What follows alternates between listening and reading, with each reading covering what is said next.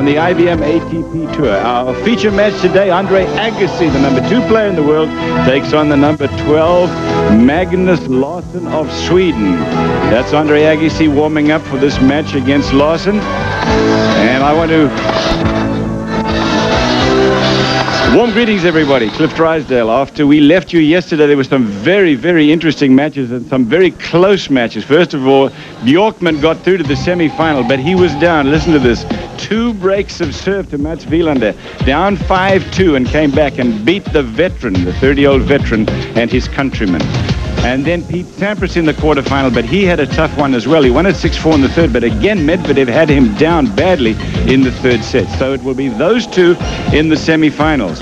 Fred Stolle, welcome to you. What about that Sampras match yesterday? I think that's the best match of the tournament so far in the men's division, Cliff. It looked as though it was going to be all Sampras, and then Medvedev came back. He had an early break in the third. Sampras came back at him. He broke again, and then Sampras came back and finally won that. And it just shows you that Pete Sampras does not want to relinquish that number 1 spot. No, but the man who wants to take it from him is Andre Agassi, Fred, and he has been playing beautifully. As a matter of fact, he hasn't lost but 4 matches since the US Open last year, basically because of his return to serve. Well, it's all return to serve, and I think we're going to see that as the major ingredient today. Agassi is number 1 here in the tournament as far as return to serve. Look where he gets inside that baseline. This is obviously off a second serve, and he strokes it. And if Larsson doesn't serve well, that's going to happen a lot.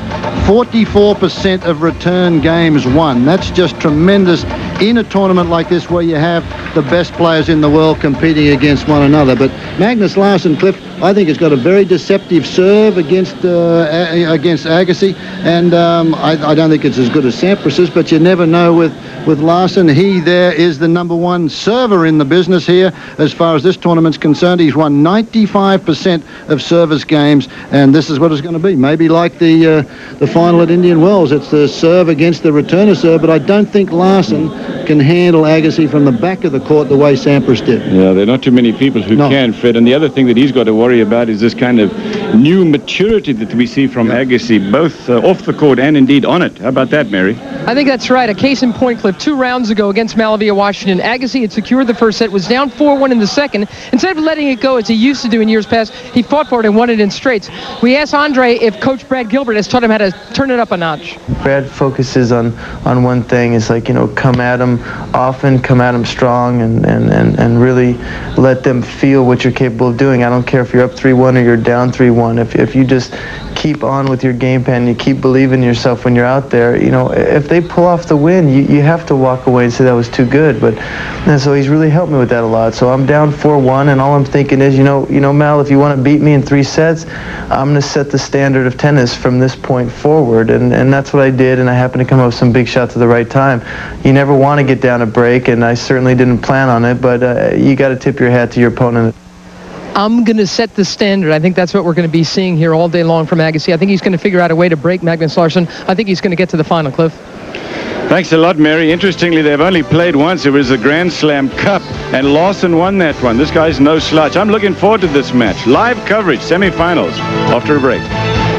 This original is going to taste so good.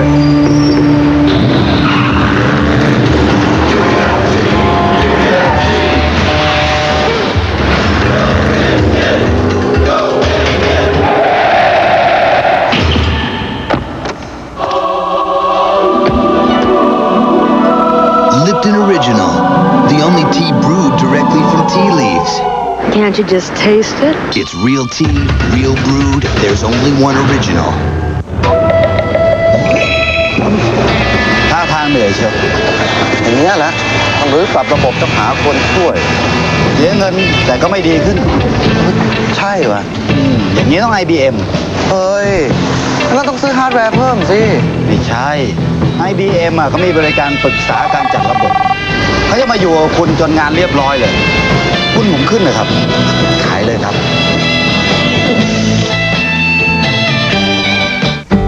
With one of the most powerful standard engines in its class, the 95 Nissan truck can take you here, or here, or here.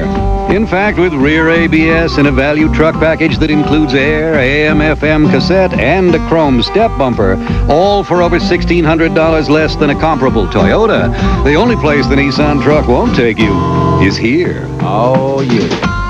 Going home now.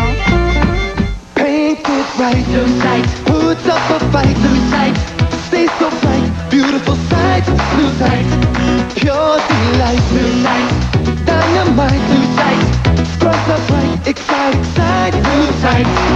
Weather tight, lose sight. Feels so right, lose sight. Black and white, color bright. Hold on tight, lose sight. Lasting sight, lose sight. For a finish that won't quit, lose sight, right.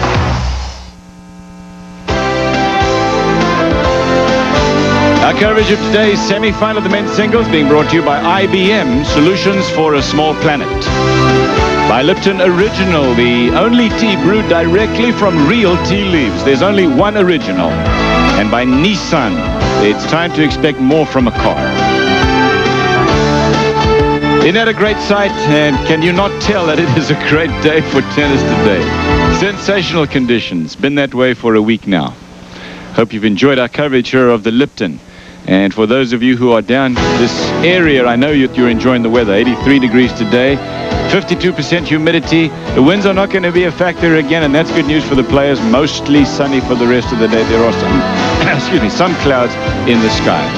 A look there at the grounds of the Lipton Championship. That is more than just a tennis tournament.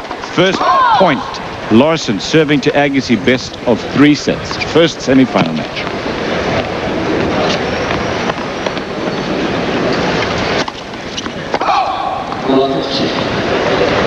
Not a good start for Larsson. I was amazed by that statistic, but then I always am, Fred, when you pointed out how many games Agassi has won against serve, 44%.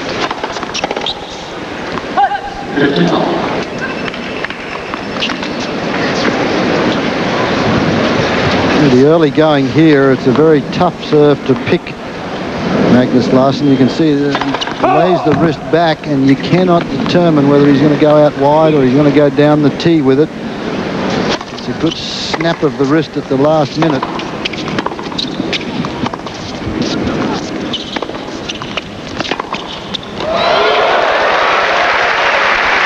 First time that Larsson has been in the semi-final in the U.S., but he has played so well lately. Ranked number 16, and that's his highest ever.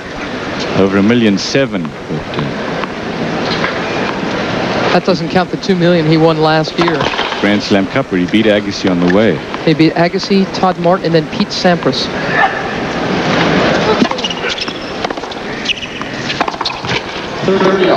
Yeah, he more than doubled his prize money in 1 week at the Grand Slam Cup. As for Agassi, he is also ranked now as high as he's ever been. He's trying to climb to number 1, and I think he will before June. Career earnings of over $8 million, dwarfed by his off-court earnings.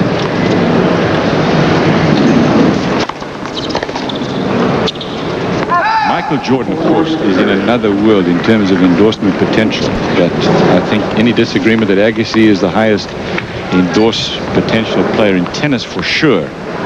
It's way ahead of anybody else. Game point Larsson. One game to love Larsson as he wings in 118-mile-an-hour ace in the first game. Agassi will serve his first serve game after this.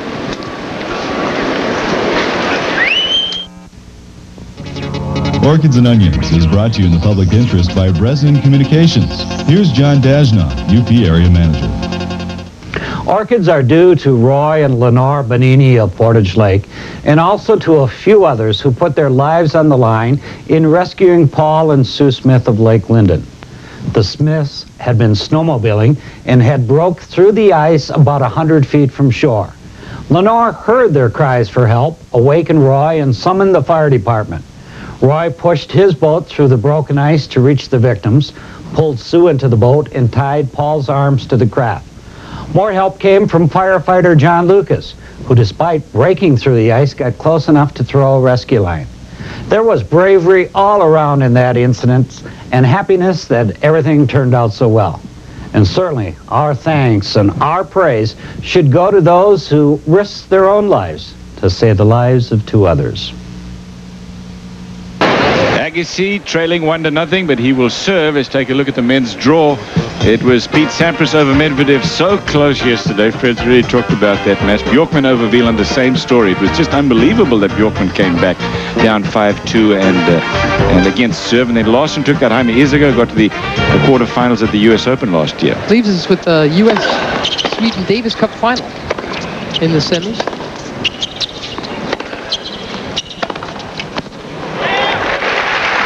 Isaga, remember, took out Pete Sampras in that dramatic match at Flushing Meadow last year during the Open.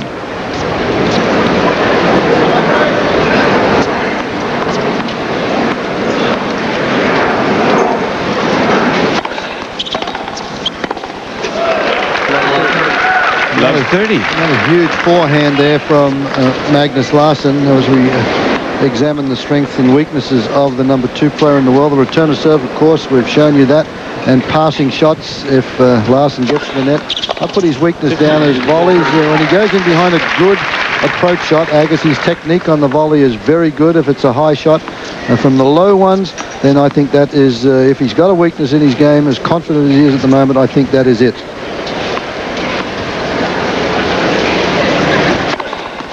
It's exactly right, Fred, but the thing is that he does not base winning a match on a volley. No, exactly. No, that's that's his weakness.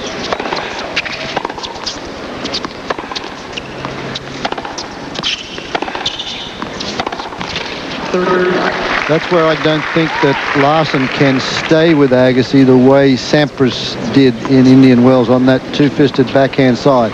He doesn't have the control that Sampras has on that backhand, nor does he have that three-quarter pace shot that goes about 10 feet over the net that bothers Agassi from the baseline. But Larsson does have a huge forehand.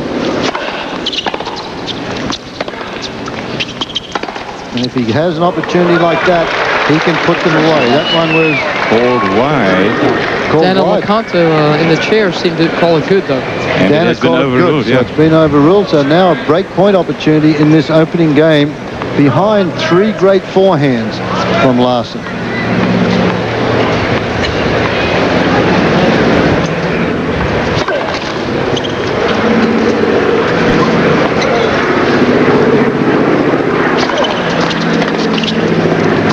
I tried to run around that one and he didn't have enough time.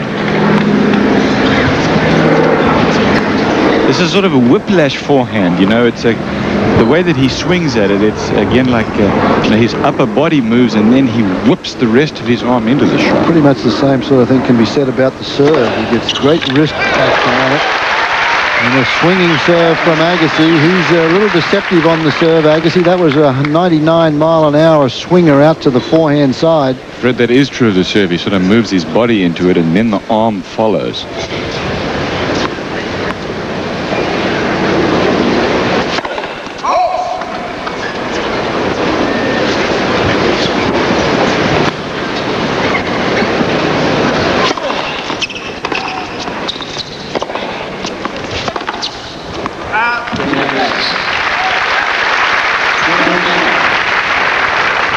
He's a big jumping Swede, isn't he? He is, yeah. You know, he looks like he should be a lumberjack or something. I think that's why his serve is so big, his forehand is so big. He actually moves pretty well for all of his height. 6'3", Mary. I think he's a little taller than that. Yeah, I do too. He's a big boy.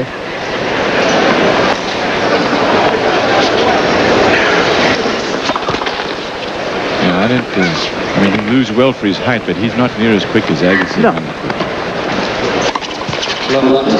He's kind of limber, you know. He's looser than a lot of the tall guys like Todd Martin. Kind of rubbery.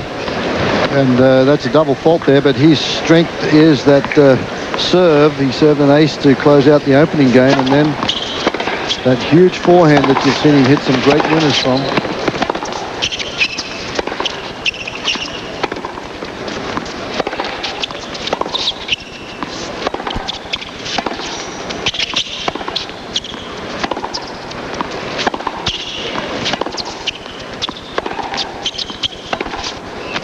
I think Larsson's going to get in trouble because his ground strokes take a long time to produce.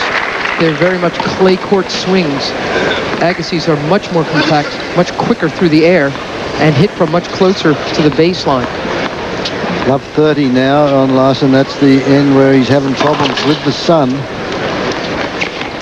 Yeah, it's a bad time of day here, 1:15. And the sun is right up there in the ball toss area.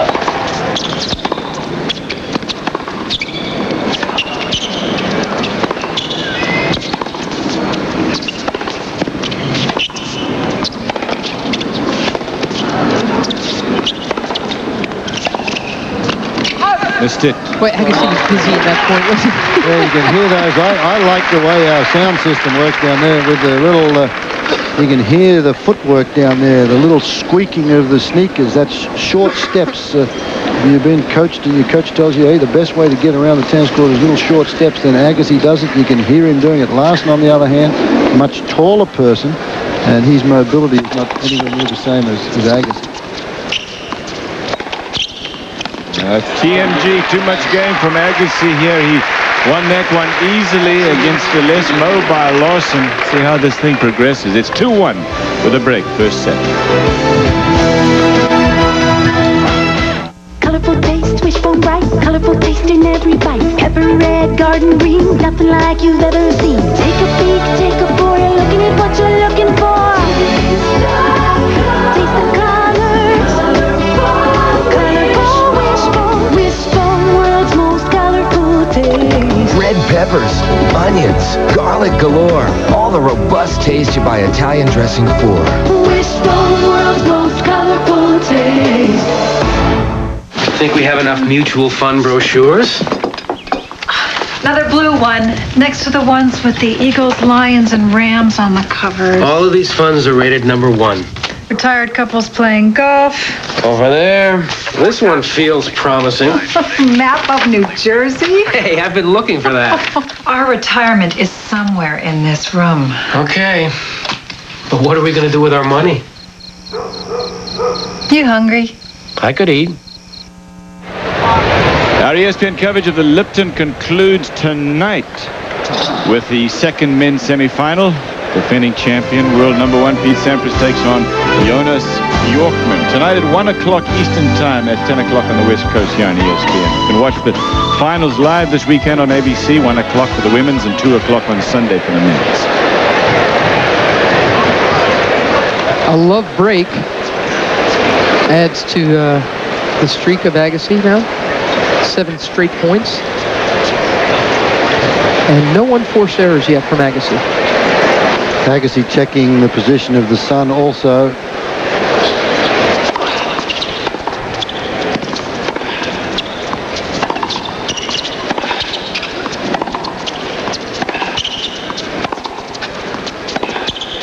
That is wide. I was out there this morning, watched some of the Quickie wheelchair tennis invitational that Butch puts on every year. It's terrific. There are players here from Australia, from Sweden, from Holland. Most of them, of course, from the US. One from Japan. Guys are great. Butch Buckles is the tournament chairman, father of the event.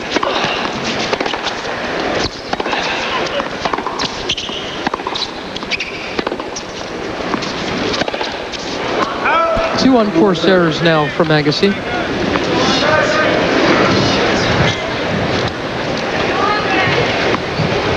Magnus Larsson more comfortable on clay. That's the big forehand. Loops that one. This is a good low backhand from him, but he has a lot more time on clay to play those strokes. As Mary said, very big swings on everything here. Trouble for him now. And Agassi wins the point. Big one, too. Agassi was down love 30 on his first serve, down love 30 in this one. He's come back here to 15-30. There's Brad Gilbert, and that was an opportunity for Larsson to really get 3 break points here, and he comes back. I put down the low volley as his weakness, Magnus Larsson, because he just does not, look at that, he's no footwork on this one, and Agassi gets up there in plenty of time. Larsson, if he goes in behind those big forehands, gets a high volley, can put them away. The low volleys there. This is a ground strokers match, this one. Larsson, you're not going to see go in unless he gets in behind the big forehand. Same can be said for Agassi.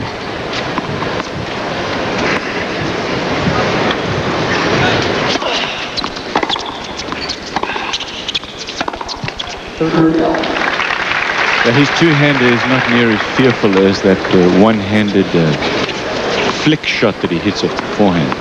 Well, his two-hander is not as good. The two-handed backhand is not as good as Sampras' two-hander because he doesn't give it a little bit of air, what we call. He doesn't have much margin for error on that shot. You mean Agassi's two-hander? Agassi's.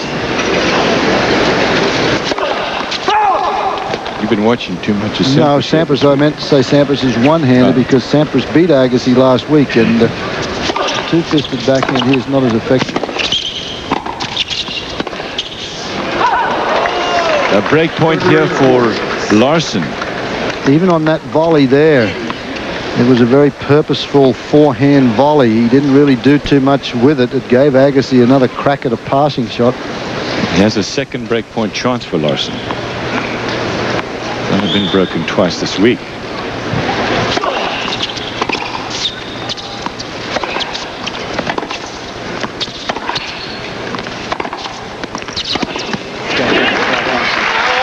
So there is the third break against Agassi's serve. And it's 2 games all. They've traded breaks in the early stages.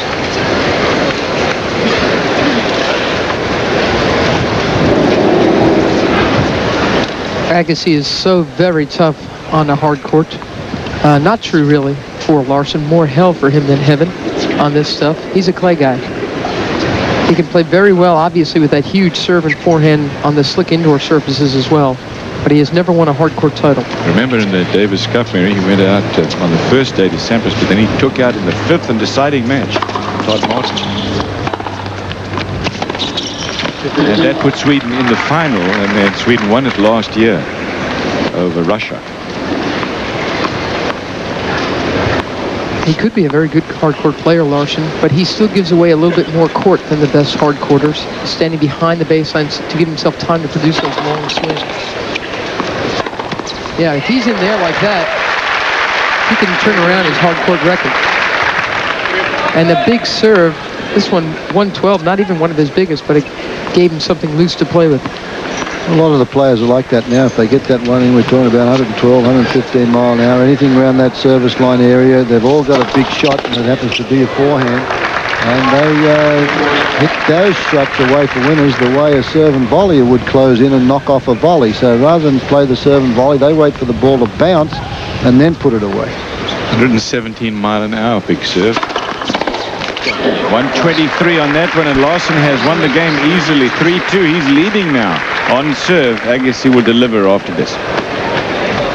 This looks pretty good stuff right here. This wrinkles someone's tennis legs.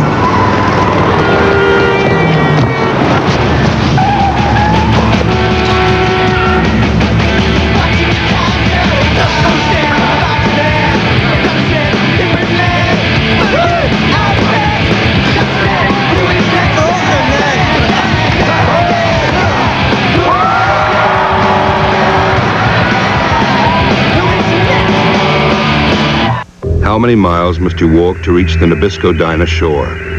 Will you travel as far as Daniel, climb as high as Mockery, cross the void with Sheehan, dig as deep as Bradley, and see as far as King? Keep walking. We all live the quest. That's why we watch. Let ESPN show us the way. The Nabisco-Dinah shore, today at 3 Eastern on ESPN.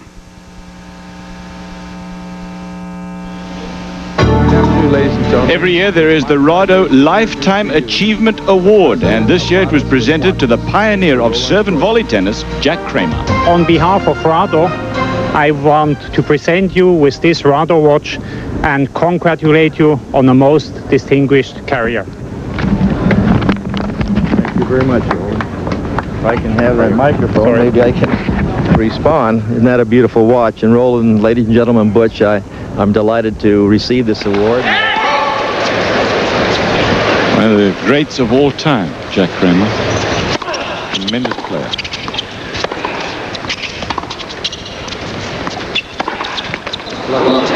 Three games to 2, Larsson leading Love 15 in this one. We talk a lot, you know, with the old timers, which of course we don't qualify as, you and I, Fred, but I swear Jack Kramer's name comes up every time you talk about those among the best that ever played. Yes. Gonzalez, Hode, Laver, obviously.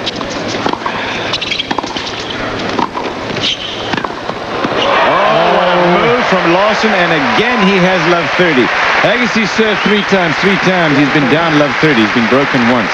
And he's only been broken a couple of times this week, so it just shows you that Larsson has been doing the right thing with some big forehands. He just rolls this one across, and Agassi, that was the weakness we put down at the volley. If he's not there and comfortable with it, didn't have anything on that volley, it allowed the long arm of Magnus Larsson to scoop that one back cross court. Very streaky match. Now Larsson with a nice run. Look at that, he missed it. He barely missed it. Matter of inches. here this game, and that's 2 opportunities had in the last couple of games to get to love 40. He'd won 8 straight points, Larsson. And that one sure didn't miss by much. No. He's seen the ball very nicely today.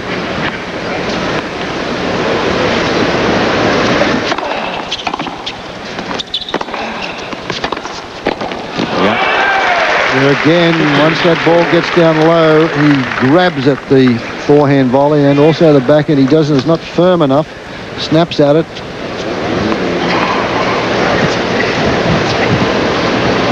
Two break points now for Larsson.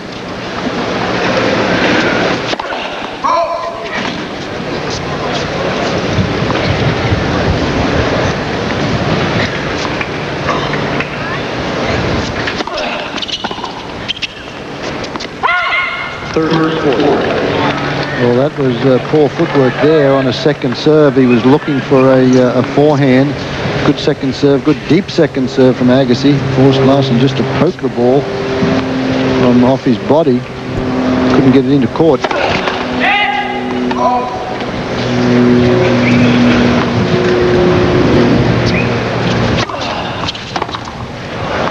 And it sails long and it's deuce. Boy, he has not played very well on the big points so far, Larsson. He's had a couple of opportunities and a couple of love 30 games, and those two there, popped one backhand long. That two-handed backhand missed by 10 feet. And an ace from Agassi. You can't keep letting Agassi get away with that. He's second, and he's got a game point. I feel like this is a big game for Larsson here at love 30 and 1540. He had chances. He lets it slip against Agassi and or Sampras, for example. You don't get that many.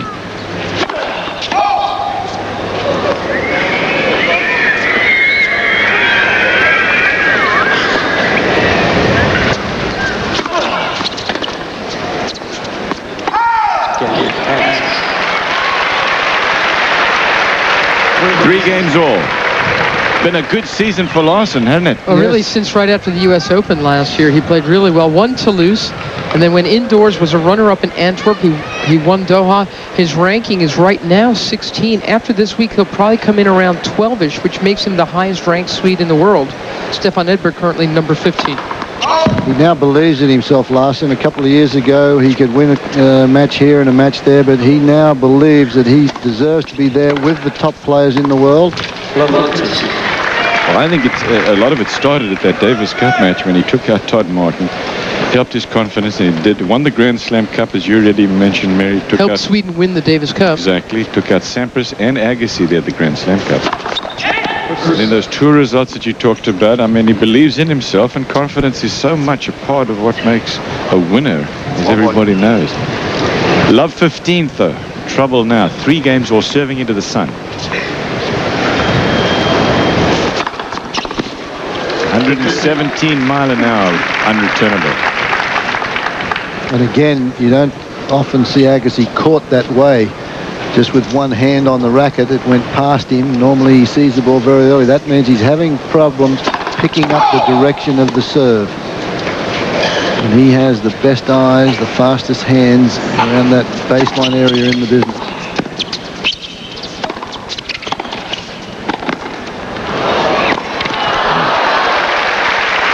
Just short of being there in time to hit an effective shot. He's looking up here at his coach's corner.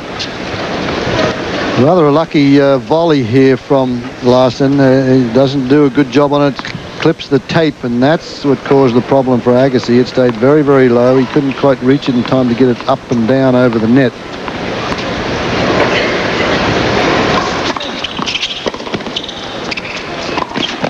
Missed it. 30 all. Boy, he'd gotten an attackable return of serve. Agassi forced wide again, and very nearly another one-handed backhand return. And that's a serve that moving it around the box well. Hurt Agassi, that big kicker to the backhand side, because he has the snap of the wrist. I think his kick serve gets up higher than anybody else's out there on the tour. Look where Agassi is to return.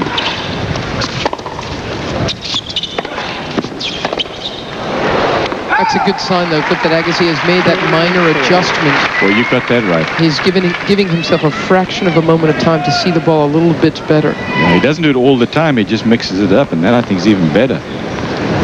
Give the server a different perspective. Break point now for Agassi.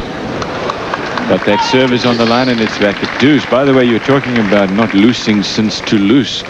And the good effort that Larsson has made. Let's talk about Andre Agassi. Since the U.S. Open, the start of the U.S. Open, he's only lost 4 times. 2 of them to Pete Sampras, including last weekend, and then 1 to Enquist, 1 to Ivanisevic. And that's it. It's a heck of a record.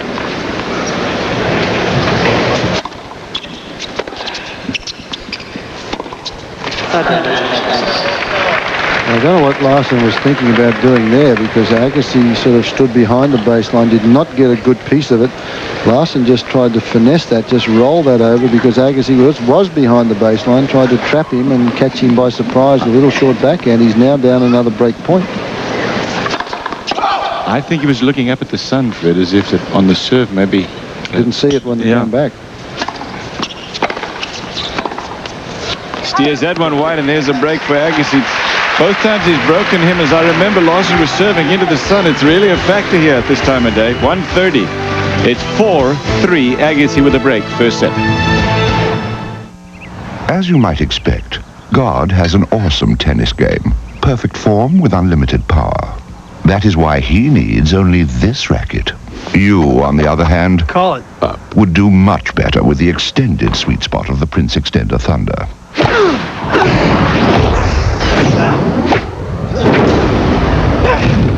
Ooh, nice try. Lucky shot. The Prince Extender Thunder, the most powerful racket on Earth. With one of the most powerful standard engines in its class, the 95 Nissan truck can take you here, or here, or here.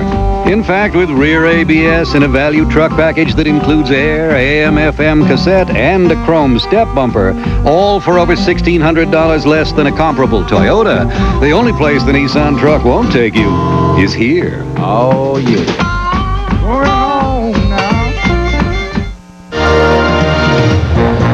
Take a look at some of the things you can do here in this South Florida area. One of the things you can do is play golf. And if you stay tuned to ESPN today, you can watch golf, because following this, we'll have live second round coverage of the LPGA's Nabisco Dinah Shore. After the first round, 3-way tie. Spencer Devlin, Hamill Bowen are all up there. It's the first of 4 majors in women's golf, and it's up next. In fact, we were just out there on the West Coast covering the Newsweek Champions Cup. Look, the weather's as good as it was when we were out there. It's pretty good here in Miami. On Key Biscayne, it is Andre Agassi to serve, leading 4-3 first set.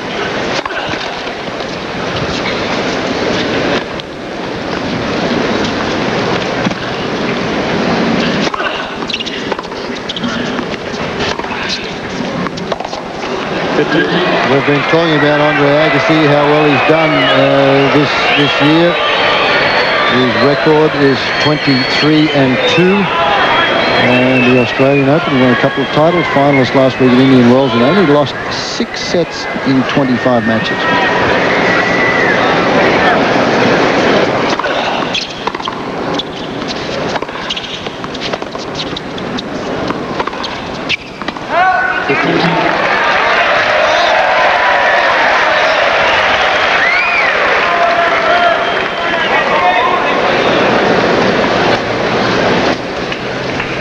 All. Larsson really thought he got hooked on that first call, the baseline.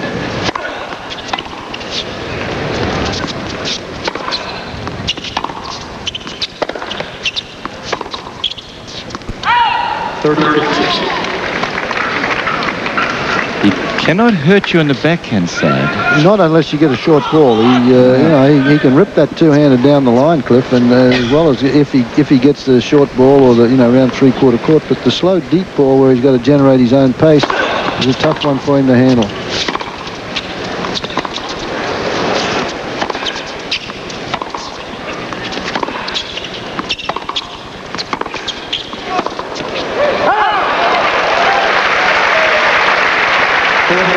Not a lot of footwork with those 3 or 4 shots from Larsson, just sort of a half a step here, and he thumps a two-fisted backhand. It comes back at him, and he tried to make that forehand without really moving his feet.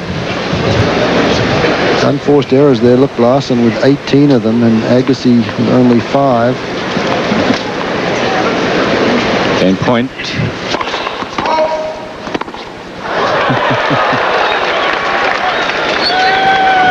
It's not easy to do what he just did. Spinner backhand. Game to Agassi, and he's got 5-3. Agassi Enterprises headquarters out there in Palm Springs. Perry Rogers and his brother both very much involved, and they started the Agassi Foundation, which has already handed over $1 million to help build a new building for the Boys and Girls Club of Las Vegas.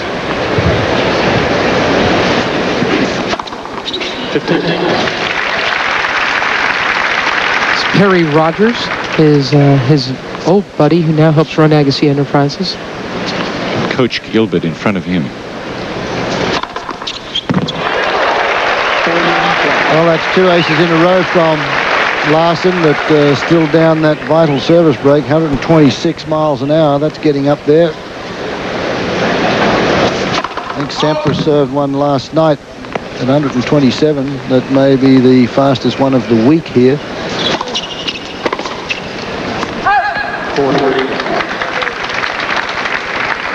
137 miles an hour is the fastest one of the year by the young Canadian lefty, Greg Ruzetsky. 137 mile an hour, that's a big one. They actually got a standing ovation when he hit that serve. It was in Europe. Game point. Yep.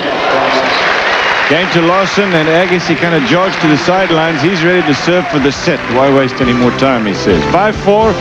That's what he'll do after they take a break. We will too. Get a head start on yard work with help from Menards. Find everything from trimmers and tillers to mowers. This garden tiller from Weed Eater is $287. This 16-horsepower tractor is $997. Pull around these precision brand tools with your tractor to make quick work of lawn care. An aerator or dump cart is $78.88 each. Menards makes easy work of yard. Save big money at Menards.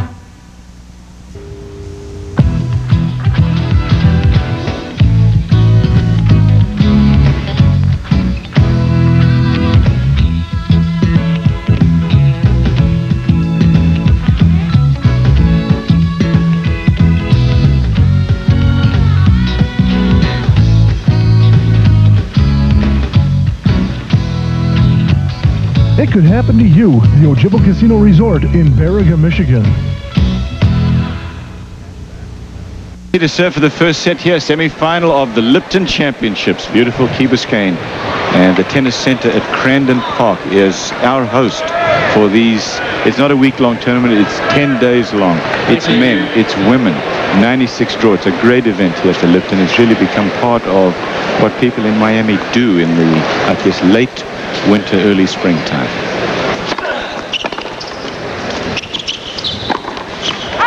Steered that one long. Boy, that was a sitter because it was a mishit return from Larsson. And he looks up to Brad Gilbert as well. I don't know how I missed that one, but it opens the door so slightly for Larsson, but he hasn't been able to convert any of these love 30 games on the Agassi serve. Larsson's just 1 of 4 on return, on break points. Agassi 2 of 3.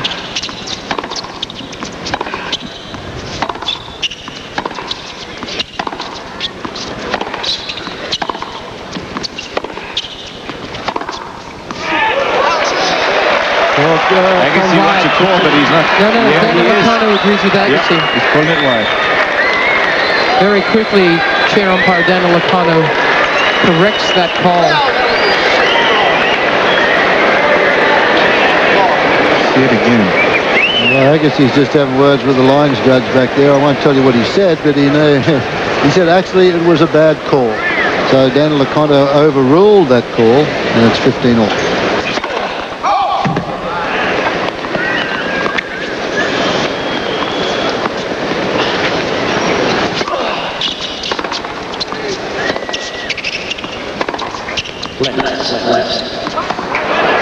Plastic.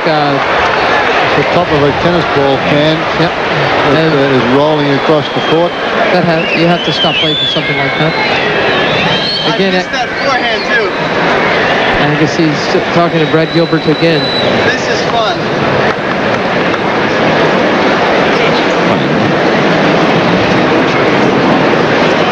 There's some irony maybe in that statement. But he's serving for the set, 5-all.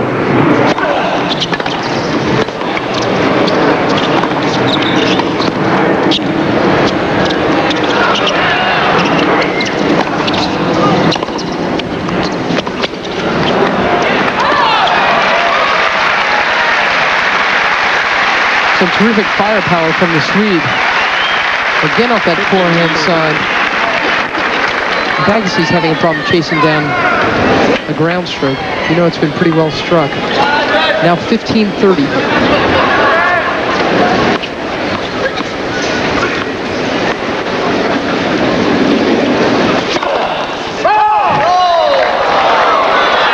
Very quickly, LeConte in the chair agrees with the call that it was wide.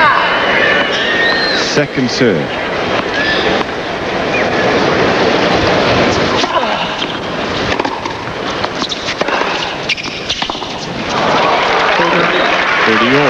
They've only played once before, as we've said. They've never played in the official tour, but the Grand Slam Cup is as good as at the end of the year, played in Munich. Magnus Larsson won that, so that's the only memory these two have of playing against each other. And Larsson's not an easy kind of player to get into a rhythm against because, you know, he's that wild serve and then the big forehand, and you're on your heels a lot of the time. It was in that match that Andre Agassi had a couple of warnings. He doesn't like to talk about that match. Very well because he said, hey, it was one of those things. It was the end of the year. It was not an ATP Tour event. I wasn't really up for it, and I did some things that I normally wouldn't do. So Magnus Larsson there. Got a set point here, though.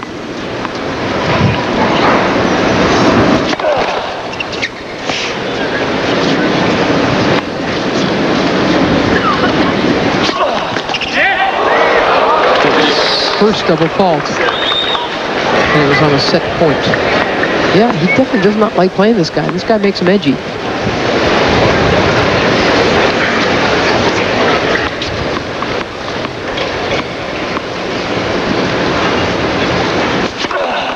Yep. That is a super serve. His third ace, Agassi.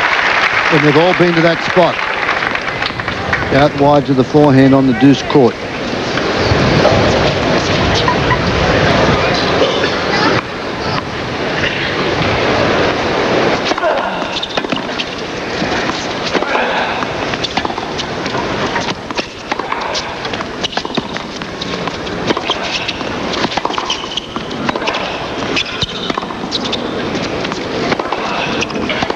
Oh, yeah. I mean, he's a low-key kind of a guy, but, you know, he'll stroll up to that thing, and if he gets there, look out. Well, you don't have to be as quick as Agassi if you're as big and tall.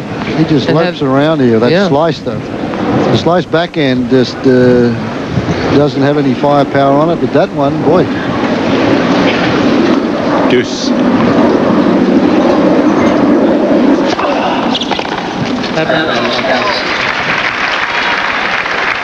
Yeah, as you said, he's had success winging that first serve into the strength of Larsson, the forehand side. Agassi takes a lot of little steps to cover the court. Larsson takes about 4 giant big steps, and he's there. He looks as though he's slow on the court. It's just that the way he lopes around. Third set point.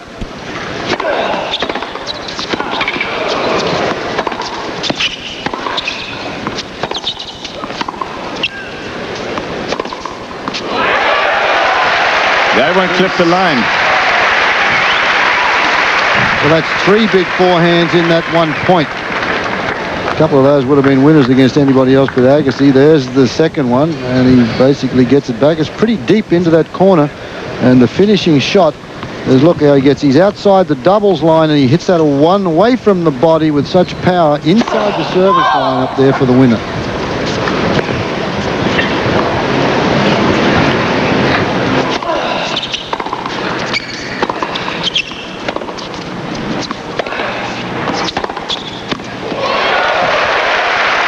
So much for not having firepower for backhand. He can really crunch that one, and now he's got a break point against Agassi. Agassi serving for the set at 5-4.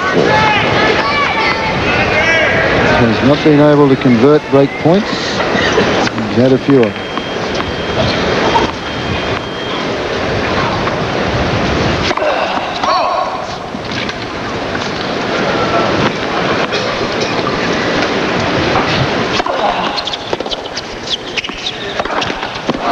The tape, and they are now even at 5 games all. He had his chances there 3 times. He had set point and he lost the point. Agassi is trailing Pete Sampras by just a few hundred points, as you can see. Becker is behind them, and then Michael Chang closing in on Becker. You've got Bruguera, won the French. Goran Ivanisevic had a solid year last year, but it started poorly. And then Berasitegi, French Open finalist last year. Here's Brad Gilbert. Not used to watching his guy lose 3 set points. I'll tell you what, though, Magnus Larsson is a master of saving match points in the semis for the French last year. Remember that guy, Hendrik Driekman, the German player? He saved 6 match points and beat Driekman. And then in Antwerp, where he got to the final, he saved 7 match points against Cedric Pioline.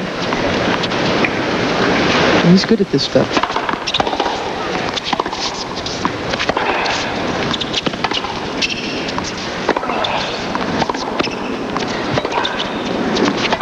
Goes out. And in fact, your Aussie mate, Michael Tebbett, Byrie, had a pretty good time here. He saved 11 match points here.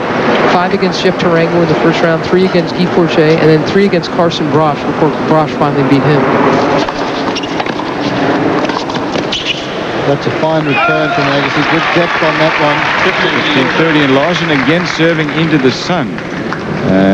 This is where he's had his problems. Yeah, he's lost it twice there, hasn't he?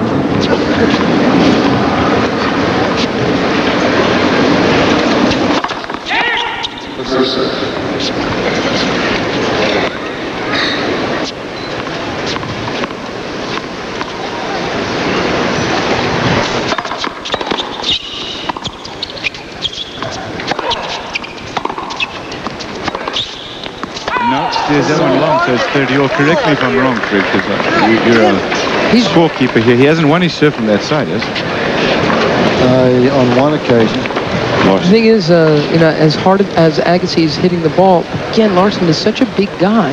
He's got enough power of his own that he's getting back an awful lot of very heavy ground strokes.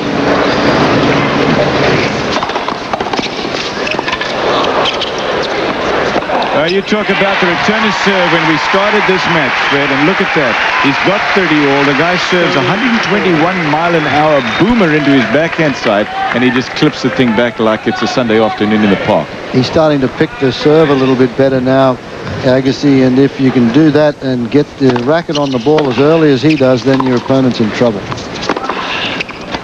Break point called good. Larsson's not going to be happy with it, but Agassi's got another break, and Larsson cannot really serve from that side.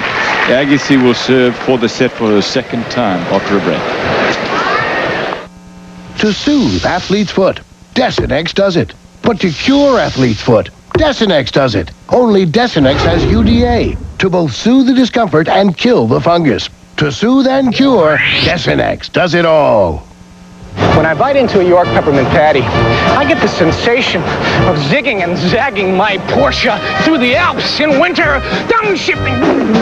Yes, upshifting. York peppermint patty. Get the sensation. One day, 4 regional matchups to determine the Final Four. Coverage begins tomorrow at 11 with the Eastern Regional Final. Then at 7:30, it's the Mid-East Final, followed by the Midwest Final at 9:30 and the Western Regional Final at midnight. Catch it all before it's all over on ESPN. Tonight at 8:30 Eastern, Bobby Ches is back. He faces heavyweight Tim Tomaszek. Top Rank Boxing on ESPN. Here's the last point with Agassi breaking Larsson for the 3rd time in the set. Look at this. That shot Larsson thought was long. It didn't get called that way, so there, another break for Agassi. And remember, he was broken last time up when he was serving for it. Well, he's up that end now as well, and that's where the sun is a problem. This is live coverage of the men's semi-final. The other semi-final match will be played tonight, and it's going to be Pete Sampras and Jonas Bjorkman. And I guarantee you one thing.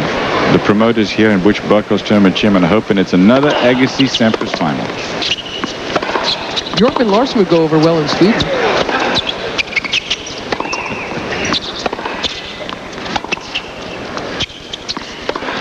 That's way out. Jonas Bjorkman is the real surprise of the semis, much in the same way Patrick Rafter was the surprise semifinalist here last year.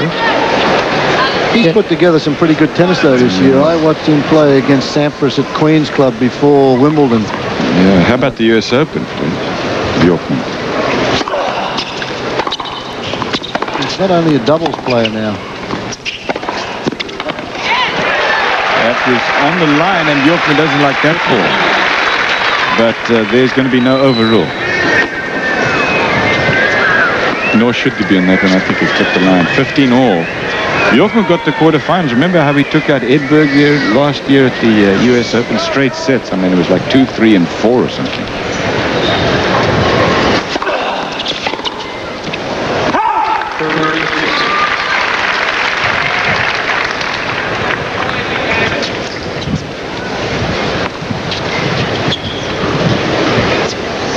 Swedish Davis Cup team now pretty much is Larsson and Bjorkman. Stefan Edberg still playing a little.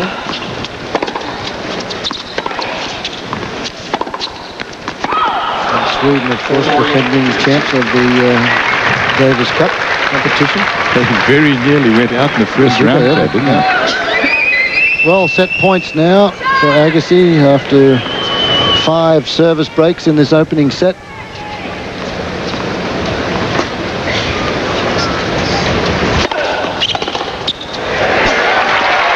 Agassi has finally won the first set. He served for it and then lost his serve at 5-4 and then immediately broke back against Larsson, and now he has won the first set 7-5. We've been talking about this Butch Buckles. I guess we're going to have to listen to him now as well. Butch Buckles is the father of this tournament. He's the tournament chairman, just about everything that you can name relative. Thanks for joining us, Butch. First of all, that semi-final match yesterday in the women's was a heartbreaker, wasn't it? A definite heartbreaker. Really felt sorry for Gabby. You know, this is her second experience in a match like that, and I just hope it doesn't have any long-term effects on her. She's such a great asset for tennis and for women's tennis.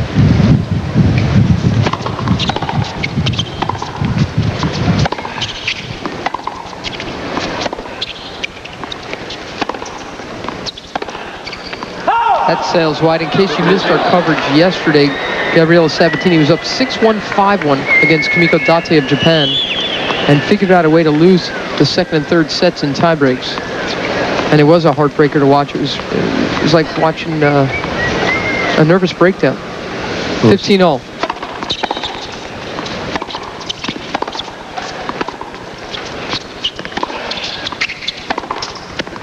That stayed in.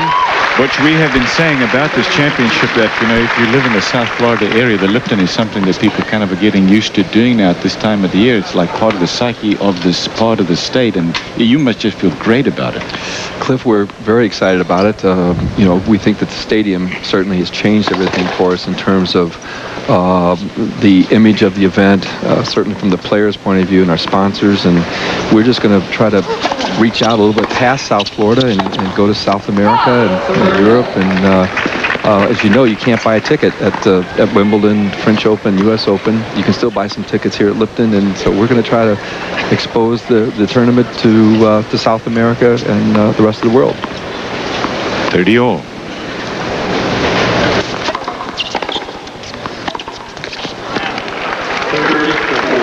Larsson can't afford to let this early going affect him in the second set. If he goes down a break this early, it spells trouble. First point. First game, second set. Deuce. The Lipton is now in its 11th year. Prize money has risen from 1.8 million to 4.1. Where'd you get it all, Butch? This is coming out of your pocket. Well, I think a lot of people here in South Florida, our fans, help. Actually, we reached a budget of $14 million this year, and 65% of that money comes from our sponsors, 25% comes from our fans, our box holders, and ticket holders, and the remaining amount of money comes from basically our concessions and television and our retail. So we'd like to change that number and make it that part a little stronger. Game to Larsson, 1 game to love. Larsson on serve, second set, but Andre Agassi, the number 2 player in the world, won the first.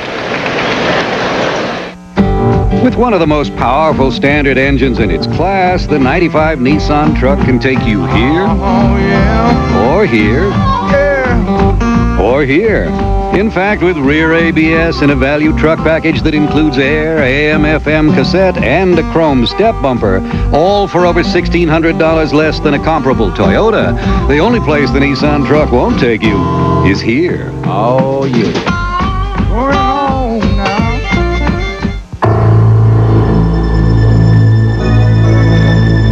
It isn't just anyone who can set up a deal in Tashkent, or Almaty, or Istanbul, or Bombay. And it certainly isn't just any airline that can get you there.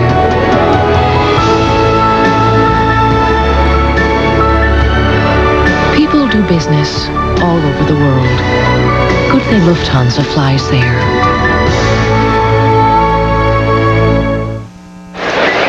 Agassi won the first set 7-5. Larsson 1 game to love in the second. Everybody wants to know why the big change in Andre Agassi's game.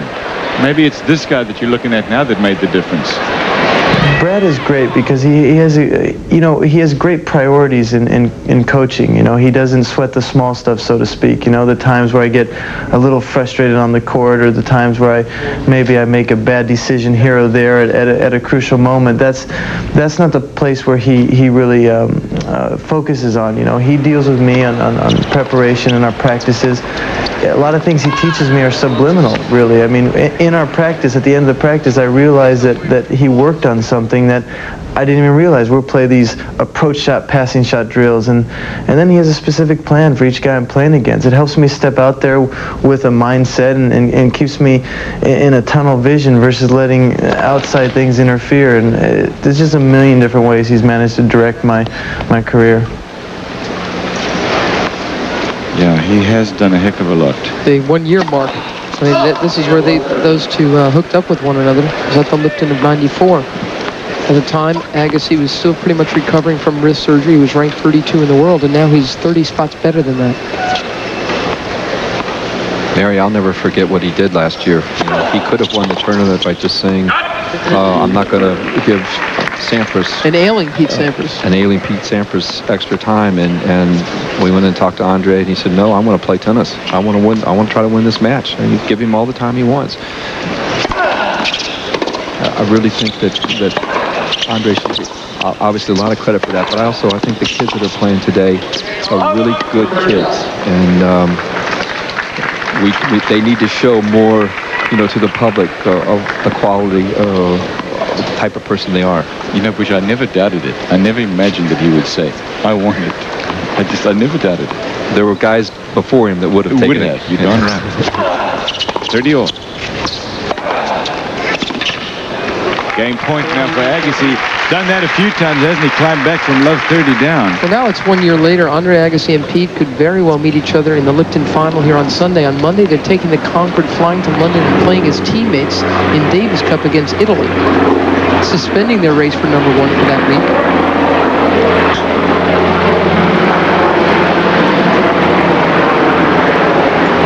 We're going to miss you there, Mary. We're down in your hometown, Sicily. We've got to talk to some of you got any guys down there we should talk to?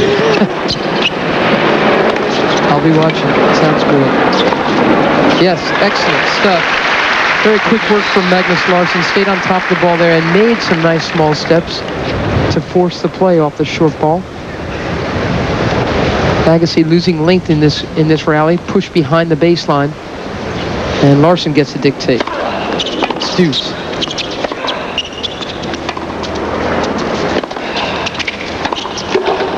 Now game point for Agassi.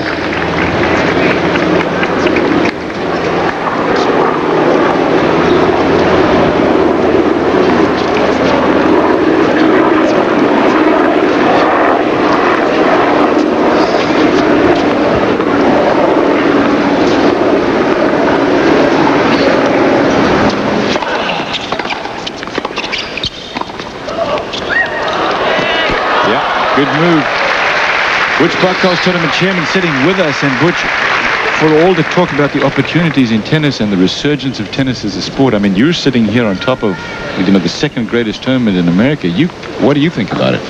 Well, I think you really have to compliment the ATP and the WTA for realizing that maybe tennis has sort of fallen asleep over the last 10 years. And I think they've done a good job in bringing smash tennis to kids and making kids aware that the sport is cool. And obviously, when you have somebody like Andre Agassi who's leading that, it's a big help. And I'm very encouraged by the fact that the tennis industry is getting together and saying we need to do more to bring tennis to the masses in our country.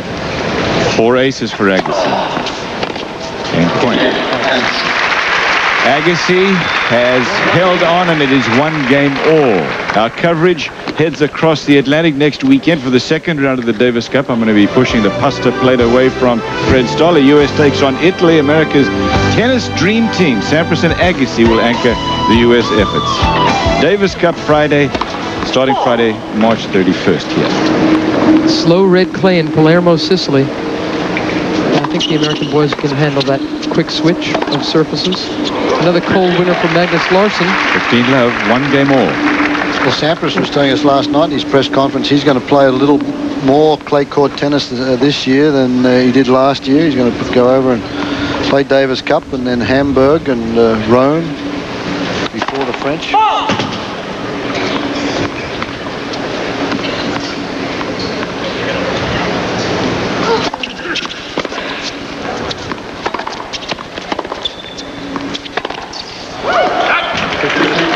Wild forehand from Larsson, way out of court, way behind the baseline, went for broke for the big winner at a good 20 feet over the baseline.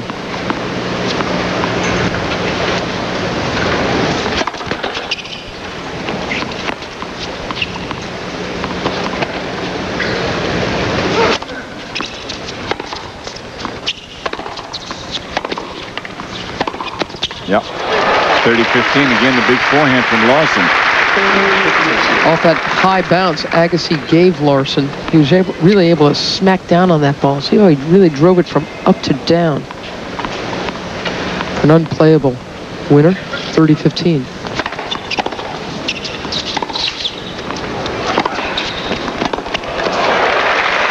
That looked like the old Drysdale back here. Oh, thank you.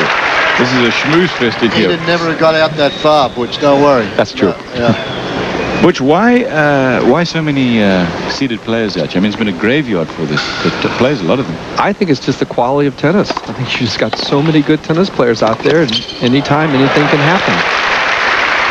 And I think the wind probably is a little bit of an equalizer, but I just think there's so many good tennis players. Back in our day, you'd probably look at the field and you'd say, okay, there's 16 people that can do some damage. You gotta have a drink on Monday night and cheer. Butch, with all due respect, when you seed 64 players, you're going to lose some seeds.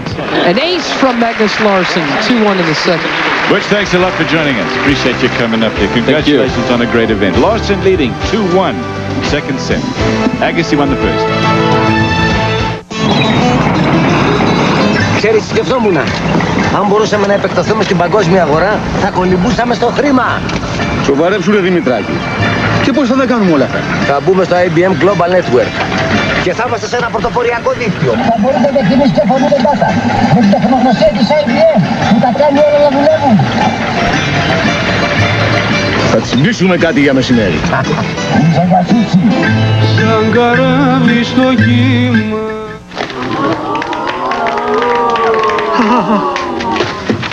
It's been our observation that people don't necessarily like the idea of getting older. It's a gut be gone. Roy just loves his. In which case, we have a suggestion. Ta-da! Now make a wish, wish, wish. 175 horsepower fountain of youth. The 95 Isuzu Rodeo. Practically amazing. There's a look at the tennis center at Crandon Park here on the beautiful island of Key Biscayne. Behind that, the famous golf links here. It's a public course here on Key Biscayne. Great place to play. See the color of that water there. The prize money for the championships. You can see $330,000 to win it. The runner-up will take home $174. So they're playing for a difference today between the semi-final prize money and the runner-up prize money. Agassi to serve. Down 1-2. It really is the last tournament of the hard court season. A lot of the players now go over to Europe for the red clay, and some of them stay over here until the French Open. They have a clay court circuit over here. Also some tennis in Asia.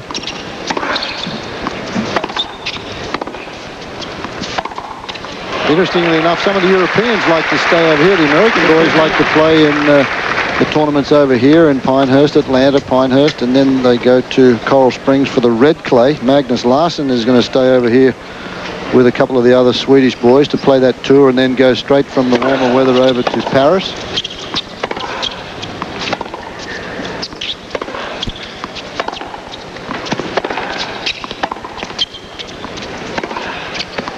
Got it. 30-15. 1 hour older match so far.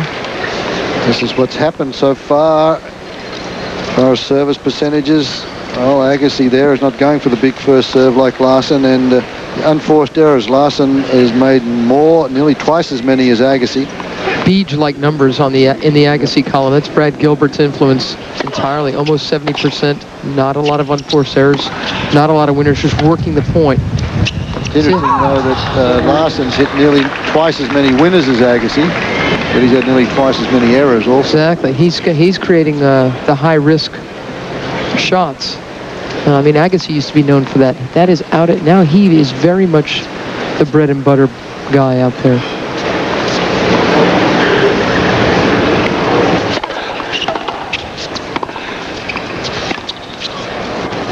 That's a bad shot.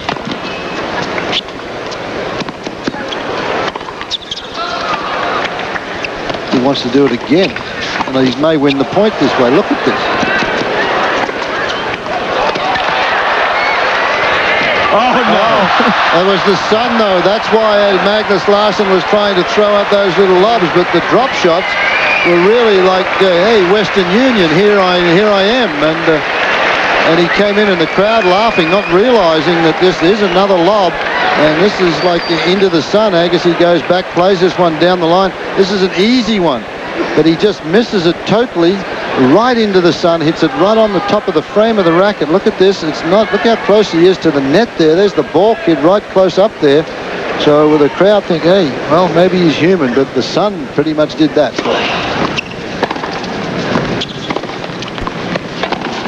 That is wide, and Agassi holds on and wins the game anyway. It's 2 games all second set. Remember that Pete Sampras takes on Jonas Bjorkman of Sweden tonight, and then the winners will play in the final on Sunday.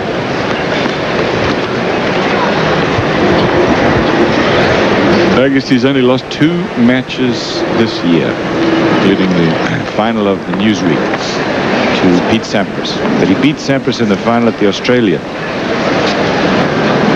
Lost to Enquist in Philadelphia, and then gave Enquist a tennis lesson out at Indian Wells. That's his record since last year's U.S. Open.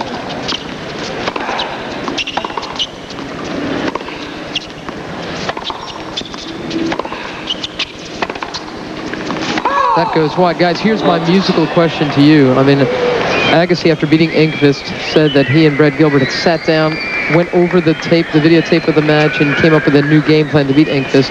They've had a week, more than a week now, to go over the videotape of Agassi's loss to Sampras. 3 straight sets loss in the final of Indian Wells. What can they learn from that? What can they change from that? Another ace, 119 miles an hour, and that becomes Magnus Larsson's 5th. Get out to a quick start, you know, against Pete Sampras like he did in Australia, and that might make a difference. But Sampras played a terrific match against Agassi there in the final. And you know, you got the two best in the world.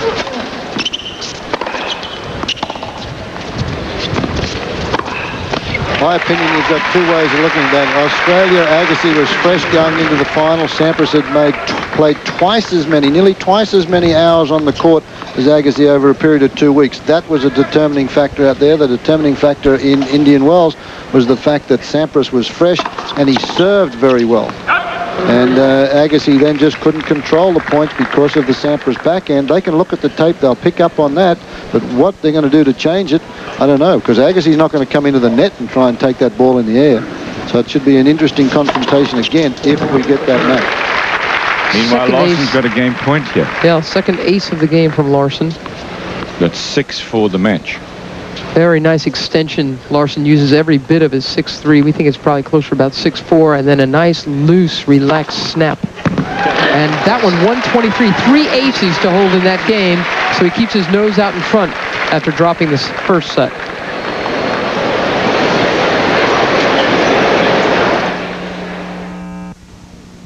Stress, anxiety, and depression affect over 10 million Americans of all ages. These serious illnesses hurt in more ways than you can imagine. Family, job, friends can all be affected, but there is hope. The Stress and Depression Management Unit at Marquette General Hospital offers short-term programs that can help you toward restoring your life.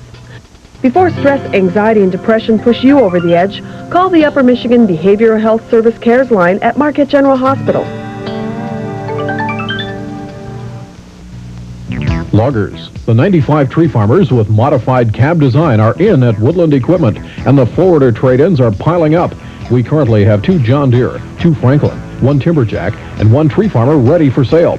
In addition to forwarders, we have an excellent variety of used equipment, including pole skidders, feller bunchers, slashers, and processors. If you're looking for used or new logging equipment, give us a try. Woodland Equipment, Iron River, Michigan, 906-265-9904.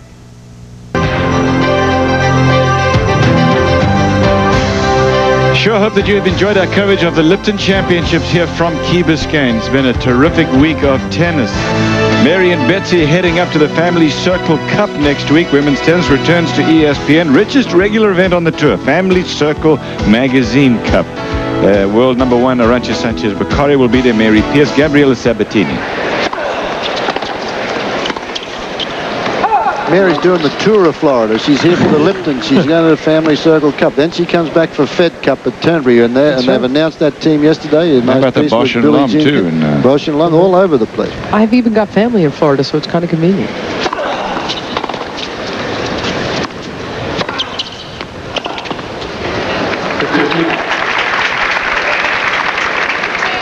Andre Agassi's serve direction, you can see he likes that. He served all his aces out wide to that forehand. 66% of the time he's gone out to the long arm out there on that forehand side. And that opens the court for him there to get it over to the two-fisted backhand, or even to make Larsson take one hand off.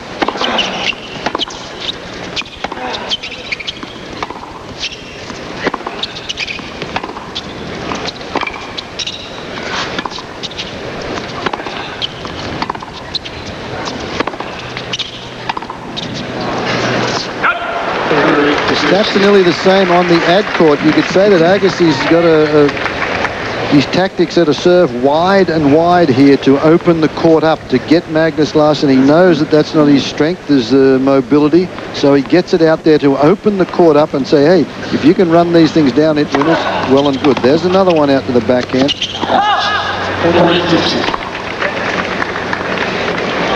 Not really trying to do a lot with the serve. It's 71%. He kicks it out to the backhand, slices it out to the forehand. That's why those numbers are so high.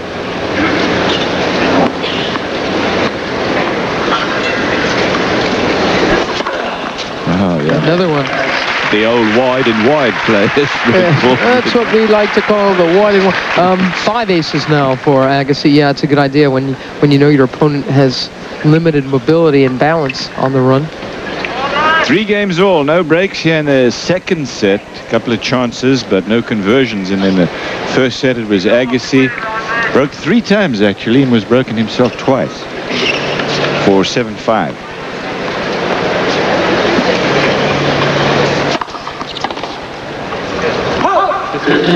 102. Wide serve to the forehand. Magnus Larsson's tactics pretty much the same on the ad court. He throws that kicker out to the two-handed backhand of Agassi to try and get it up high so he can open the court just like that one there. And there, when he goes to the deuce court, again, he's serving wide and wide. Again, we mentioned at the start, this is a ground stroker's paradise here. It's not a serve and volleyer, so they try and open the court up. It gives them better percentage plays into the open court.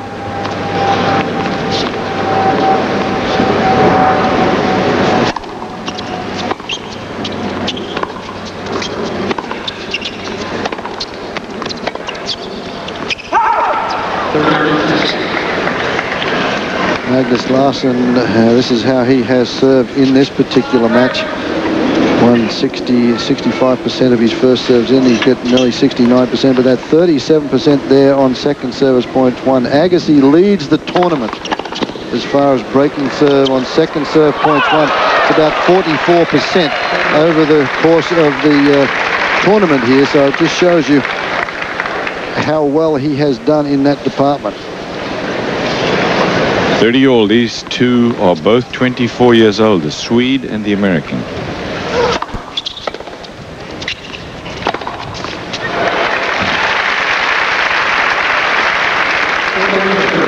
Coming in, Larsson was winning 57% of the points on second serves, and against Agassi, it's down to 37.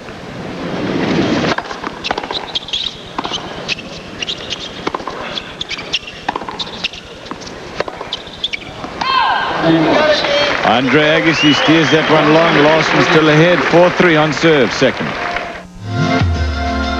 Ever wonder how One-A-Day got the idea to make different vitamins for different people? Isn't it obvious? People have different needs. Because women need more calcium, One-A-Day Women's Formula has more than any other vitamin. For our men's formula, we increased antioxidant levels. And our 55 Plus formula has more of 8 essential vitamins than Centrum Silver. People are different. So is One-A-Day. We've got the one for you. For the upcoming Boston game, we've secretly switched one of Eric's sticks with one of our own. Let's see if he can tell the difference. Yes, it seems that he actually can tell the difference. He's a little disappointed, obviously. Perhaps we should have just... Sometimes it takes two networks to drive a point home. ESPN puts you in the best seat in the house. ESPN2 puts you in the driver's seat. Dual performance with all the options. The NASCAR Transalp Financial 400. 2 live views, Sunday at 1 on ESPN and ESPN2. The Prudential Star Performers Gallery here at the Lipton features classic photos of tennis's legends and current stars. Most of the players, including the Rocket, Rod Laver, have signed their photos to help raise money for the Greater Miami Tennis Foundation. The lefty Rod Laver is in the history books as the only two-time Grand Slam winner in tennis history.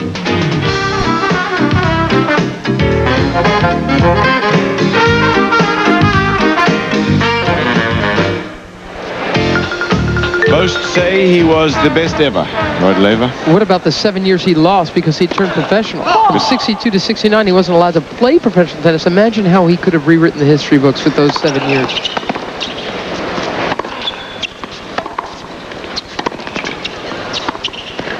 Tell you what, Rod Laver is still a man that doesn't push himself around, and he talks to everybody, and he's been doing some clinics here today. And he got changed in the locker room that the players used to use in there with all the wheelchair tournament boys, and he was talking to them, and just a great fellow to have around the sport. Has not changed over the years. You got that right.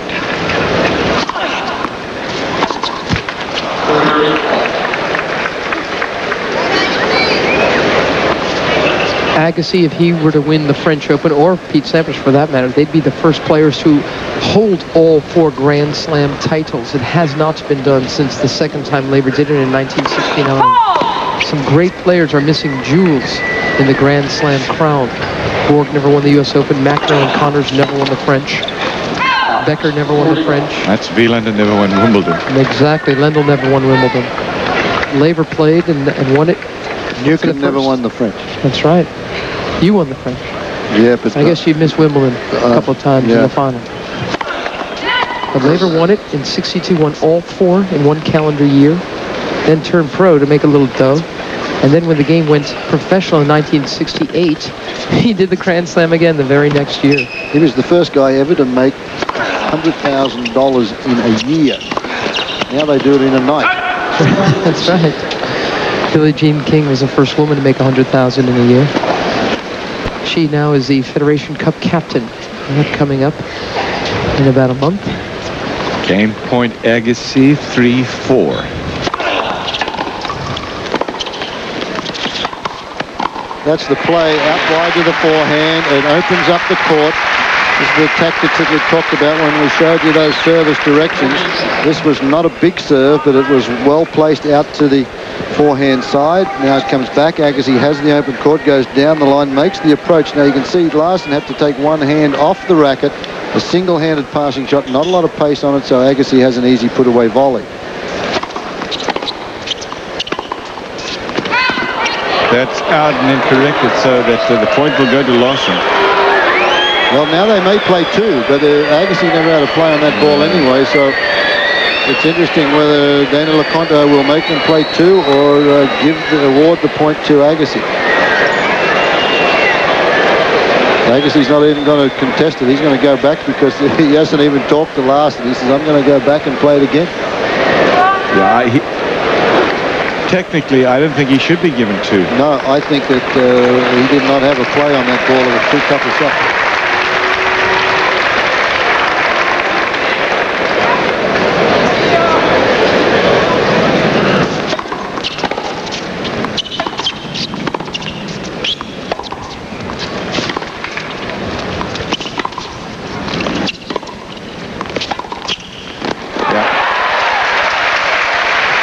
Again, this tactic is there to get Agassi if he's going to come into the net. It opens up the court to Larsson's favorite shot. Look how Larsson plays this approach shot off this one. He gets outside the double score to play this one and then down the line. But look where Agassi's got to go to get this. A lot of heavy topspin on that forehand from Larsson. Agassi can't reach it. 15 love.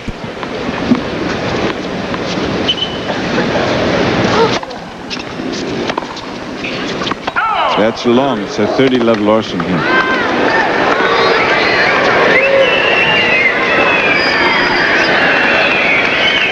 Larsson, look at that, the backhand errors from Magnus Larsson. That's where he's tried to overplay shots and play that one-handed backhand. Look at the net play. Nothing.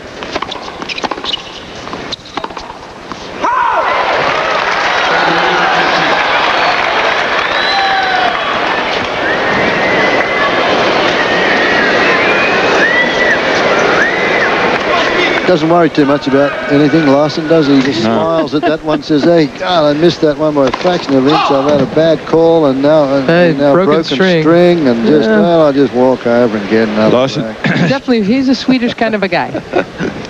He's using that that same frame that Pete Sampras uses. It's at Wilson Pro Stop.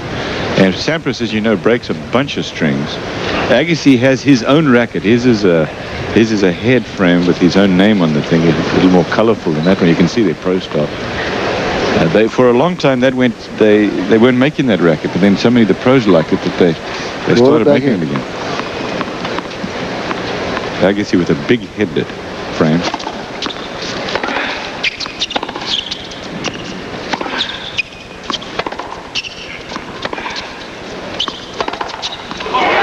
Agassi's an oversized racket, and that the Pro Stop is a mid-size. Again, the big forehand from Magnus Larsson. He steps around it. This time down the line, Agassi was looking for that off forehand that he's had a lot of success with. Larsson's forehand is really something to see. He just hits it with such abandon, and he's got so much confidence in it, he just very, very seldom misses it. He's ahead 5-4 on serve.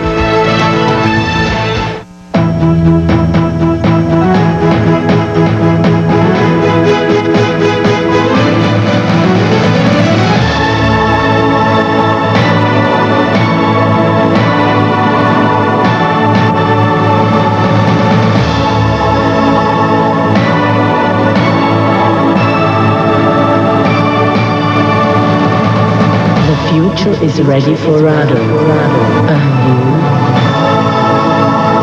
Is there such a thing as a lease that's fun? Well, if it's a lease on a 1995 two-wheel drive Isuzu Rodeo, there is. Because at just $267 a month, it makes enjoying the big-time fun of a rodeo really easy. And if you don't believe us, just look how much fun our lawyers had with it. Geez, guys, not that much fun. Ooh, come on. Offer not valid on Mars or other non-terrestrial sites. Sheesh. Isuzu, practically amazing. Larsson leading 5-4 in the second set. Agassi won the first set. We're on serve here in the second. Last year it was Pete Sampras who was trying to make it 4 in a row when he played the French Championships and failed. Agassi could make it 3 in a row if he wins the French this year. And I both want it pretty bad, you know, and I certainly want his ranking, and I want the French Open, and he wants the French Open, and he likes his ranking. So it's a great ingredients here for an exciting, not only just French Open, but decade in tennis. I mean, we're hoping to take a standard of tennis to another level.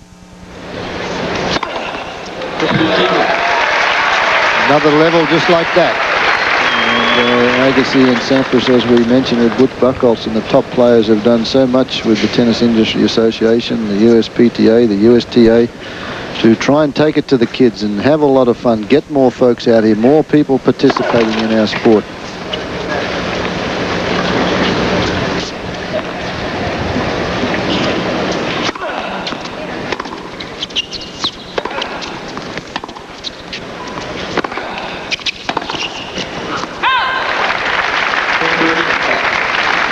He hasn't been to the net a lot today, but he's been in there a lot more times than Larsson.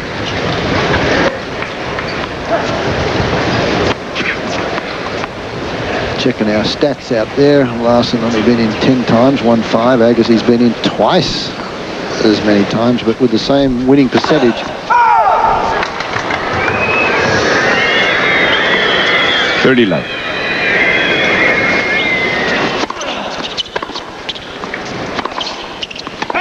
As you were pointing out earlier, Fred, when they come to the net, the point is pretty much won. I mean, they don't chip and try to get there and then make the volley. Well, we put that down as their weaknesses also, and it just shows up in that stat when they go in. Even when they go in behind good approach shots, they're just both at 50%.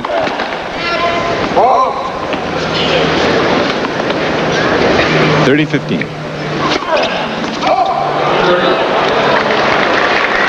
Complaining, Agassi there, but something they lost point. Now a double fault. It's his third. Great record. He hasn't had this kind of second set problem before, but now he's 2 sets from dropping. 2 points. 2 points for dropping this set. And the second serve, too.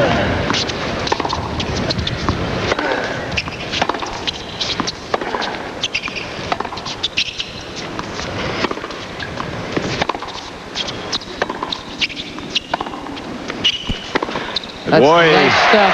Yeah, so interesting. He came on behind a slice. Yeah, it's a good play. 2 points ago, he said to Brent Gilbert, I'm trying to hit it in the middle of the court. In other words, he was trying to cut off all the angles from Larsson. That's what he did here. He centered the ball time and again, and when he got himself an angle, he found an even better one. So now game point for 5-all. It was a good move from Larsson now at 30-all to put pressure on Agassi. If he'd have missed it, it would have given him set point. It was the right play. He brings back the two-hander into play. Deuce. And that's a good play again from Larsson to go down to the forehand side. When the two-handed players serve, they like to run into that backhand corner and hit their big shot, their forehand again. And that's a smart play again from Larsson. So you heard about Agassi talking to Gilbert about his tactics. Larsson's thinking that it's a good tactical match at the moment. Wide, game point, Agassi.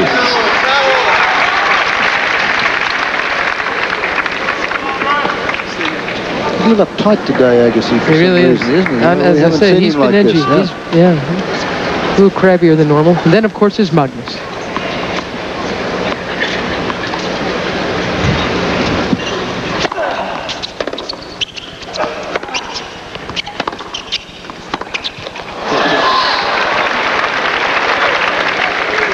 his crabbiness has cost him a couple of matches. Remember that one against Pete Sampras at the end of last year at the IBM ATP Tour World Championship in Frankfurt. And then he lost it against Engqvist as well, and I think that helped in Philadelphia contribute to his loss in Philly in the semis. Yeah. But he's got a game point. For the last time these two played, he lost it. That's the Grand Slam Cup. Lost his cool at the Grand Slam Cup. Yeah.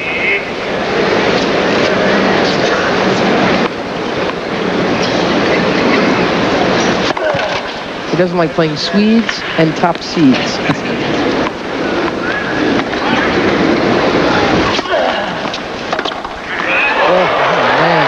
That got called good. Daniel Locano agrees with the call. Daniel Locano, I don't know whether he agrees with it or not. I didn't see it. I don't know how he could see it from up there. He's not going to overrule it. You can't call what you can't see. Look how he thumps this. He's outside the doubles line. Very close call, that one. Agassi thought it was out.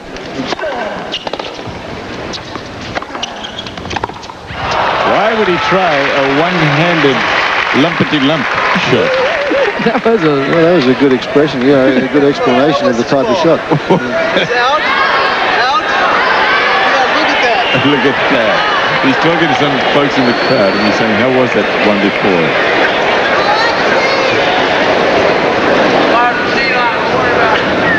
A lot of people out here have been pointing the fact that they thought he was out. They're just trying to ingratiate themselves with him. This is game point Agassi. Wow, he just blamed, and he wasn't being that serious, but he told the ball kid he'd take it. The last time he was good at ball from that one, he'd lost the point. And he's a little nervous today.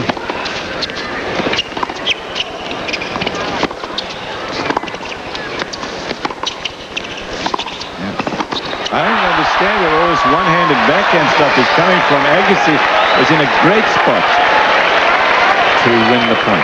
Well, there's nothing on this shot, and we talked about the weaknesses of Agassi. If he gets in there, he had to make a play on that volley. There was no pace on this little lumpity-lump shot of yours, Cliff, that sort of went down the line, and he missed an easy volley.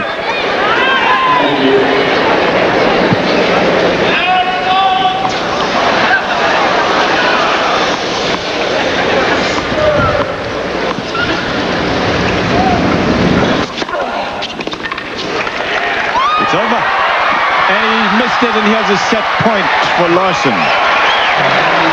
Agassi said, we can't tell you. Yeah. Larsson held up his hand in almost an apology.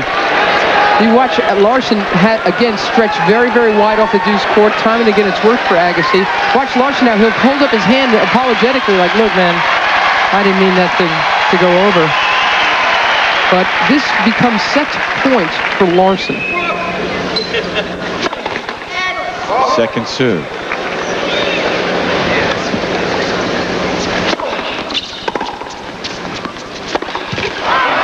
Agassi nets the set point, and it is Magnus Larsson who wins the second set. We've got one set all.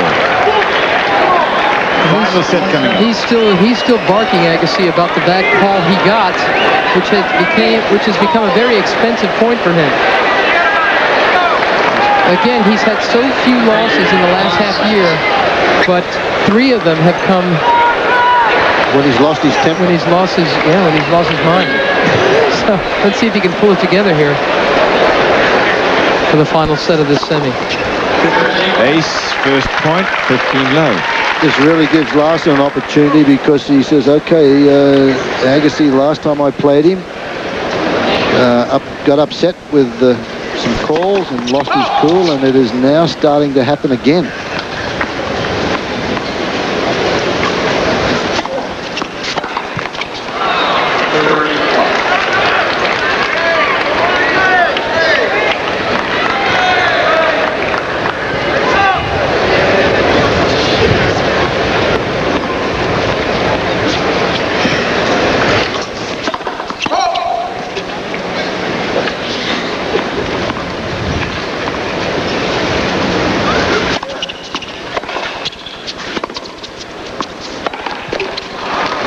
He's gone off the boil. The famous Fred Stolly Boyle. Yeah. Boy, he has not played a very good game here in the opening game of the third set. Still annoyed with the chair umpire, Daniel Leconto.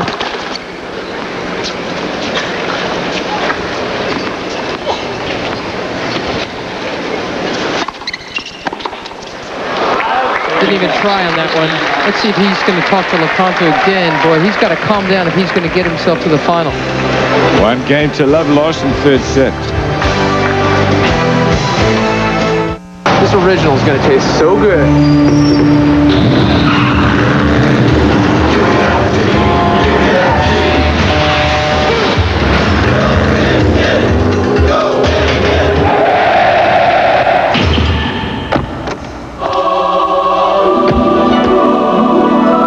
Lipton Original, the only tea brewed directly from tea leaves. Can't you just taste it? It's real tea, real brewed. There's only one original. What do you create when you open a can of soup? A noise, maybe? This was created a long time ago. You just reheat it. Now this is new Kettle Creations. Homemade taste you create fresh in 30 minutes. They even created a window so you can see all the pasta and beans. With Kettle Creations, there's a moment when you actually create soup. You could be part of that moment. Ah, there it is. New Lipton Kettle Creations. Soup so good, it's uncanny. Now look at Andre Agassi, who just changed his shirt. And he's down now to Magnus Larsson in the third set on serve. He'll serve. But he just lost the second set 6-4. Got upset at the call there when he was serving.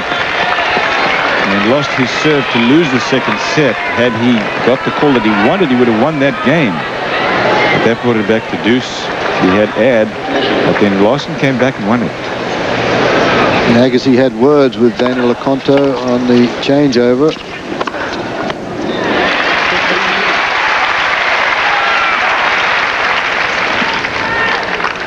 I'm a little surprised that Agassi has not yet been warned for bad language. I'm sure Daniel Leconto has heard some of this stuff.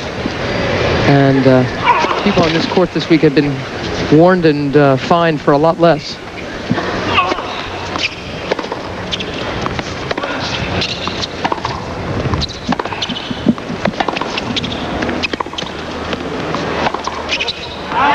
Sails long.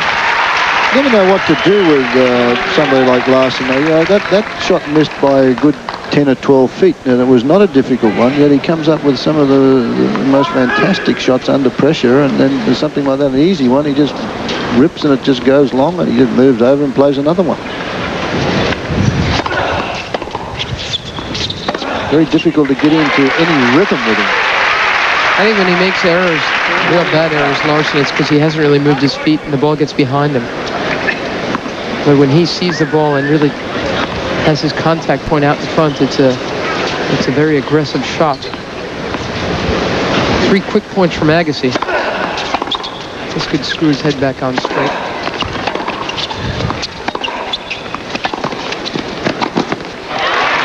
Yeah, but you know how tough it is at this stage, because just a one badly played game you can get behind and then never really find a way to climb out of it. Watch this. Just taking his time here, Agassi, measuring this particular point, moves in for the slice backhand and plays the angle for a winner.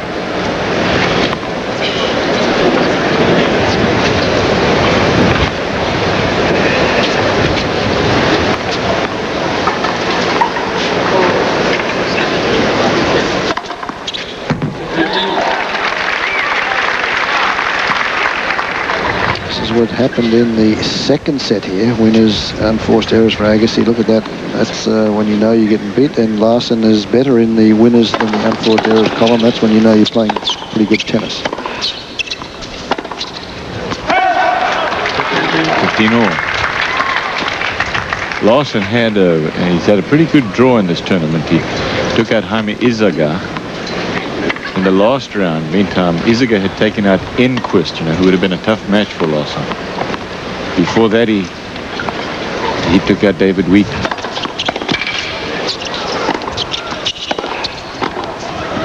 Excuse me, before that he took out Paul Kildare. from Australia. He was a qualifier here.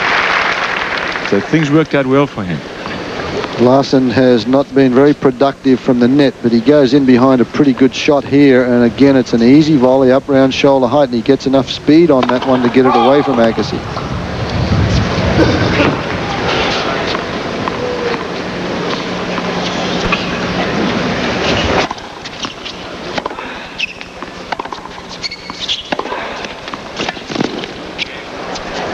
Into the sun again. Smart move from Agassi to let that one bounce. Still threw it right into Larsson. I mean, he was right there. He did not have, wasn't quick enough to react, though. 30 all.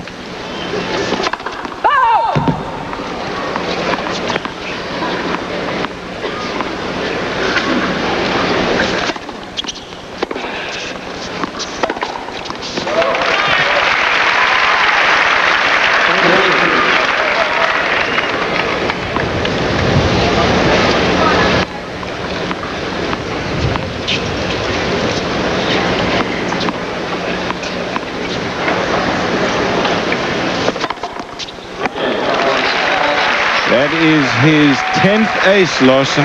He leads 2-1.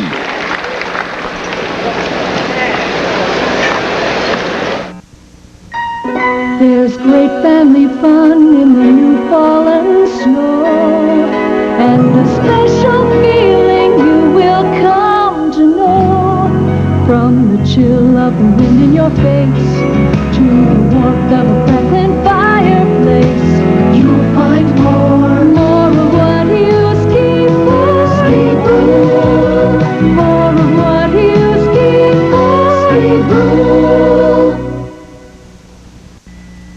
One Giants legend. One WWF Giant. I am the beast from the east. One brief encounter has erupted into one titanic showdown. I come to finish what you start. Take your best shot. Lawrence Taylor battles Bam Bam Bigelow. And me. Let's get it on. WrestleMania 11, live Sunday, April 2nd on pay-per-view. Welcome to the Valley of the Real Giants. Key Biscayne in Florida, just a stone's throw from the center of Miami. Golf is up next, the Nabisco Dinah Shore here on ESPN. Tammy Green is now leading the field by 1. It's the Nabisco Dinah Shore. It's live coverage immediately following the tennis. We're going to see this match, of course, through to its conclusion and then take you out to the West Coast. 2-1. Larsson with the lead here in the third set on serve. Agassi's here trying to level things in set 3.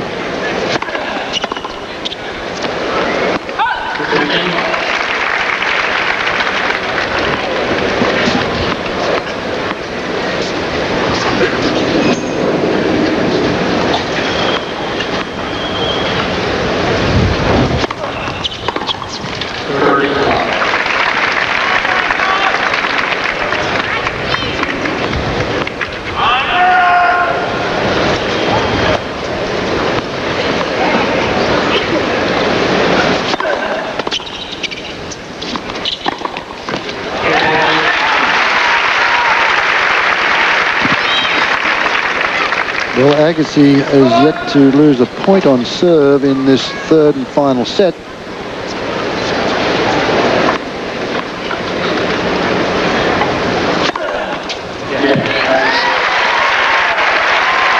Two games all. Not a lot of rallies in this third set. It's been totally controlled by the server, or a few aces. Agassi finishes up this game with an ace, and Larsson finished up the last service game with an ace.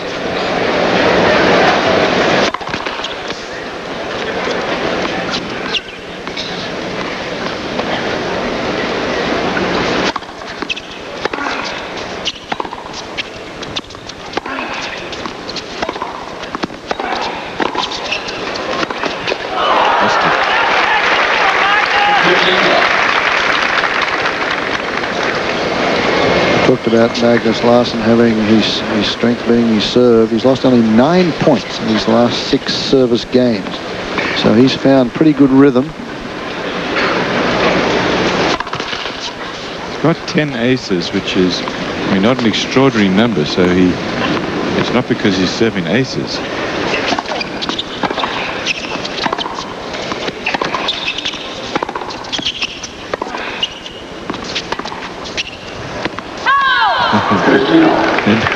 Takes the one hand off. I mean, really, why would he do that? I mean, I can see it, an approach shot. But it's odd that he tried to open up break open the point like that. But I think, 9 points in 6 service games, now 10. I mean, what that's really saying is against the best returner by far in men's tennis. This guy continues to dominate.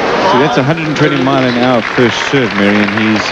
He's up very close to 70% on first serve. So I honestly think it's that languid Larsson serve is very hard for Agassi to play. Yeah, that's what I'm saying too. You don't know if he gets it in. Agassi's been caught playing one-handed shots, and I agree with you. And then he's got that one there, the same kind of thing. Even when Agassi's changed his mind, he started to stay back. Now he's got back into standing inside the baseline to take the returner serve. But if he doesn't get it deep enough, when Larsson's got this huge forehand that he comes up and he's hitting winners with.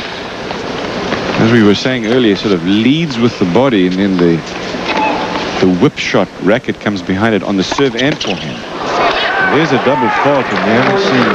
That's only his third. You know, he's a little bit like, and not stylistically, but just Goran Ivanisevic has a huge serve that he doesn't come in behind. Then uses the power off his ground. Ivanisevic is bothered Agassi too. Another ace, 114. That's 11. Terrific tennis. They're both playing well. It's 3-2 Larsson on serve, third set. What do you create when you open a can of soup? A noise, maybe? This was created a long time ago. You just reheat it. Now this is new kettle creations. Homemade taste you create fresh in 30 minutes. They even created a window so you can see all the pasta and beans. With kettle creations, there's a moment when you actually create soup. You could be part of that moment. Ah, there it is. New Lipton kettle creations. Soup so good, it's uncanny. So frustrating. I don't know why we can't get the receptor to come. Are you done with Most people think we make medicines. Actually, our job is to find them. I'm going to lunch. You coming? No, I want to get this gel running. I'll see you down there then.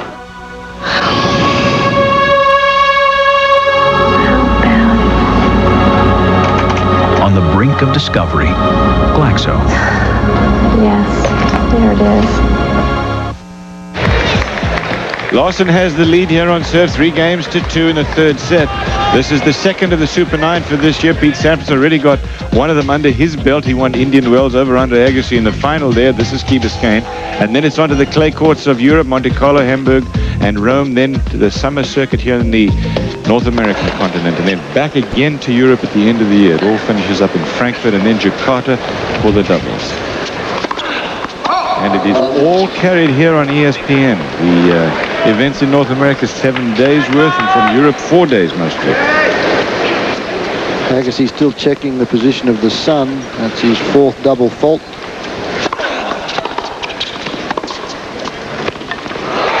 all.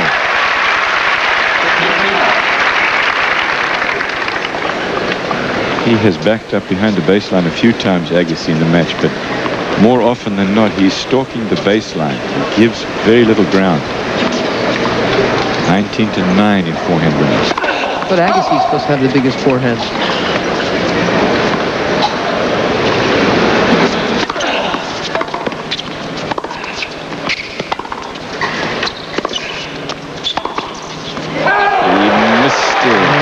Probably not the biggest forehand, but certainly the most consistent. Now there, you just see what a free spirit this guy is. He goes for that big winner down the line. It barely misses, and he just looks up and gives it a little wry smile. Look at this forehand, just a very easy swing through. He looks up there, and that's it. That's a good serve from Agassi, 104 mile an hour, but very well placed. Middle line and serve line both, and it's game point.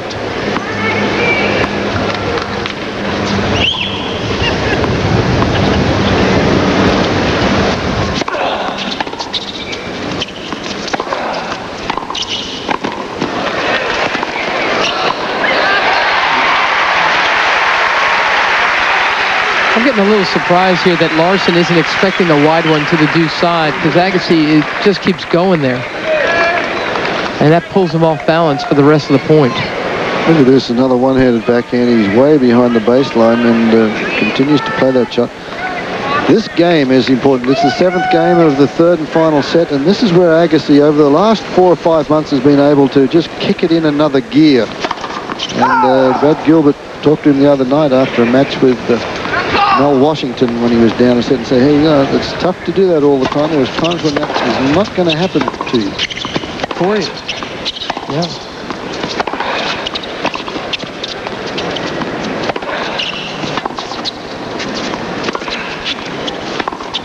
And let me tell you, Magnus Larsson is going to be a lot harder to break than Melody Washington. Exactly, right.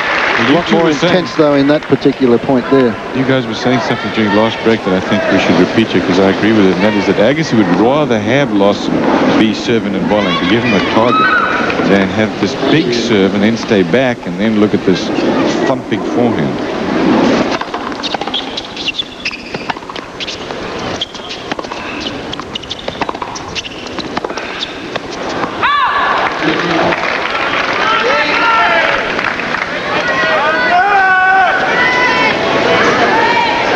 One of these guys knows the meaning of the word play it safe. 127 mile attempt. I think Agassi's much more conservative than Larsson. His game looks flashy, but he's going for the big numbers. He's working these points. Larsson's one that's splitting him open with shots like that. Agassi's trying to grind down Larsson. But boy, you know, when you got a guy that big, that strong, and that supple and whippy, bang, the point gets broken open with one slash. 30-15 now. He plays a great two-hander down the line and off a tough shot. That's an easy reply, that one. He gets the big serve, gets and then just doesn't get his feet in position, doesn't turn the shoulders, and plays a miserable shot like that, and it's back to 30-all. Big point. 122 effort.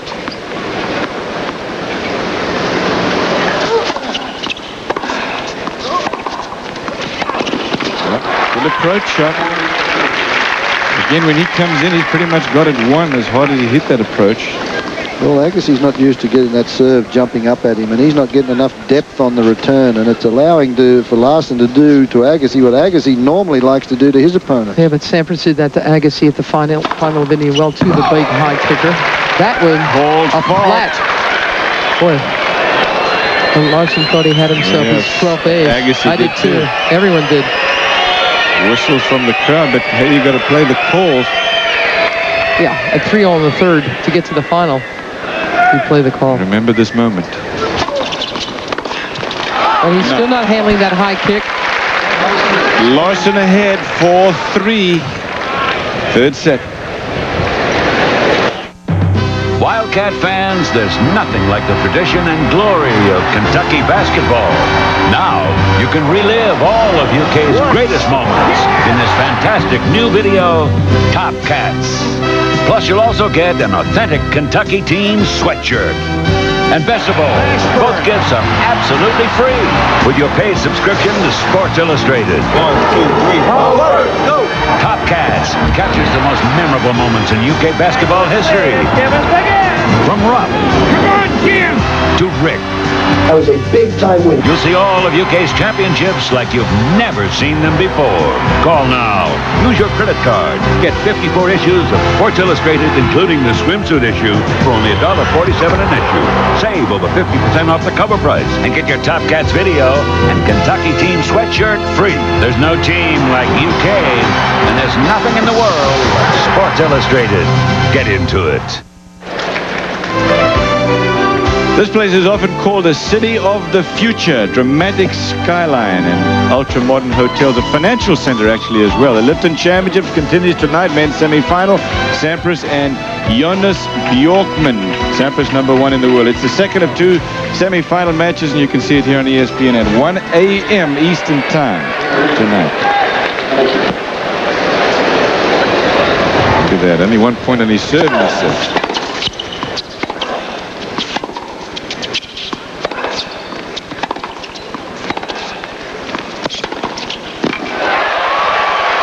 Well, that tells you something, because you very rarely see Agassi go into the net unless he has a pretty good shot at making the volley. And a little nervously there, he went from behind the baseline actually to get into that one, and then faced a big two-fisted backhand cross-court.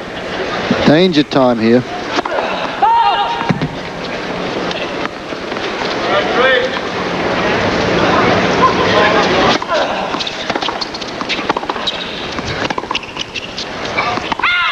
Close. As you said, this is a dangerous point of this match. A very dangerous time here. And if Agassi had got down love 30, look out. 15 all. Yeah, he's only lost one game, but you know how quickly things can change.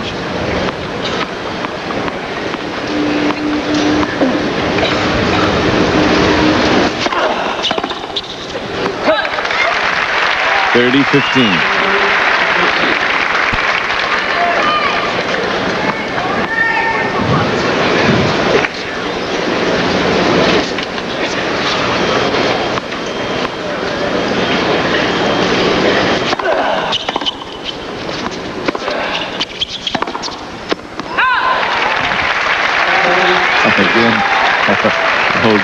Larsson, he's just ambling around there in the baseline. He hits himself a shot critically important. Make no mistake. Yeah. It's like just playing with Fred Stolle on a Sunday afternoon with some of your corporate schmooze people. Look at this.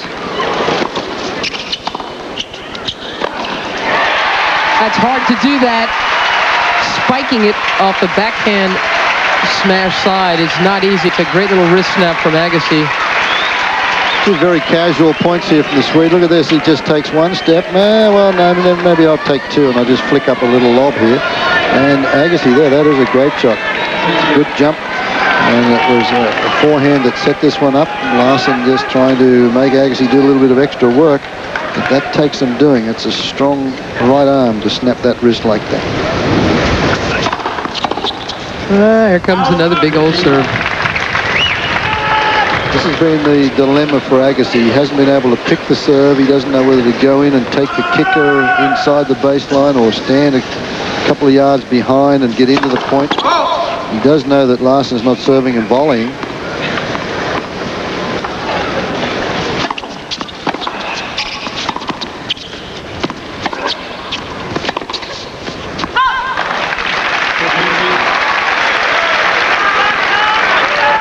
Say the same thing that you said last game, Fred, when it was 15 all. This is another big moment.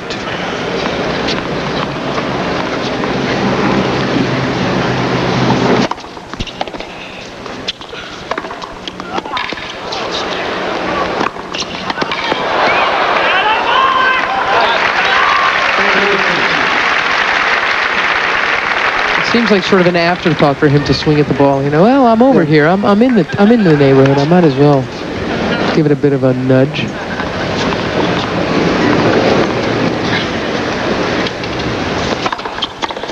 Well, a big serve from Larsson. If you tuned in to watch the Nabisco Dinah Shore, welcome to our coverage of the Lipton Championships. We're going to stay with this semi-final match. It's Andre Agassi and Magnus Larsson until it's over. Tammy Green still in the lead out on the West Coast. That is wide. Magnus Larsson leading now 5-4 on serve. Agassi will try to stay in this match at the Lipton. There's a brand new fan-friendly look at the Lipton this year. From the new grass courts to the colorful grounds, the tournament is making an energetic effort to increase its fan base. There are plenty of activities around the grounds these days to keep the fans occupied. Even the hospitality area has seen big improvements. For example, there's an on-site restaurant. 4 chefs came over from Italy to cook up a bounty of pasta. The Lipton is not just a tennis tournament anymore.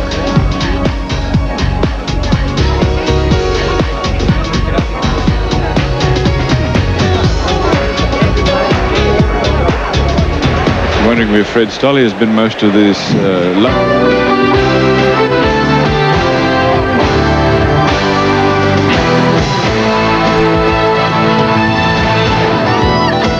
The sun is setting on today's Lipton Championships. Matter of fact, it is setting on our coverage here on ESPN of the Lipton. This is our final match. It is the second semi-final of the Lipton Championship from the Tennis Center at Crandon Park on Key Biscayne. The number one player in the world, Pete Sampras, trying to win it again. He's won it these last 2 years, and he takes on Jonas Bjorkman of Sweden. Andre Agassi earlier today won his match, so you can paint him a winner over Magnus Larsson. Tie-break, third set. It was so close. Now Pete Sampras has got to try to take on Jonas Bjorkman and beat him, because I'll tell you what, he had a tough time against Andrei Medvedev last night. There is a look at Pete Sampras as he warms up. And a very warm and friendly hello, everybody. I'm Cliff Drysdale alongside Fred Stolle. And I tell you, Fred, Pete Sampras is really something. A year ago, he was completely unbeatable, and the guy is a wonderful player. But this year, things are not quite as set for him, because he's got Andre Agassi right on his tail. Well, Agassi's breathing down his neck, Cliff, but also last night, a man by the name of Medvedev had him on the ropes, because in that third set last night, Medvedev had the one break, and then he came back. Sampras lost that, or broke back again. And here is a point that Medvedev had an opportunity, and he had the break at this time. This is break point to Sampras. He puts this one away. Sampras just dives for this, gets it up in the air. The crowd made a lot of noise, according to Medvedev, during this, and he missed it.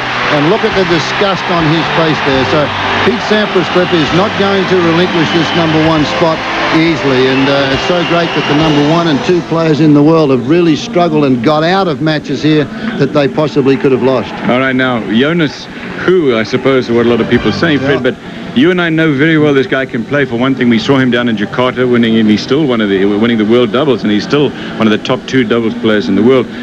But he also did very well in singles, Fred, at the US Open, and since then as well. In the last couple of years, Cliff, he's steadily improved that ranking, and I saw him play Pete Sampras in the warm-up tournament at Queen's Club on grass just before Wimbledon. He won a set there, and it was a tough one for Sampras to get out of.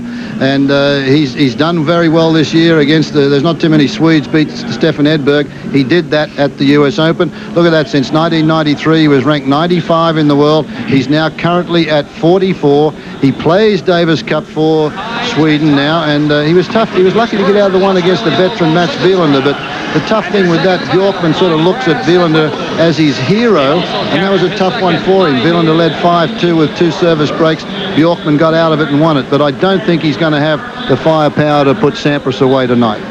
We'll find out. Best of 3 set semi-final. Who is going to play against Andre Agassi in the men's singles final? The man you're looking at, Pete Sampras or Jonas Bjorkman? We'll find out.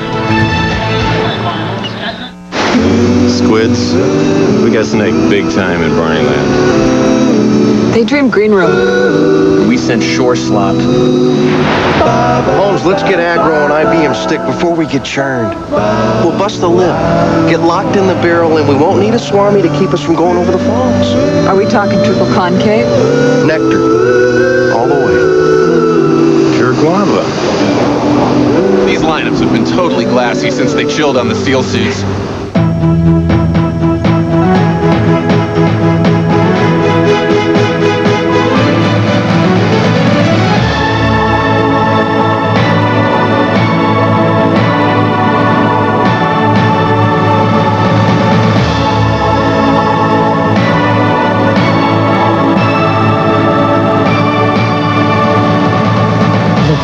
Is ready for Rado. The all-new Lincoln Continental is so technologically advanced, you control it with the press of a button. Equally as impressive is that with the press of a button, its exclusive 12-function memory profile system sets everything back to where it was. Your Lincoln. Thank you. My pleasure. The new Lincoln Continental with a 32-valve V8 Intex system. The perfect balance of luxury and technology. Hi, Patty. I'm home.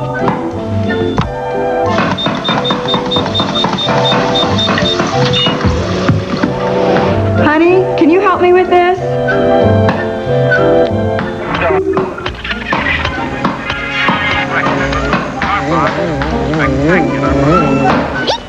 Did he kill it? No, but he'll be buzzing an octave higher.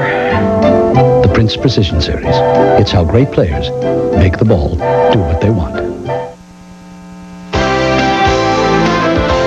Our coverage of this men's singles match at the Lipton is being brought to you by IBM. Solutions for a small planet. By Lipton Original, the only tea brewed directly from real tea leaves. There's only one original. And by Lucite paint with Teflon for a finish that won't quit. Lucite's right. Isn't that a nice sight? Downtown Miami on a sensational evening for tennis. The wind is not going to be a factor. A slight breeze, but not anything that's going to affect the players in a negative way. 75 degrees, 40% humidity. Clear day, or clear evening in this case. In fact, it's been good all day and all week for this Lipton Championships. And now, the question is, what kind of a clear day is it going to be for Pete Sampras after he struggled, as you already pointed out, against Medvedev yesterday? Well, I don't think he struggled. As you look at the numbers on Pete Sampras, he's the #1 ranked player in the world at the moment, career over $12 million. In that particular match yesterday, Sampras led a set in 4-2 and was just in a bit of a hurry, tried to get off the court, and his opponent came back. Sampras is only 23 years of age and born in Washington, spent most of his life in California, actually, and then now resides in Tampa. See him just fiddling around with these rackets there. He pops a lot of rackets, breaks a lot of strings in the rackets, Pete Sampras. In the early rounds there, he had a bye in the first round because he was seeded. Derek Rastania made a great comeback. He took him out. The youngster, Jared Palmer, that was a good match. Then Carbacker, pretty easy. And then that three-setter where he was down a break twice in the third set and came back and won it. Now, that was a tough match, Fred Larsson. Oh, very much a tough match. Oh, yeah. The last set and a half of that, Cliff, I think that was the best tennis of the tournament so far, the last set and a half of that match last night. When I saw Bjorkman play at the US Open, Fred, I'm not kidding. I said, here is a guy. He took out Edberg going away. Edberg just absolutely had no play, and I have not seen that before because, Edberg's got a good all-round game. That serve and volley style with him, I mean, he was just all at sea. This kid is a player. Yeah, and his highest ranking is 44. That's where he is right now. Career earnings just about $1 million. It'll be $1 million after this week and this year's earnings. But Bjorkman is a similar type of player to Agassi in respect that he's a doubles player and he hits the ball inside the baseline. Return serve inside the baseline. Agassi doesn't play any doubles, but he does hit the ball. Look at Bjorkman there right on that first shot. That's a first serve from Sampras, 111 miles an hour, and Bjorkman's moving forward on it. So he does see the ball very early, similar to Sampras, and he'll step in and try and have a crack at second serves. Bjorkman's early rounds against Potsy there and Clavet, he lost a set there. Joyce, Brush, Carsten Brush, another set he lost there. And then Max Bielander. 15-all first game.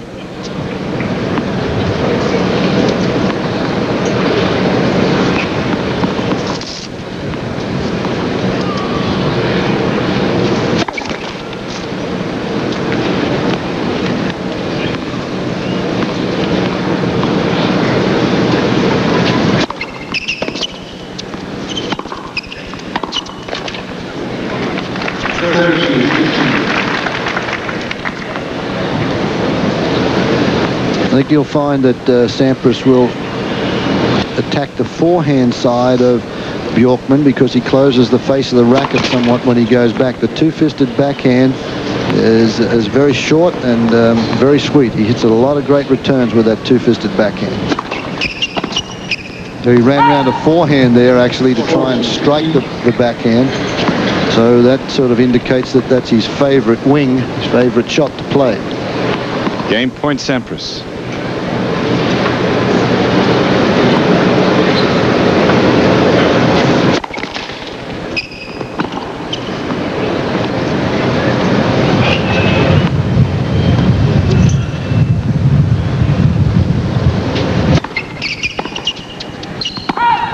Steers that run along, so Pete Sampras has won the first game against Jonas Bjorkman, trying to get to Andre Agassi for a rematch of last year's final match here at the Lipton.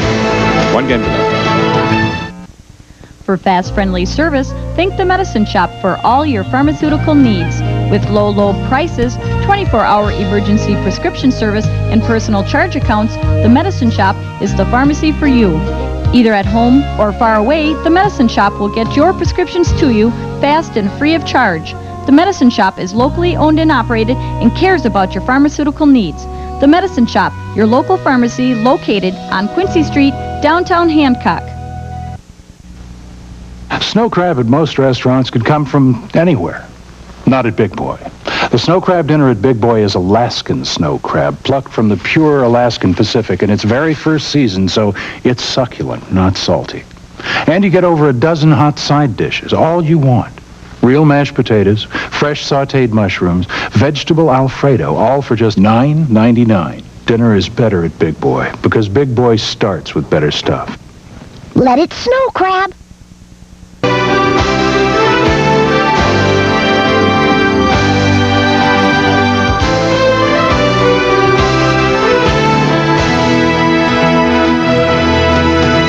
Andre Agassi earlier today, match point. He was in so much trouble against Magnus Larsson, but in the tiebreak in the third set, it was all Andre Agassi. He won the first set, then lost the second. But Magnus Larsson ran out of steam and energy there in the tiebreak in the third, and Agassi is in the final as Brad Gilbert and the rest of the Agassi crew look on in delight, because they really felt that he was going to have a rough time out there in the third set. So did I. Second game, first game to Sampras. He did have a very rough time in that third set, Cliff, until they got to the tiebreaker. Magnus Larsson, so casual in his approach to that particular match, played some fantastic tennis until he got to the tiebreaker, and Agassi ripped a couple of serves. Larsson got nervous, and it was no contest in the tiebreaker. Bjorkman, with that big forehand, wins the first point on his opening service game.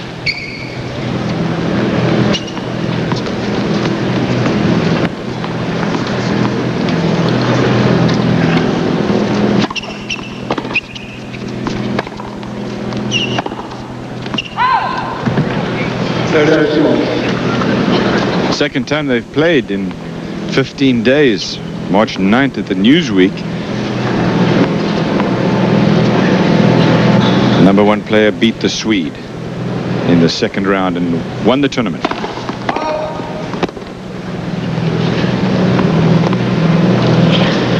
Earlier today, Agassi fined $2,000 for audible obscenities during his match.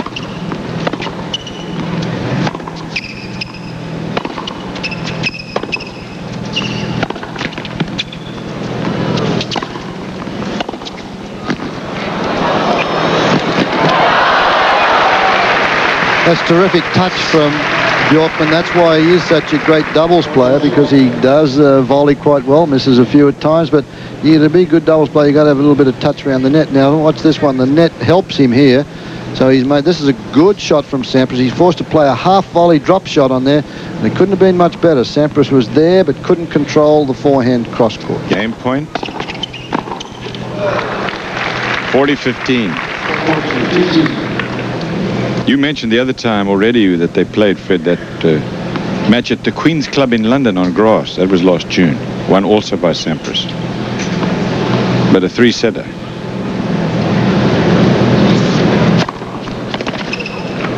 Good service game for Bjorkman. Bjorkman at times gets into a little bit of trouble on the serve. He throws the ball very high, and if he gets it a little bit too far over to the left, he sort of falls over on it, the shoulder drops on it, and he does serve some double faults. So you can see he's having a little bit of a quiet look over there to his coach and sort of nodding and saying, yeah, I feel quite comfortable out here. I'm ready to go.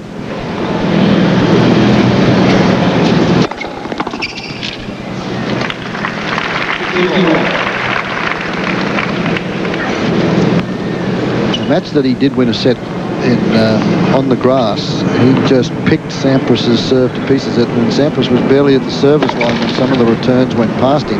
As you said, look how early he gets them. His feet inside the baseline when he returns. Again, that serve directed down the center of the court, and Bjorkman, rather than run around the backhand to hit a forehand, he would rather run around the forehand and strike the two-fisted backhand. Yeah, and he sort of climbs all over it, too. The top of it, yeah.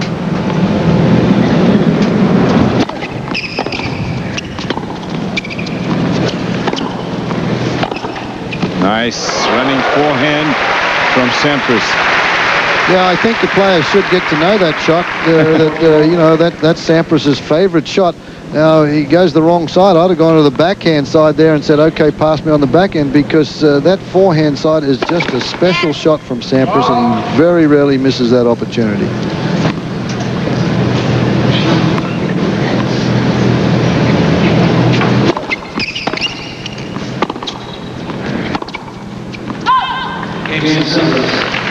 Sampras holds on in easy fashion, no breaks. 2-1, first set. Secrets? I don't really have any secrets. Oh, I did when I was single. Oh, wait, no, I've got one. Lipton recipe secrets. New Fiesta herb with red pepper. Good cooks know there's always one ingredient that makes every recipe great. Recipe secrets. The blend of herbs and seasonings in New Fiesta herb with red pepper gives my chicken a delicious new sizzle. My secret is I'm a much better cook with it than without it. Lipton recipe secrets. The secret good cooks know.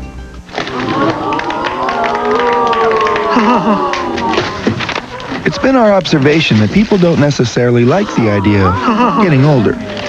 It's a gut be gone.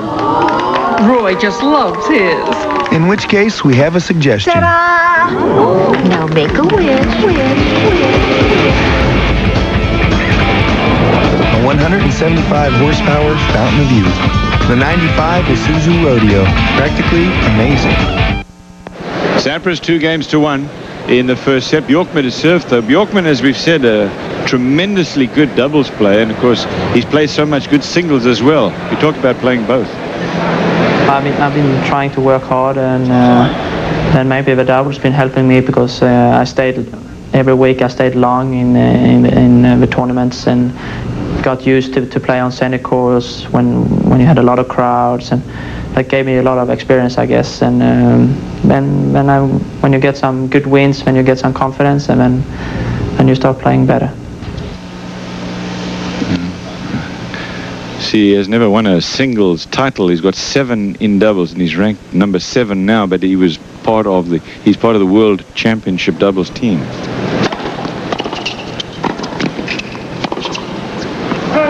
Pete Sampras, of course, if you've been watching our telecasts over the years, had foot problems, and he did so when he joined Nike, and they had to make special shoes. You can see they're not the shoes. It's tough to buy those. They make those things specially for Sampras. They're built up so that he avoids problems of getting shin splints, and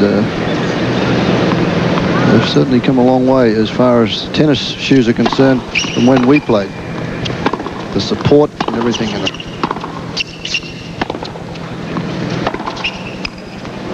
Big forehand there. Now, Jonas Bjorkman has the latest air bubble at the back there, the Nike Air. You see a lot of the players on the tour that are sponsored by Nike wear that particular shoe. Sampras doesn't have the air bubble. His at the back, the Nike Air. He wears a special shoe made for him.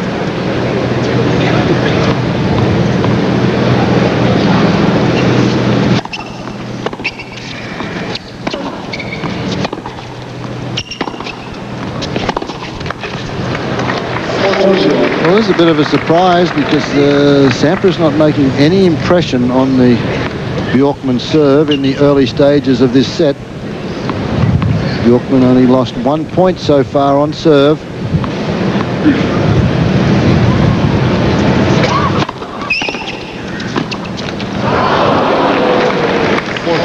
Bjorkman tuned his game for the U.S. Open in the Schenectady event. He got the semifinals there. Took out Sergi Bruguera. 11-1.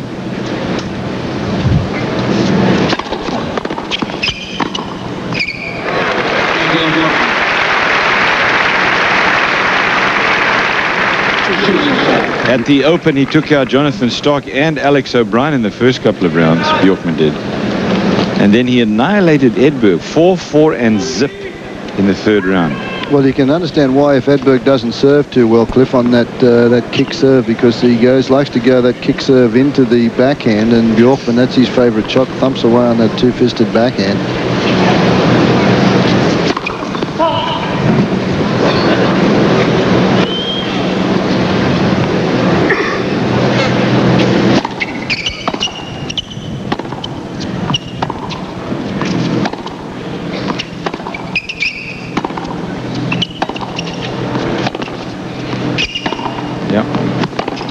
Good approach shot.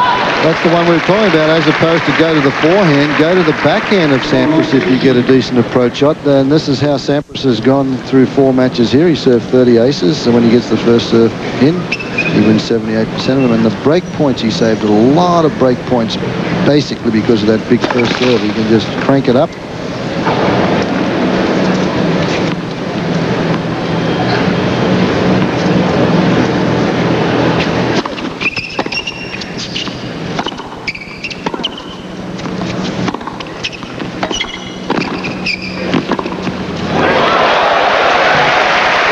Bjorkman starting off in a hurry here.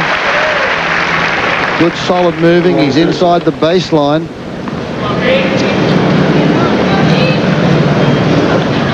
There's the return. Watch this. Back there now. He moves inside the baseline again to play this two-fisted backhand. That's a good move because he was behind the baseline when he made the forehand passing shot, and then he cuts down the angle on the volley.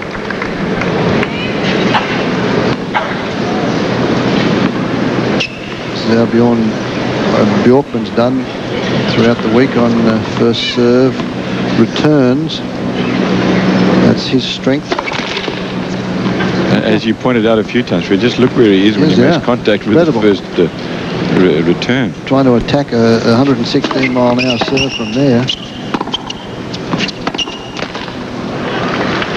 And he, against Edberg, did a lot of returning and then coming into the net, and I think you'll see some of that tonight. Beat Mats Wielander last night. He was down 5-2, 2 breaks in the third.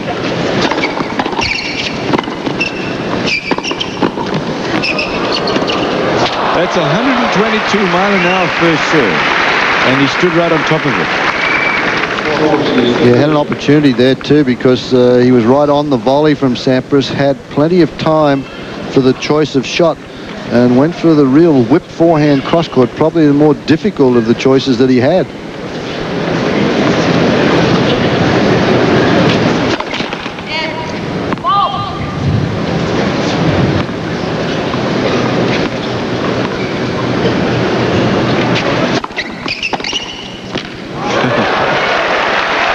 Extraordinary. So I said I thought he might hit and come in a few times. He didn't need to make a volley here because it was way out of reach. Look. But he certainly was on his way in. He's 3 feet inside, turns there and just thumps this one down the line, and then goes into attack if the ball comes back.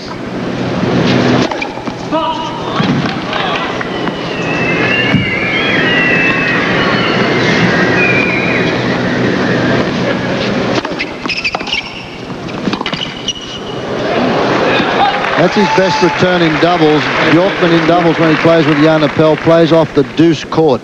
And he rips that two-fisted backhand straight down the line. A lot of the two-handers like to play that shot, but it's now giving him a break point.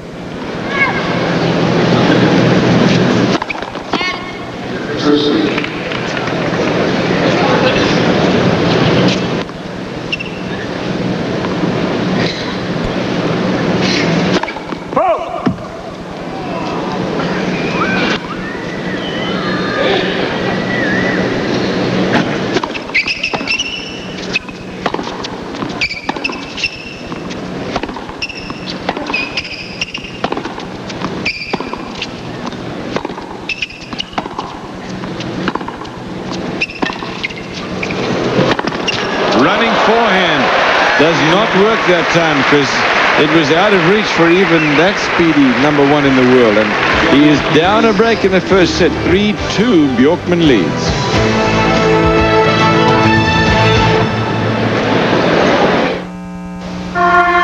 The all-new Mercury Mystique drives like no other car in its class.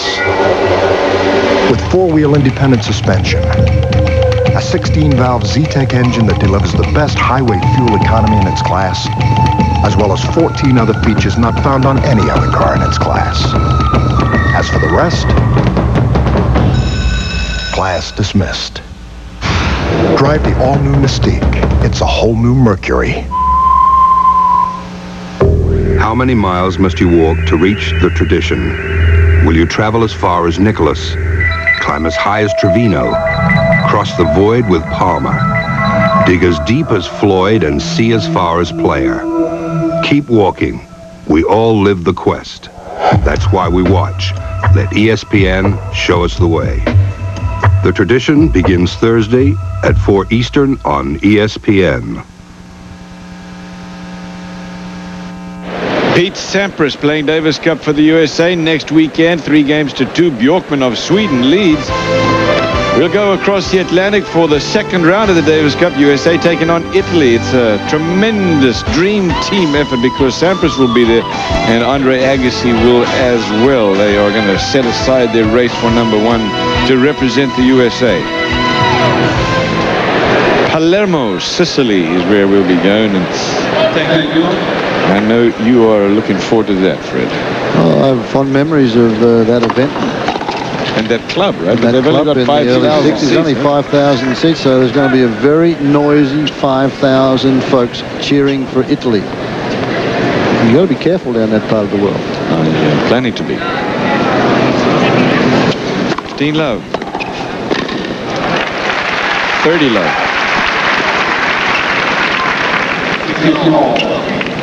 15 all. Pardon me, 15 Missed all. call, that's okay. It's been a long week. Long day, too.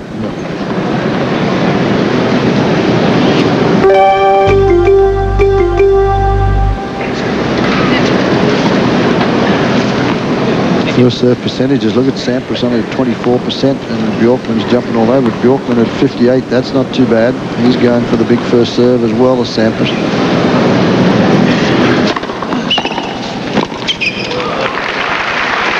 You know, Fred, we forget to mention about Bjorkman that he got to the round of 16 at Wimbledon as well. Finally, Wayne Ferreira took him out, but he had a good Wimbledon. A good Wimbledon, good U.S. Open.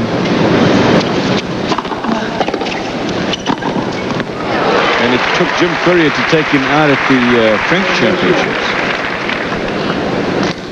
He and Jan Appel got to the final at the French doubles. This is a good serve and volley point from Bjorkman. Look how close he gets to the net and executes that volley. Look, gets picture perfect on that. Just lets the head of the racket go through. The head of the racket doesn't get below the height of the net when he finishes that shot. Another good serve out to the Sampras forehand. Game point, Bjorkman. Trying to consolidate this break.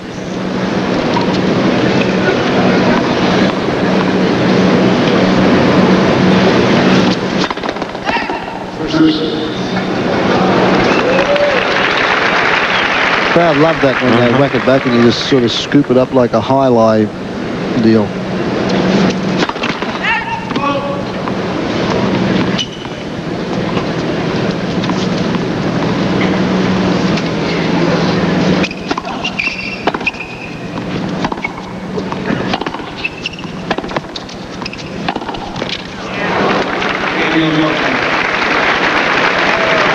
This is how you do it if you're interested, you folks at home. If somebody whacks one at you, just sort of just casually say, well, there you go, catch it now on the strings, and there you go. It's easy. You've got to believe that, then got some land here in the South Florida area that we could negotiate. 4-2 Bjorkman. Sampras to serve. Well, it's interesting now to see whether Sampras had the 15-30 there. Bjorkman came back with some good tennis. Whether Sampras can pick it up a notch to get through this first set. He is down a break. Time to rush the serve a little. That is Paul Annacone and Todd Schneider. Paul Annacone in the cap. Delana Mulcahy, his girlfriend behind Paul Annacone. Pete Sampras' girlfriend.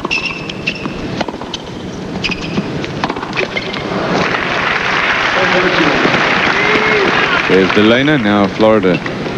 That's her parents there that have been enjoying the week down here in the Florida sunshine.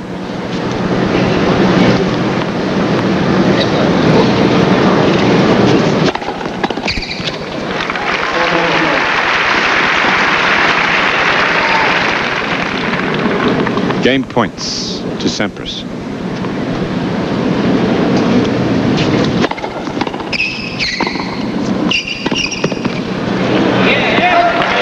He holds on, but he's still down a break. 4-3 first set. Agassi's waiting for him in the final. See if he can make it.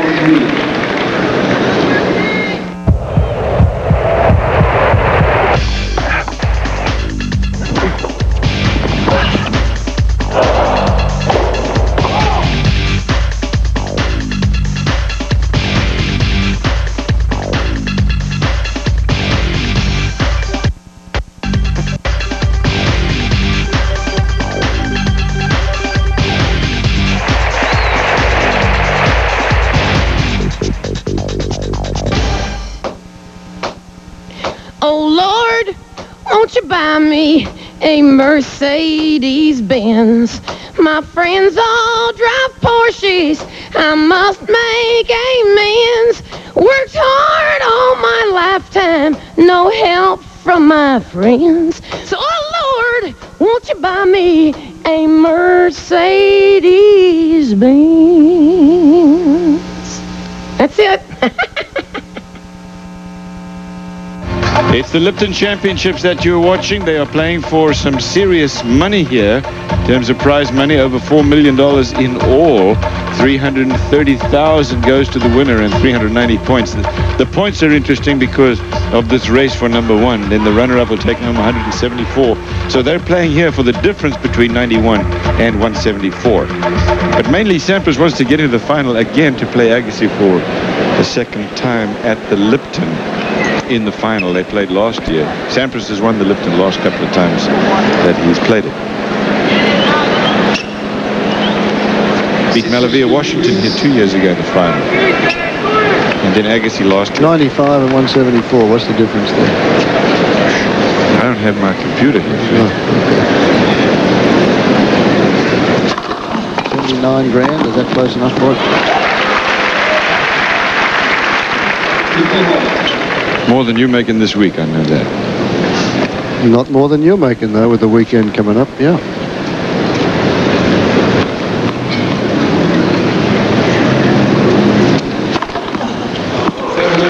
Well, Bjorkman is just doing it the right way at the moment. He's got a lot of confidence. He's very calm. That's his singles record in 94, 31, 25, and now his doubles record. Look at the difference, how much better he did in doubles than the singles.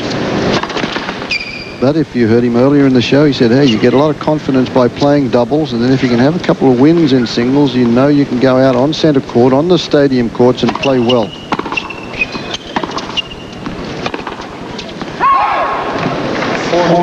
Sampras quite a few unforced errors off that forehand side. And Bjorkman has only lost, my calculations here, 3 points on serve. This is his fourth service game.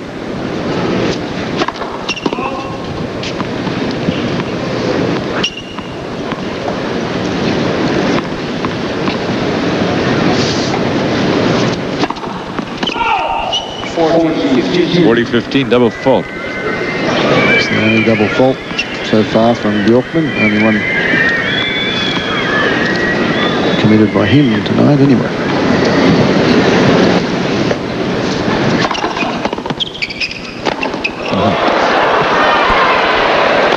Oh, he missed it. Boy, that was reminiscent of what Sampras did last night. Only it was going to be much more important point last night with Medvedev, but here he jumps up and gives this a slam dunk overhead, bounces it up, and Sampras somehow gets it back. This time he doesn't give it the slam dunk. He catches a little bit too far behind him and smacks it outside long. Yeah, he served the first serve long. This is his second serve. He's leading 40-30.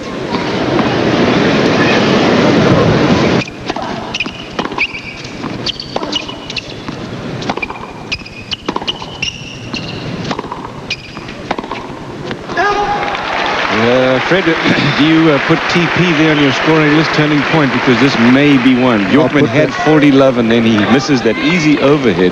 Now it's deuce. He's ahead in the set, 4-3 with a break. I've marked that down. Cliff's TP.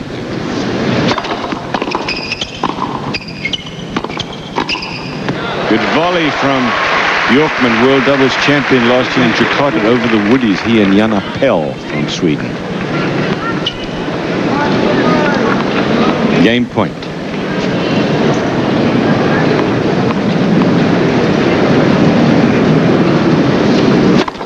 Well, big serve. Cross out the TP. Fred. I'll cross that out. 5-3, Bjorkman. And Pete Sampras now will serve to try to stay in the set. He played unbelievably at the Australian Sampras. He didn't win it. He lost to Agassi in the final. But to get to the final, most dramatic road to the final you can imagine. Remember the second time Edberg got to and won the US Open. He won 3 5-set matches from down the break.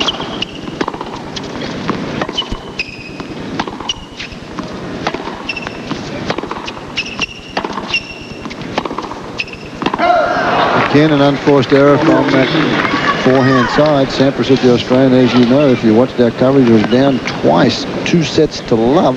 One to Magnus Larsson and then Jim Courier.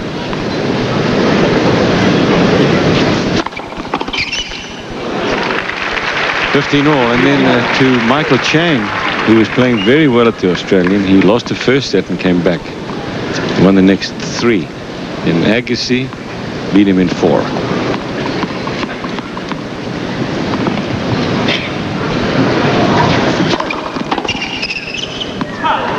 Norm Salek of the Darshan Long Tournament, which ESPN will be at the women's event up in Amelia Island, keeps reminding me about that important shot in the tiebreak of the 3rd set that Agassi made. That won him that tiebreak, and that enabled him to get up 2 sets to 1, then he ran out of court. The one they hit down the line, picked the tape off the first serve. Sampras had set points. So Sampras in trouble here, though, against Bjorkman. Bjorkman's just stepping in on that second serve and just going for broke. He's not chipping and charging. He's just charging. Banging, yeah. Bang and charge.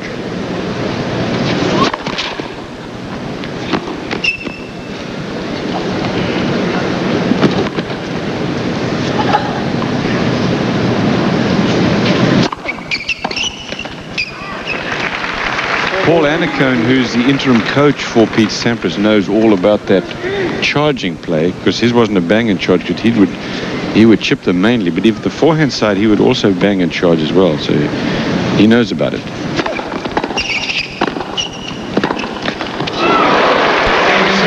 Sampras holds on, and he is trailing 5-4. Can Bjorkman hold on now? He'll serve for the set. There's something you're going to love at Pizza Hut even before you take your first bite. Our guarantee. If your pizza isn't right, it's free. You'll probably never need it, but it's nice to know it's there. Love the stuff we're made of, Pizza Hut. Carlton Bailey of the New York Giants.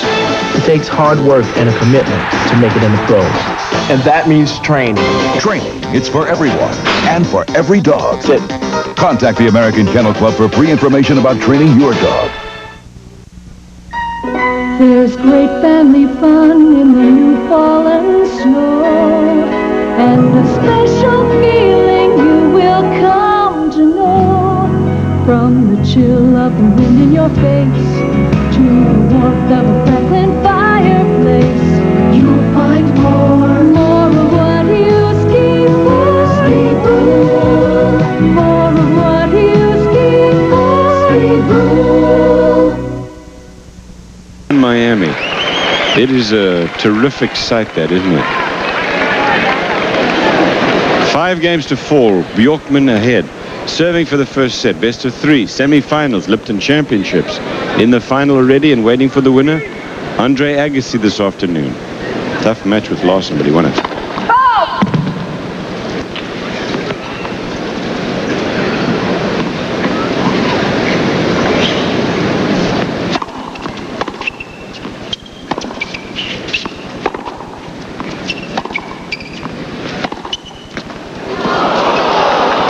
Came back on the wrong side of the net.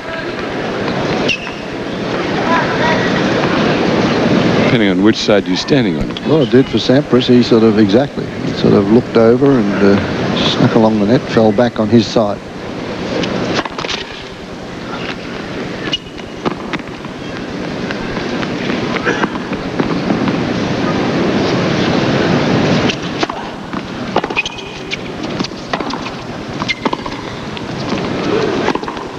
Yeah.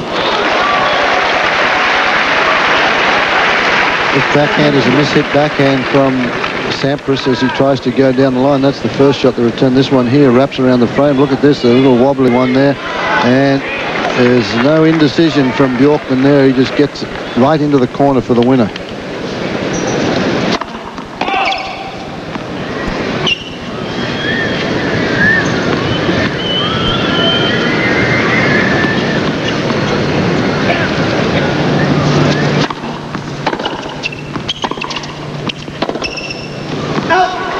Another unforced error off that forehand. So it's 3 set points for the Swede.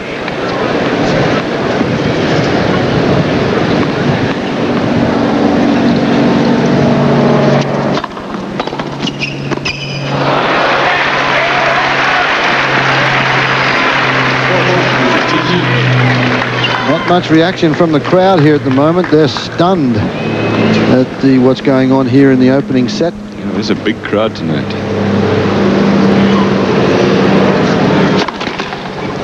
They certainly got behind Sampras last night in the match against Medvedev. Let's see what happens here. But Sampras then early was way in front.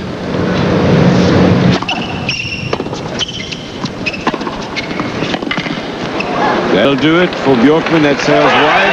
Bjorkman has won the first set 6-4. He only needed one break. Sampras wasn't able to break back.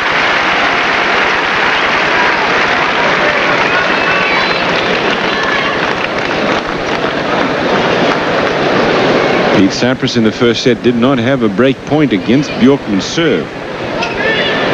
Now he will start serving the second set.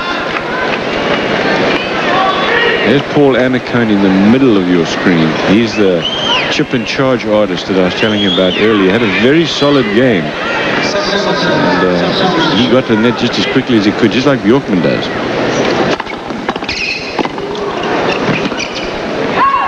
That return again was indicative of how quickly Bjorkman sees the ball. That serve was 120 miles an hour, and he took it 3 feet inside the baseline and ripped it back at Sampras.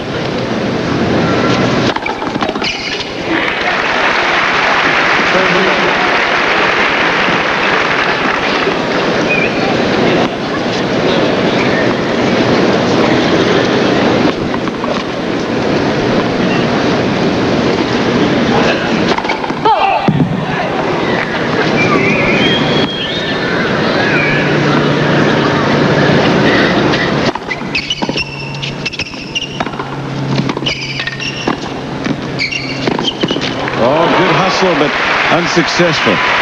Game point to Sampras. Sampras into the net on this one, and it's a little high from Bjorkman, but a good second effort from him, like a squash shot, just doesn't get it back over the net though.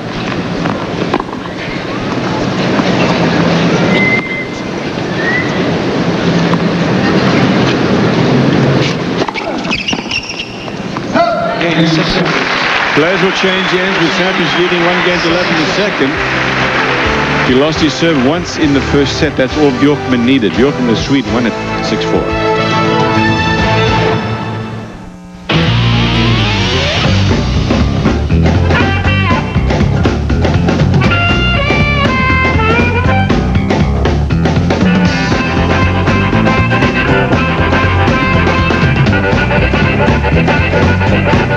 As you cruise along in your 32-valve V8 Mercedes-E, you look out over this endless ribbon of asphalt, and one word comes to mind.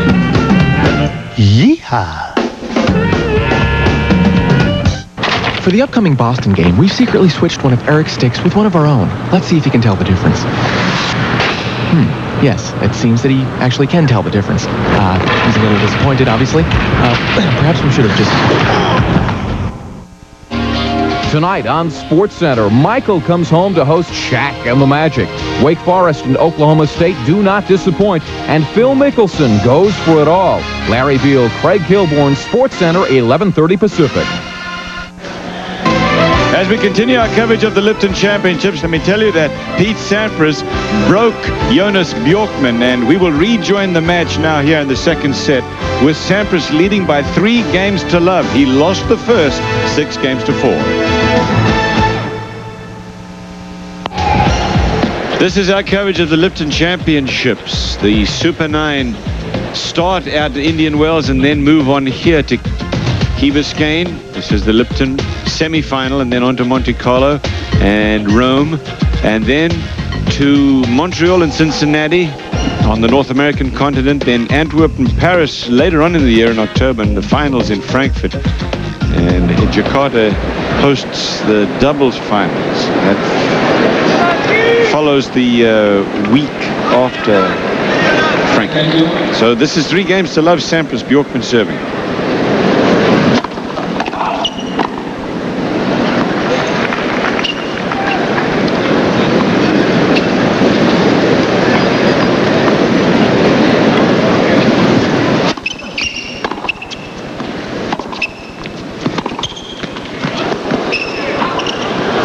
Again, the net goes against Sampras. He's had a couple that have fallen back. That one actually would have been a winner had it been an inch higher. But watch what happens here. It hits the tape. Bjorkman then has all the time in the world to back off and measures it, and he can pretty much put that one anyway.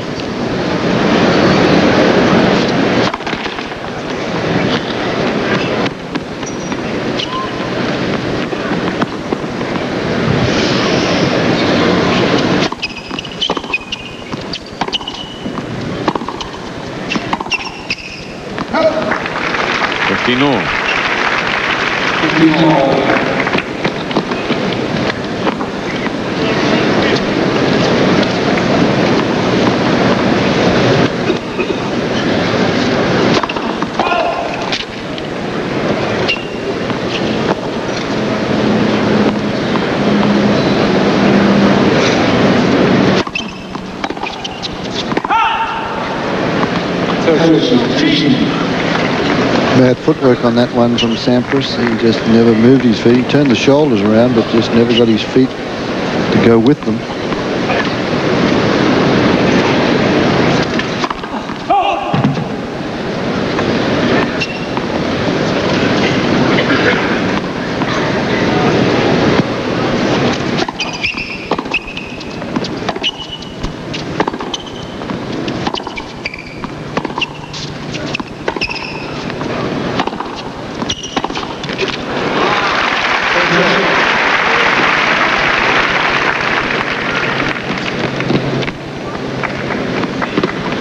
Hasn't got a first serve in 8 tries. No, we talked about this earlier, though. In his serve, it does go off. He throws the ball up very high, and it gets over his left shoulder. And in the match against Zealand yesterday, he had stretches where he served poorly. First serve percentage is not good for either player at the moment.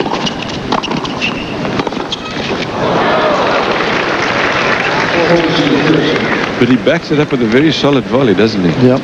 You don't see Sampras miss too many shots as badly as he missed that backhand, though. He had a good read on it. He's a little disappointed with his form at the moment.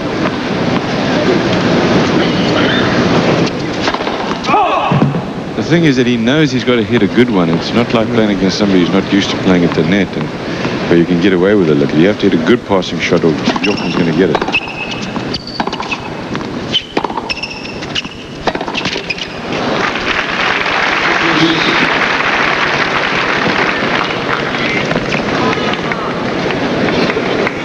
Sampras can break here, then we are in for a very short second set. He's got a break already. It's deuce. That's that serve toss I was talking about, and that one missed by a good 10 feet, that serve.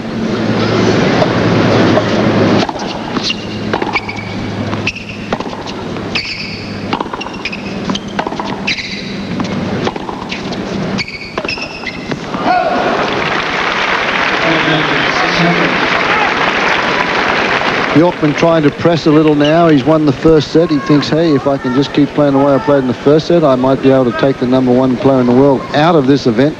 And he's making a lot of unforced errors at the moment. Break point. 117 mile an hour serve from Bjorkman. And Fred, there wasn't anything wrong with this one. The ball toss was good. And watch this. Gets up.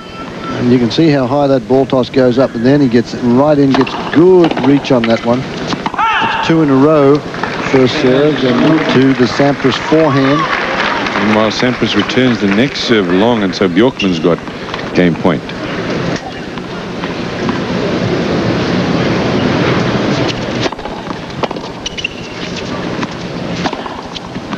Deuce.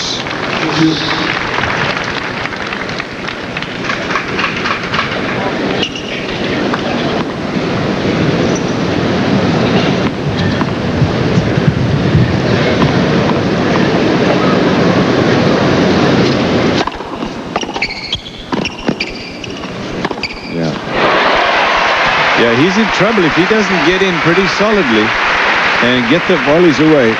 Sampras is too tough. He's got too many shots. Well, this is a good return. Sets this one up, and Bjorkman really had to go and try and cover the center of the court because that's just the move. There's so much time, and he does. Sampras already decided he wants to go back down the line.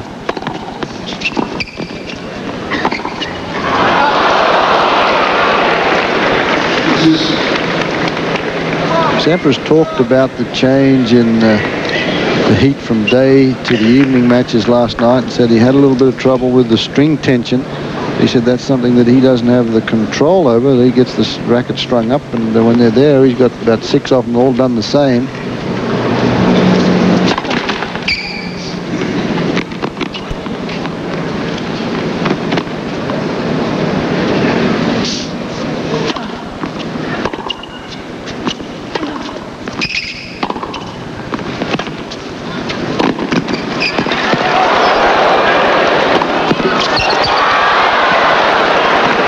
Yes. He had Bjorkman going there, didn't he?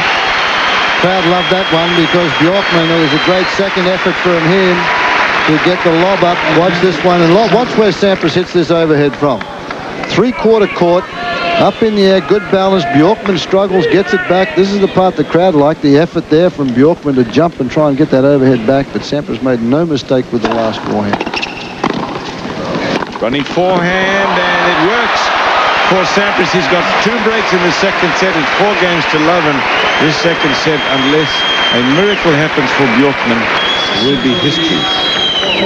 Yeah, I thought that Bjorkman hitting that forehand, I thought that one would have kept the maintenance men busy, that forehand, because I think it was really flying long. He played it up over his head and just didn't hit it on the strings, caught it on the frame, missed it. So Sampras, an easy second set now, or it looks that way at the moment. 4 games to love. Hey, we've seen funny things happen here the last couple of days.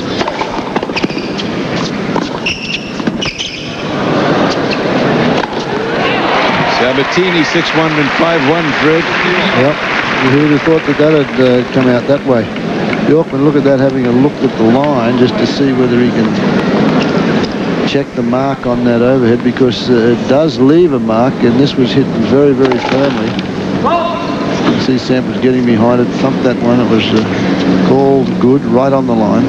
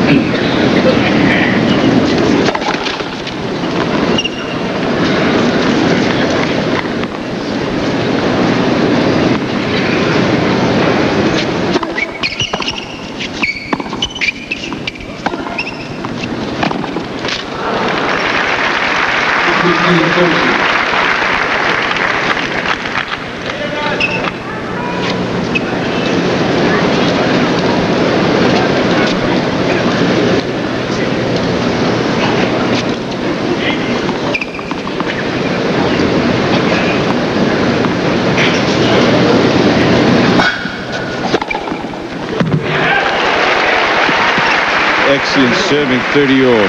He's a hard worker, Sampras, now, and he wasn't always. He didn't work as hard as he does now. Well, when you're number one in the world, you have to get up there. Look at this. A beautiful motion on the serve. Good arch of the back. Turns the shoulders so that his back is nearly facing the net. Arches the back. Gets a good reach on it. What more do you need on the serve? Second serve, 93 miles an hour.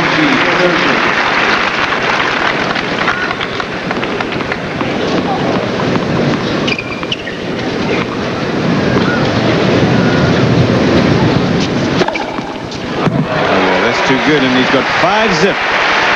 Second set. But Bjorkman won the first 6-4.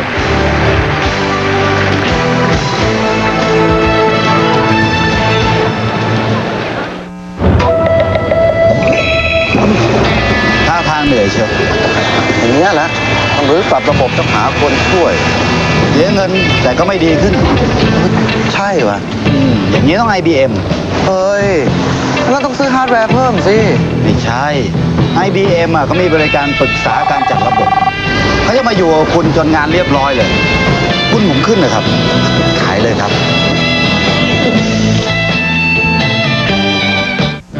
You always had dreams, big dreams, 18-room castle in the sand dreams. Hey, you were gonna pitch Game 7 of the big series, remember? You were gonna frug with the Go-Go Girls on Hullabaloo. Yeah. You were gonna learn bar chords and jam with Blue Oyster Cult. Dreams.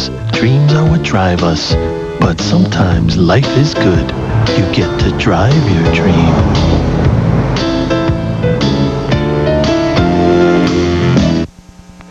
6-4 Bjorkman, and then 5 games to love Sampras in the second set. All 4 regional finals in the women's NCAA basketball tournament on ESPN tomorrow at 11 a.m. Eastern Time. Top-ranked UConn takes on Virginia in the East. Then tomorrow night's triple header kicks off with Tennessee and Texas Tech in the Mid-East. At 7:30, Colorado and Georgia in the Midwest. At 9:30, finally Purdue takes on Stanford at midnight in the West. The women battle for places in the Final Four tomorrow here on ESPN. This is our final evening of the Lipton Championships. The men's final be played here on Sunday. Watch that on ABC at 2 p.m. in the afternoon. And it is Sampras and Bjorkman battling to see who takes on Andre Agassi. Agassi early today had a tremendous win. Tie break in the third set. Agassi finally beat Magnus Larsson.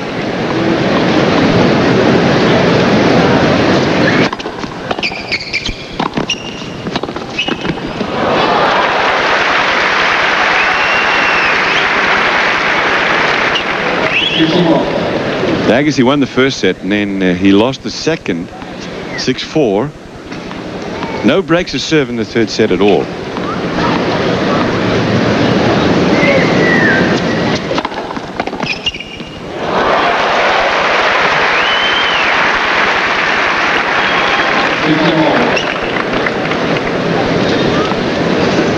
Well, Sampras doesn't go down as having one of the best returns in the business, but boy, it's always dangerous.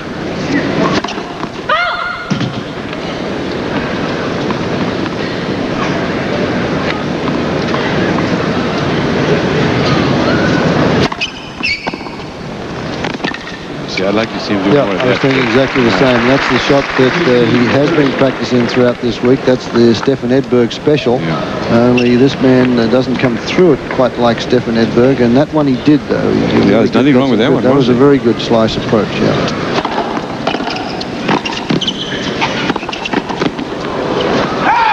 Agassi seems to think that the return of serve from Sampras is his weakness, and if Sampras gets to the final, Agassi feels he has to try and exploit that weakness, because he says, hey, I just can't keep relying on trying to get the return of serve back off the big one. So it's a couple of set points now for Sampras. Rebego.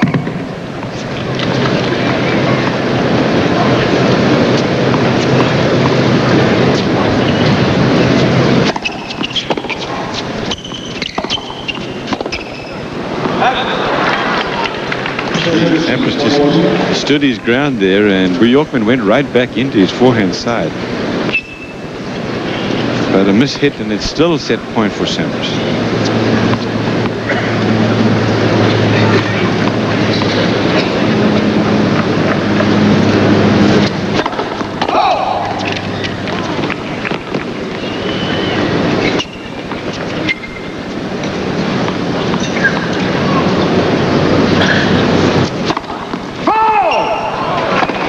Double fault, and the set is history. 6 games to love to Pete Sampras.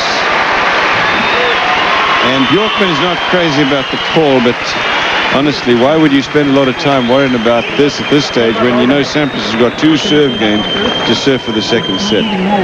Paulo Pereira is shaking his head. I can't overrule that.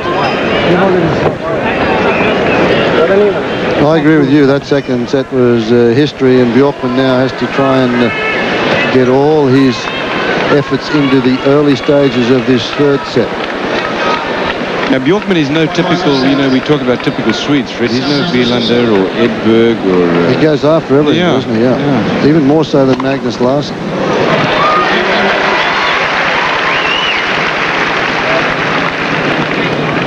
Pete Sampras, when he gets to the ad court, goes out wide. His favourite serve is the one down to the forehand, so he's going out wide to the two-handed backhand, but nothing at the body of Bjorkman.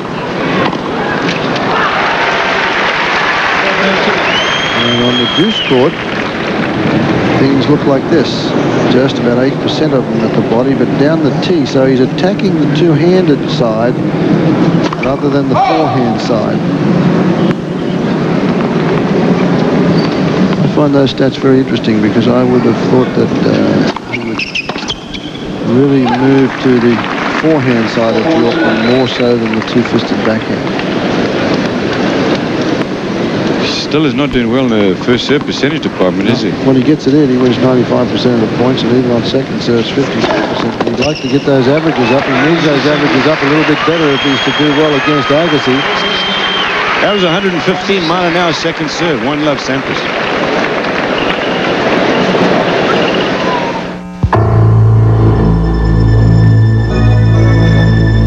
It isn't just anyone who can set up a deal in Tashkent, or Almaty, or Istanbul, or Bombay. And it certainly isn't just any airline that can get you there.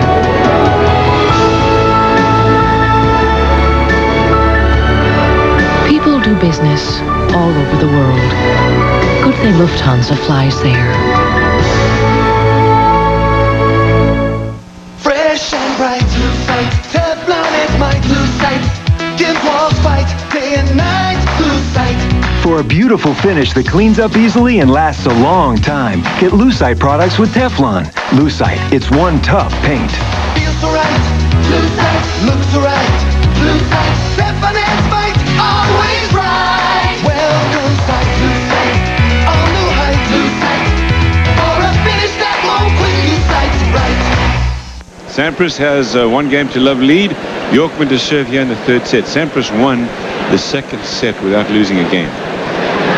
And you're looking at service profiles, what they're doing, serve direction.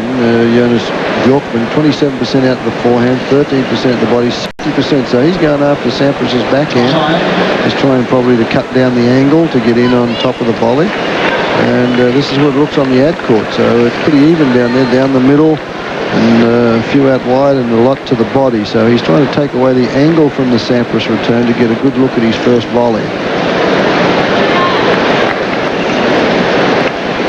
But he didn't do too well in the second set with those tactics, so maybe he has to change things around a little bit. Now is the time that you will find Sampras will try to jump on him because he's down and you might as well try to keep him down.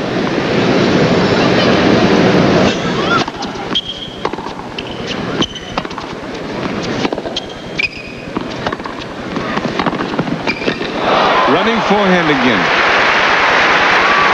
The good players have a way of doing that, though, don't they? Sensing the fact that if they get on top early in the third set, and this is a terrific approach from Bjorkman. You couldn't ask for anything better, except he's playing against a man that loves that shot down the line on the forehand.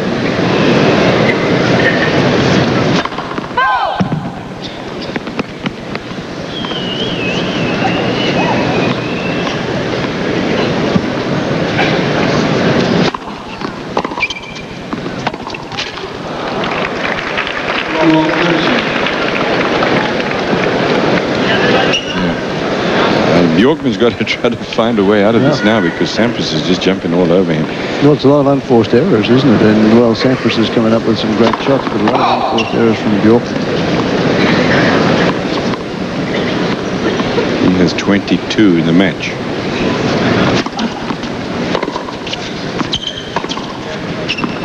So that's 5.5 games, and that's another unforced error there off the forehand side. So it's love 40. He's yet to score a point in this third set, Bjorkman.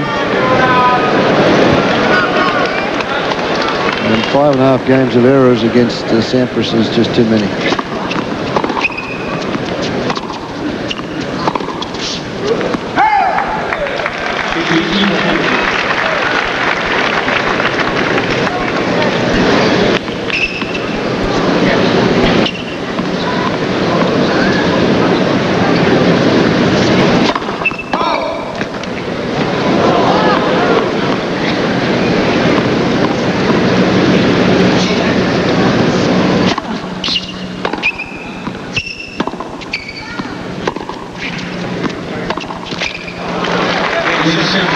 He has just gone away. And then you've got to combine that with the fact that Sampras is now feeling so good about his game. He's not making any unforced errors himself. He made quite a few in the first set. But since then, not many at all. Now look at the difference there in the second set. Bjorkman's only hit 2 winners against 10 unforced errors. That's not good. And won only 9 points on serve.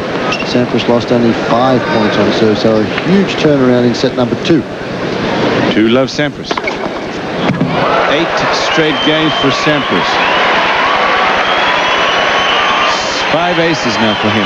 127 miles an hour. The folks love to look at that clock. That's as fast as it's been hit this week. Sampras last night against Medvedev clocked in at 127 miles an hour as well.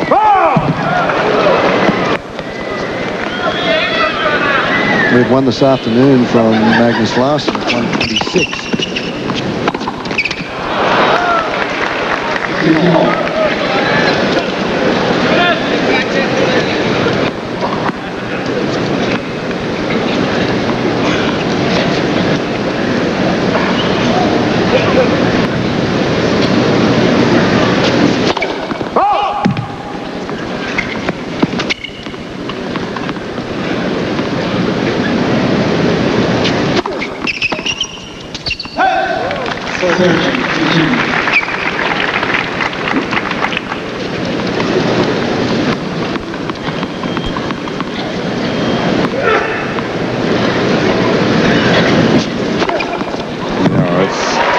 Very solid serving now from Sampras.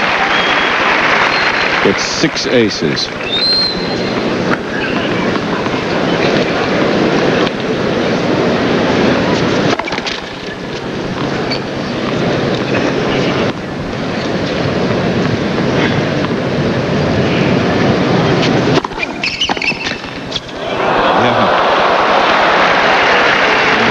Sometimes just got to shake your head and say, okay, well played. He's going over there to change a racket, looks like. Yeah, must have broken a string in that one on the last serve. Either that or he could see that it was just about to go.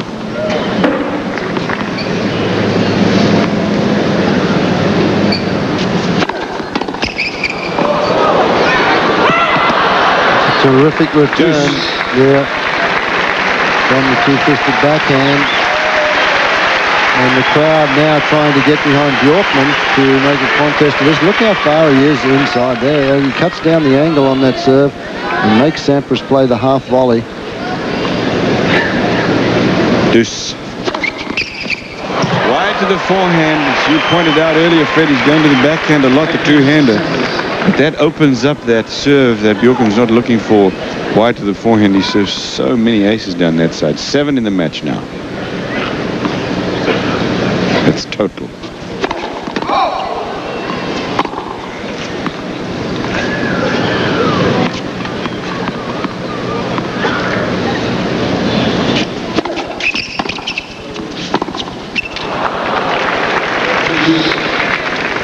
The sort of the spry step has gone out of Bjorkman's game now. He's not all over the serve like he was in the first set, threatening every point on Sampras' serve. He's doing well in this game. But overall, the atmosphere of the match has changed. That one was 130 mile an hour, but it missed. There's a buzz going around the crowd.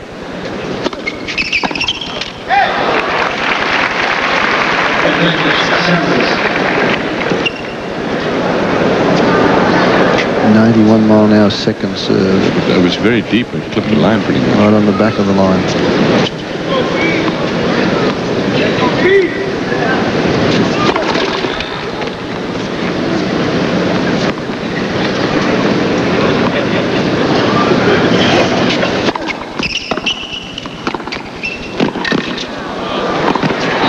Yeah, he covered it. Well played. He's a good volleyer, and he anticipated where Sampras was going. If Pete had gone down the line, he had a clean winner because he committed himself. Watch this. Yeah, very tough for Sampras to go down the line on this one, though. He's got to flick it cross-court because it got down very low. It was a tough one to go up and over the net, but good anticipation here. Gets that one way out in front, pushes the racket through towards the target. Overrule there from Paulo Pereira. And then the linesman called it after Pereira called it. Double. There is a breakpoint chance for Bjorkman. He's had 3 in all, but he hasn't had one in a long time.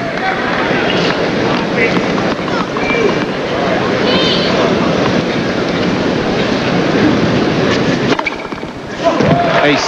Same situation happened in the second set. Sampras broke early and led 2-love, and then was down 15-40 for Bjorkman to break back. And Sampras came up with the goods, and he has done it again here with an ace to get him back to deuce.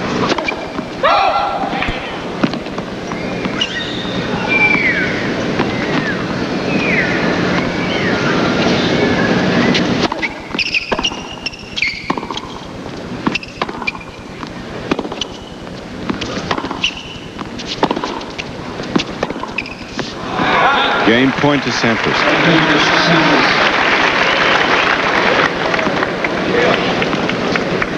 Just don't have the feeling that Bjorkman is playing now to win this match. I think he's playing to try to salvage his reputation.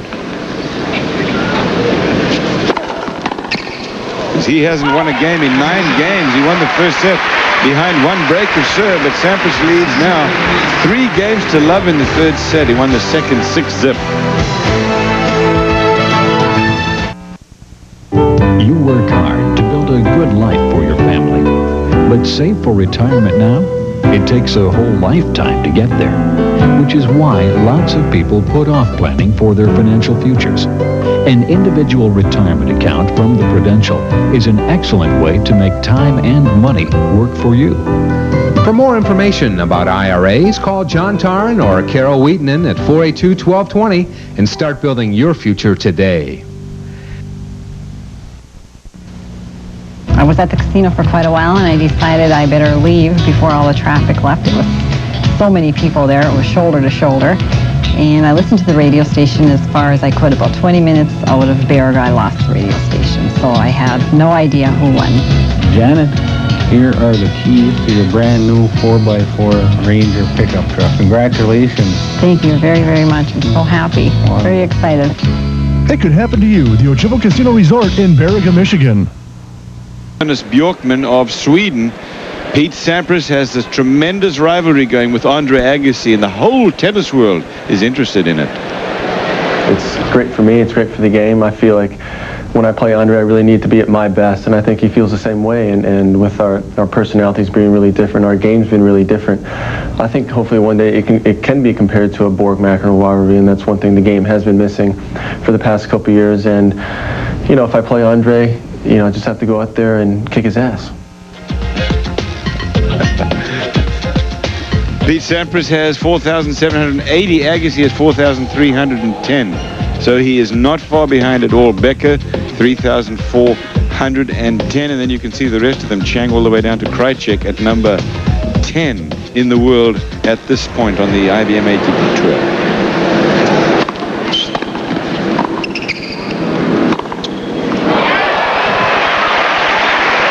Love 15. 3 games to love, Sampras. Third set.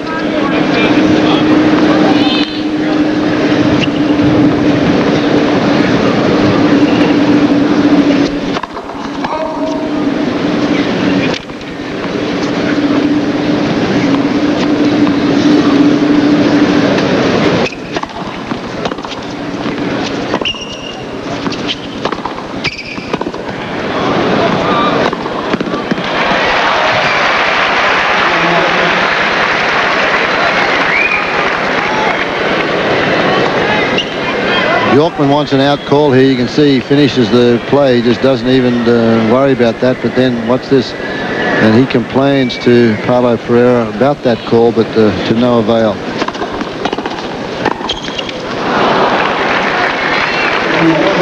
Of 40, the last changeover, Bjorkman was just sitting down. He was just smiling to himself. He just couldn't believe that he won the first set in 34 minutes.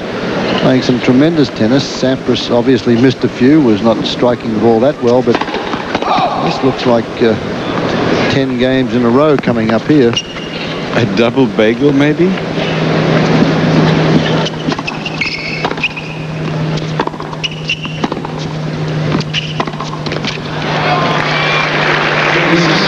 Well, it's pretty easy to get despondent when you're playing against the top player in the world. You think, hey, I was in this match with a chance after the first set, and boy, he has gone away. Lots of errors, just rushing everything now, trying to be too quick around the court, too quick on the serve, on the approach, missed some volleys. He's practicing his golf swing down there now. He's probably thinking, well, that's what I ought to be doing right now.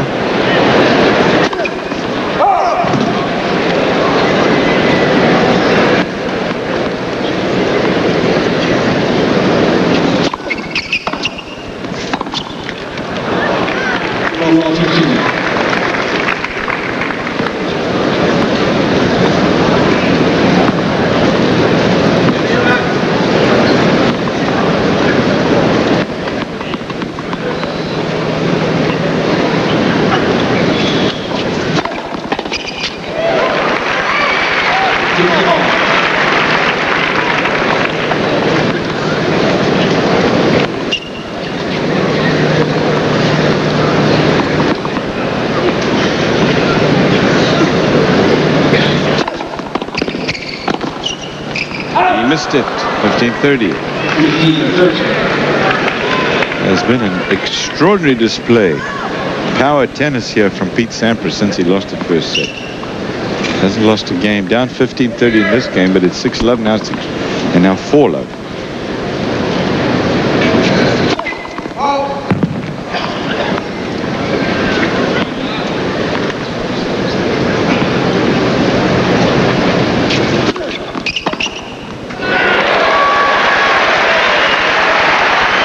Super. Return a serve there. Again, clipping that serve of Sampras so early. Got a couple of break points.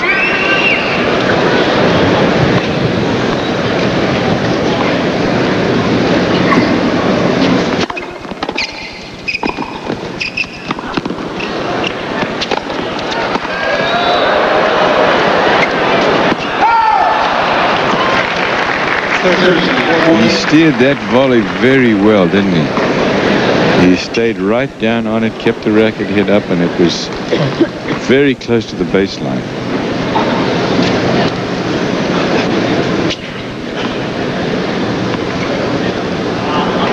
Break point.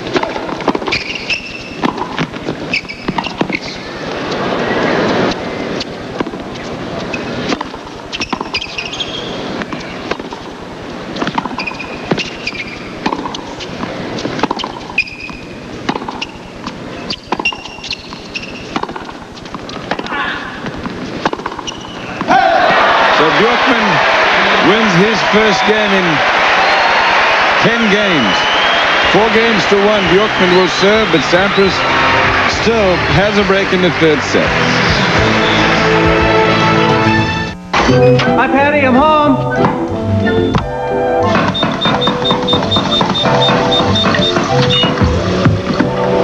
Honey, can you help me with this?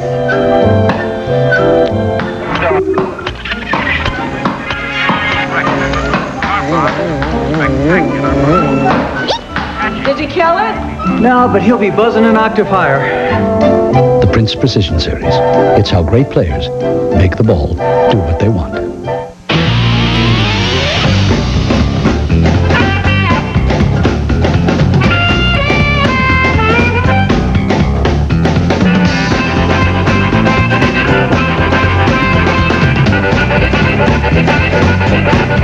As you cruise along in your 32-valve V8 Mercedes-E, you look out over this endless ribbon of asphalt, and one word comes to mind.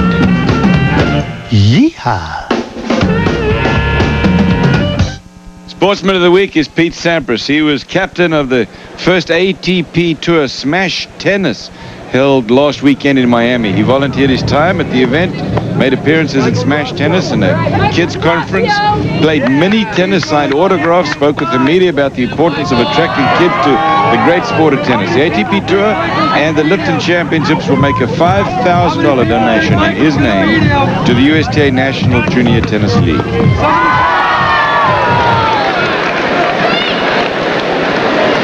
Boy, I think that's terrific that they're all getting behind that now. The Tennis Industry Association, the players on the ATP Tour, the USPTA, the USTA, all getting there, and it's starting to work, I believe.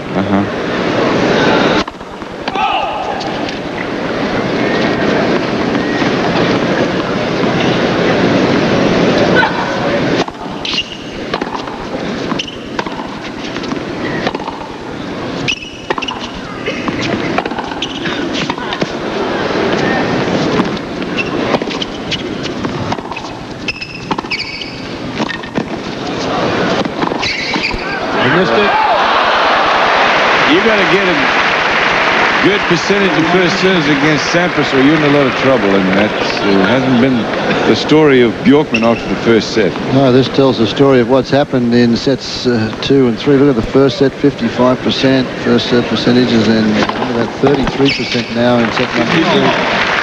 But he's on the board, and he was pretty happy when he got that game. It's pretty embarrassing to be beaten by a double bagel against, even if he is number 1 in the world.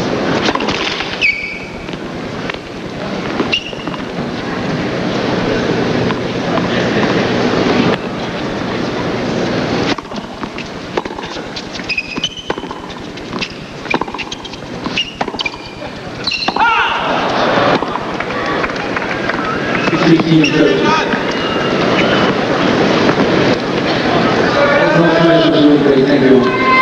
Please on out for the stage. Thank you.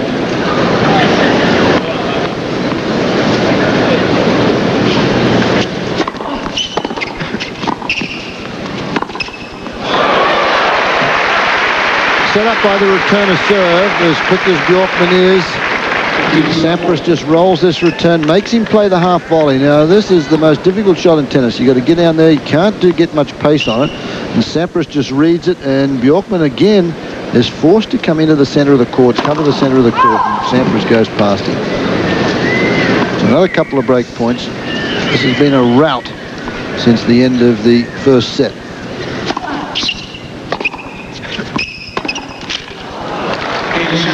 Frustration of Jonas Bjorkman. Actually, he's going to be very happy with this week. It's a semi-final match, and he's going to go down to Sampras, obviously, but he beat Mats Wilander. Although Mats Wilander was unseeded, he was a wild card entry. Before that, he beat Karsten Bross, also unseeded. Before that, he beat Michael Joyce of the USA, who took out Michael Stich in the second round. So the draw really opened up for him. He beat one seeded player, although I don't call that legitimate. He was a 28th seed. That was Francisco Clavet.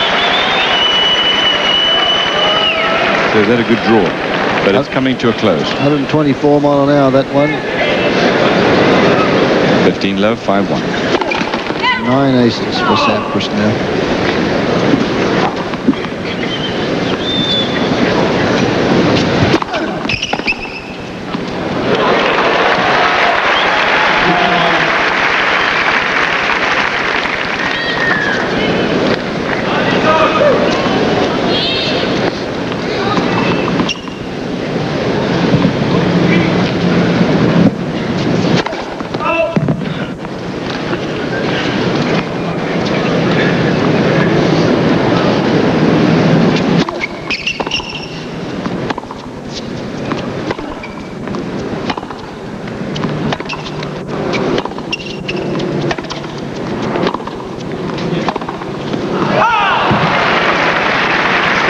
15, 2 points from the match for Sampras. He'd be happy to get in the locker room now, Jonas Bjorkman, because he's given it his best shot. And at the early stages, it looked as though Pete Sampras was struggling to find form.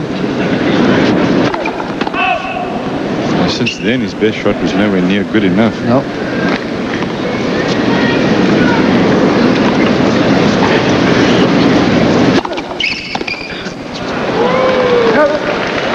Match points for Sampras to set up another match with Andre Agassi, the number 2 player in the world. He's trying to take over his number 1 ranking in the world. They've played twice already.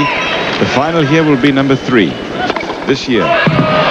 Sampras losing to Agassi at the Australian. Agassi winning last week in Indian Wells, the Newsweek.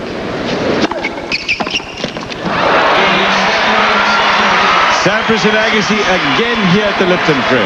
Yes, Butch Buckles very happy with that result, and so he gets the draw that he wants on Sunday. Sampras just too good in the final 2 sets. Bjorkman give it his best shot early, but Sampras just picked it up a couple of notches, and there we are, the dream final. We're going to be back to wrap up our coverage of the Lipton Championships here on ESPN. This is our final match. Pete Sampras and Andre Agassi. We'll leave them here for the final on Sunday.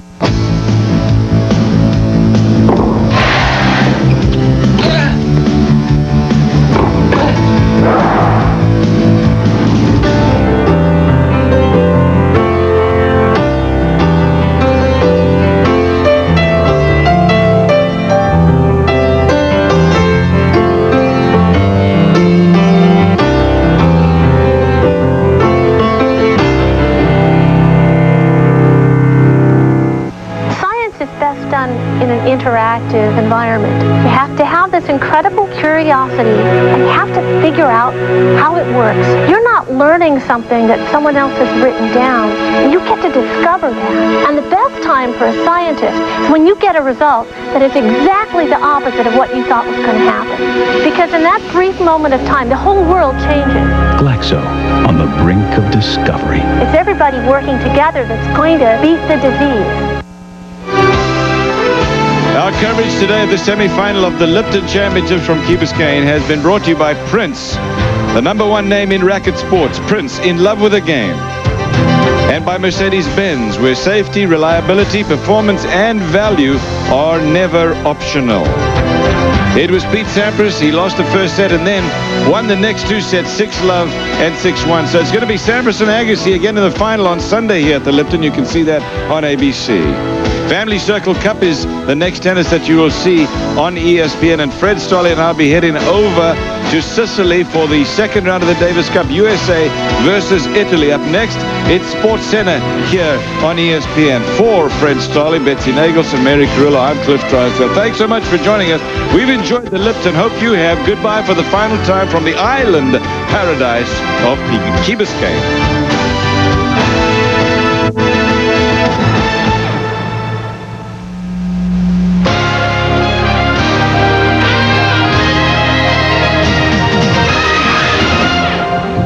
He has entered the building. Oh, no, not you again. Air Jordan flies the friendly skies of the United Center. But would Michael be cleared for takeoff? Charles going for the record, chairman of the boards. Could Randolph carry Wake Forest one more game? The defending champs from Arkansas go down to the final seconds again. Kansas in their own backyard. Would it be home sweet home? UMass with a big block party. Hey, is there a doctor in the house? What do you have to do to win a free game of miniature golf around here? Andre in need of a 6-shooter for this showdown. Hey, Michael is back. Is Bill Walton far behind? It's coming up on Sports Center next.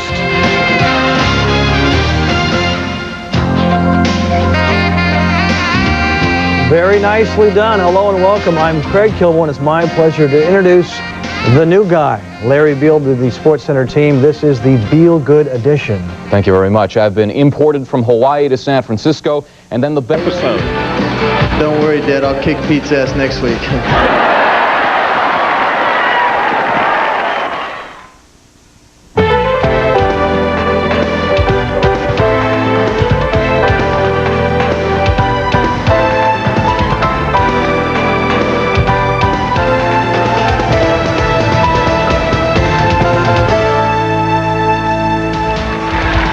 There's a look at Pete Sampras, a man who has dominated tennis for this last year, and then Andre Agassi, who's looking to become #1 in the world, and he is so close. They have dominated the Lipton. In fact, they have dominated men's tennis.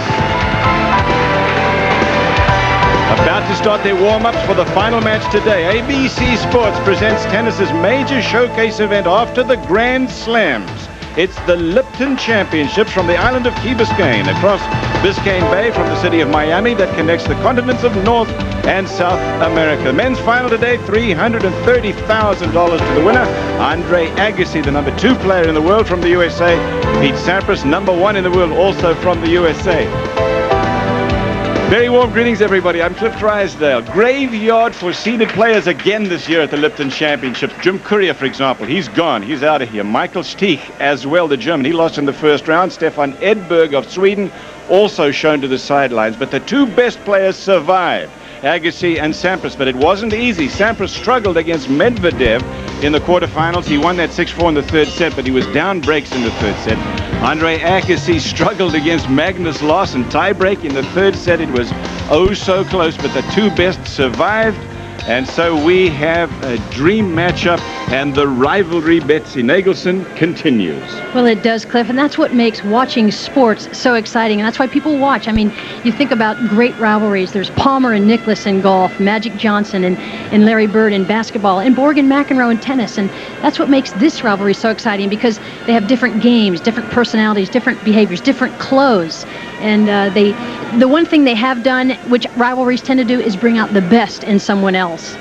They've played 14 times in this very exciting rivalry, with Agassi winning toward the end of 1994. They have swapped their last 4 matches. Agassi won in Paris in straight sets. Then Sampras took Frankfurt in 3 straight sets. And then the Australian Open early this year, Agassi took that in 4 sets. And then just a couple of weeks ago, Sampras won that in 3 straight sets. So if this kind of form holds true, Agassi's supposed to win. Well, as you've said already, Betsy, rivalries have a way of pushing both players to be even better. And Pete Sampras knows that.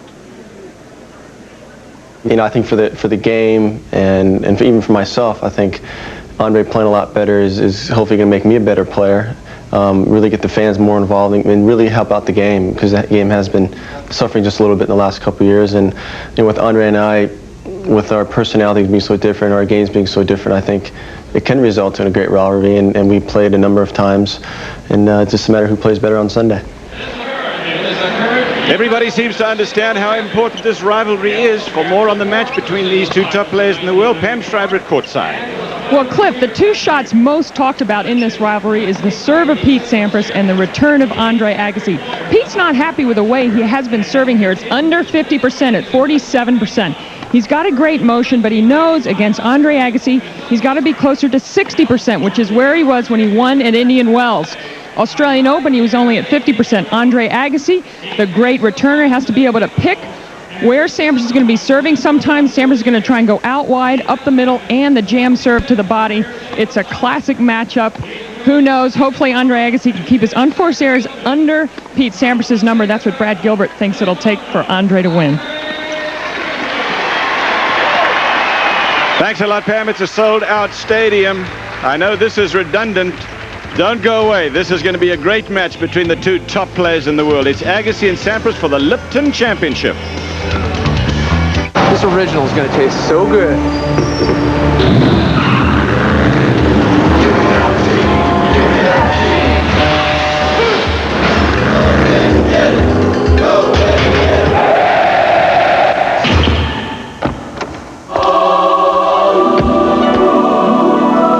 Lipton Original, the only tea brewed directly from tea leaves. Can't you just taste it? It's real tea, real brewed. There's only one original.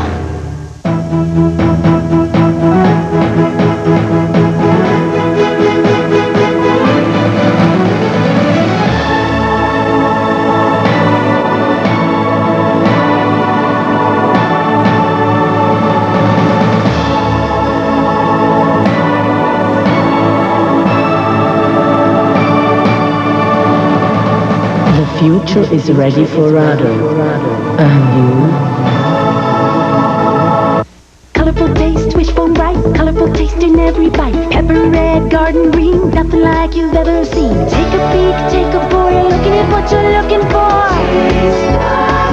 Taste the colors, colorful, wishful, world's most colorful taste. Red peppers, onions, garlic galore. All the robust taste you buy Italian dressing for.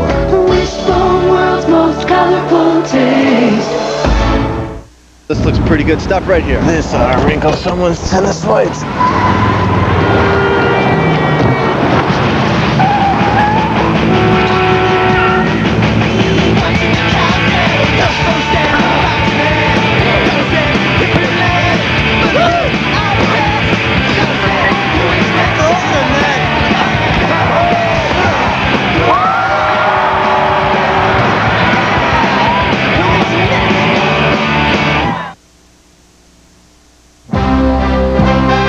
The Lipton Championships, brought to you by Lipton Original, the only tea brewed directly from real tea leaves.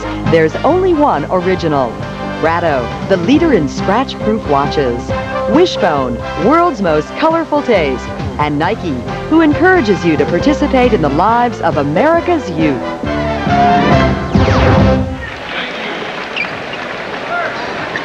It's the Lipton Championship match.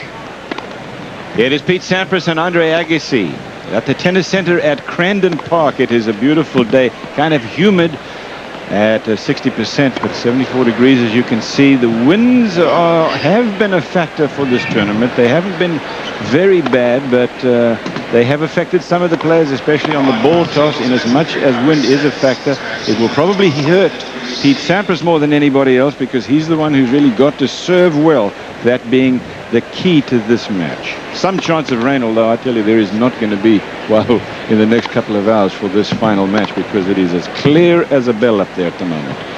Pete Sampras, top player in the world. He is currently ranked #1. You see his earnings for this year, over 12 million for his career, dwarfed by his off-court earnings, which are staggering. He may not be any Michael Jordan. And Agassi may be the closest to Michael Jordan in tennis, to tell you the truth. He's 23 years old, Washington, D.C., where he was born. His home's now in Tampa, but he spent most of his formative years out in California. And Pete Sampras has played pretty well to get to this final. He handled his first 3 opponents pretty comfortably. Derek Rastagno, who made his debut here after some injuries, Davis Cup Jared Palmer, and the 18th seed Bernd Karbacher. Before he really struggled in the quarterfinals, he was down a break 2 different times in that 3rd set against the 10th seed Andrei Medvedev, and then the surprise semifinalist Jonas Bjorkman, and he also lost that 1st set, but he recovered pretty well to win the 2nd and 3rd comfortably. The reason that the off-court earnings of players like these two are so substantial is because you can see their faces so clearly, unencumbered by any mask or anything like that. And there are just 2 of them for the next couple of hours. He's currently ranked #2 in the world. That's the highest he's ever been. He's climbing up, and I believe he's going to be #1 before the French Championships this year. Las Vegas is where he was born. That's still home for the showman, 24 years old. Well, Andre Agassi's road to the final was complicated only towards the end. He had easy wins over Shuzo Matsuoka of Japan, Tommy Ho of the United States, Mal Washington, also of the United States, Wayne Ferrer in the quarterfinals, the first time he faced a seed in this tournament. And then the semis, a tough encounter against Magnus Larsson that he just eked through in the tiebreak. First point Sampras to serve, best of 3.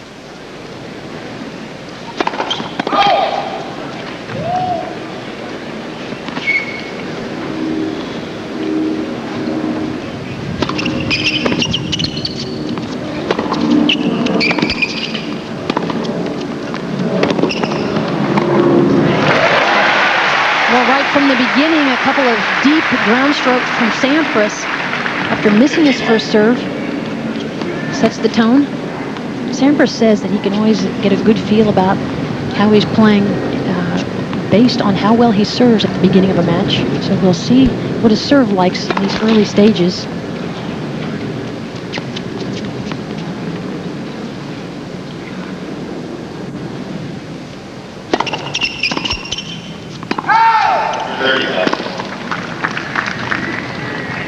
The serve is going to be so important to Pete Sampras. He has what he did out at Indian Wells. He had a big first serve percentage at 60%. If he can get up there and stay there, this match, it's going to be tough for Agassi.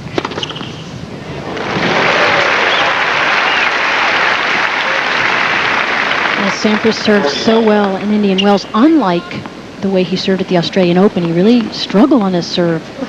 He only lost it 5 times, but he had 21 break points at the Australian. Last week he only lost it once.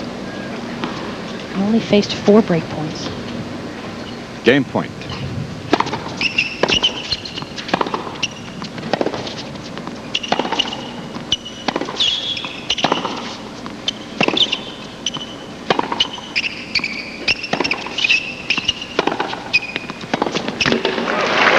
Sampras wins the first. You know, they seem to be enjoying this rivalry, and everybody else is along with them. 1 game to love, Sampras. In the U.S., there are over 200 million bumps, potholes, and cobblestones. In the Lexus ES300, there are over 96 systems and components designed to isolate vibrations.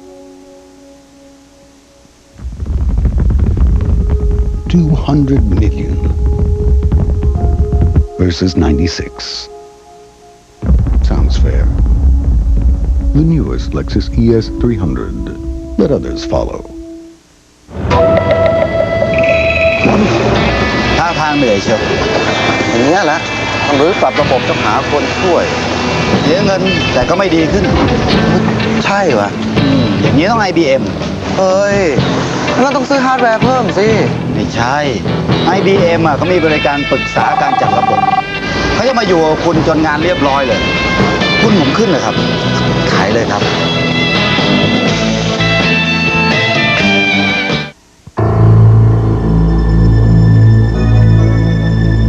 It isn't just anyone who can set up a deal in Tashkent, or Almaty, or Istanbul, or Bombay.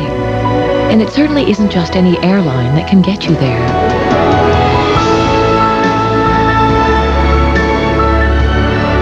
People do business all over the world. Good thing Lufthansa flies there.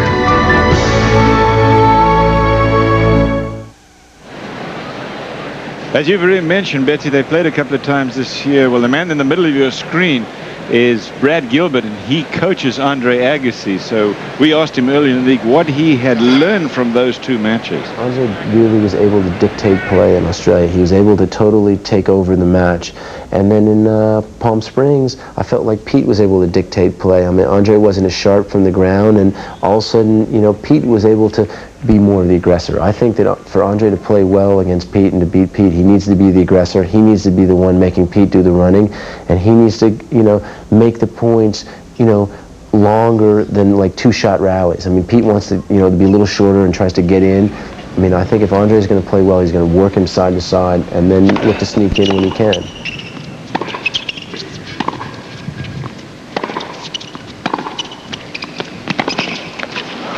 Agassi serving first game of the match for him. 1 game to love, Sampras, and that's a pretty fair analysis. He's a very thoughtful fellow, Brad Gilbert. He says, you give me any player, and let me watch him for a while, and in 15 minutes I'll help him a lot. And disagrees.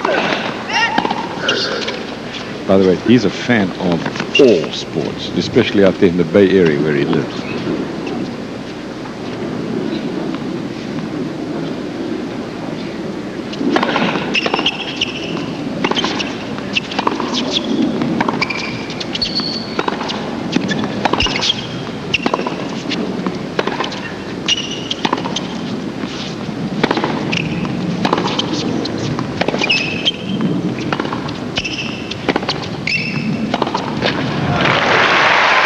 Brad Gilbert will be happy that Andre finally won a point, the 6th of the match. And the other thing Brad said to look for is how Andre hits his 2-hander down the line to Pete's forehand side. That can catch Pete. A lot of times he leans looking for the shot coming to his backhand. True, a lot of 2-handers, isn't it, Pam? Exactly.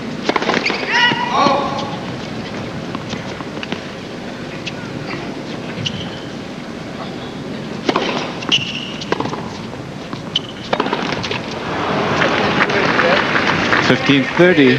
It is so important how well Agassi returns. You can see that his service game 90%, break points saved 5 of 10. He has won 18 of 42 break points. So if you get down against him on serve, you're in trouble. That's what he bases his game around. 30 all. Agassi's only been broken 5 times coming into this final, but that's really what Agassi talked about coming into this final. He really needs Sampras to miss some first serves, to let him have a look at some second serves, because that is where he is so devastating.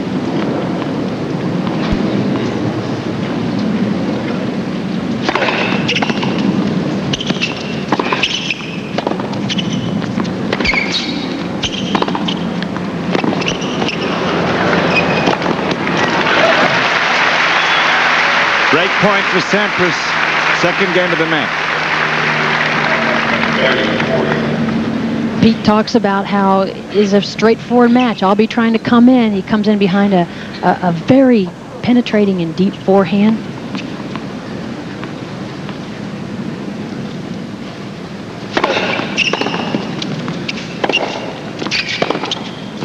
He got it. There's the break. Agassi not sure that he likes the call, but he's not going to argue it with Rich Kaufman in the chair. It's 2 games to love.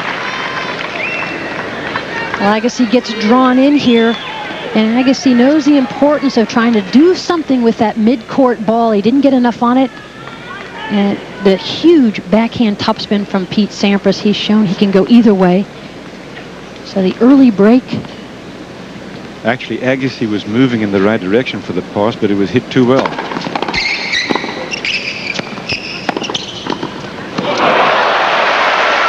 That was 120-mile-an-hour first serve that Agassi pumped back at Sampras, but to no avail. At Indian Wells, you can see Agassi's return statistics. He won only 15% when Sampras got the first serve in, and had only 4 break chances in the whole match and broke once.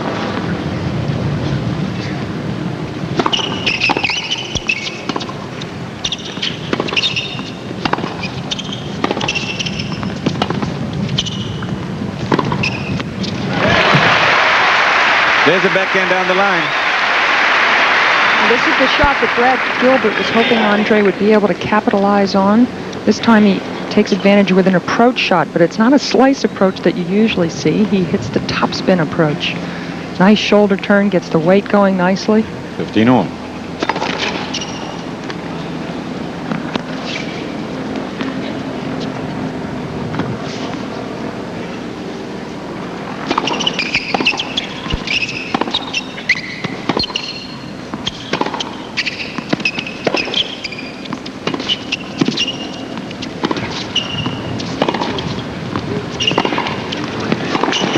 That is wide.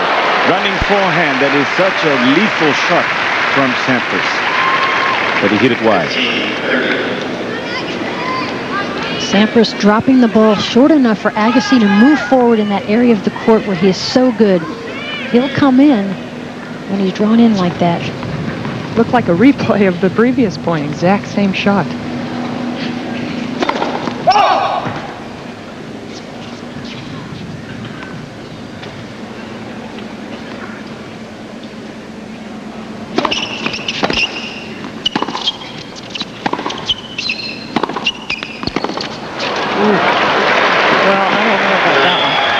You're right on the line, Pam. I'm pretty much right on that baseline. I think I would have. Well, I think the crowd's letting you know what they think.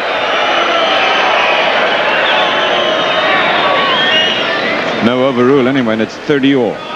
That was a huge point. That could have given Andre 2 break points to try and get the break back. But he's not complaining. Just a little bit.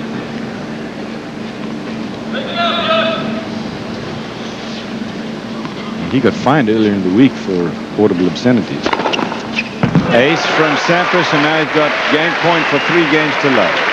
That's the fastest serve of the tournament, 128 miles per hour. Sampras served one at 124 the other night in his semi against Jonas Bjorkman.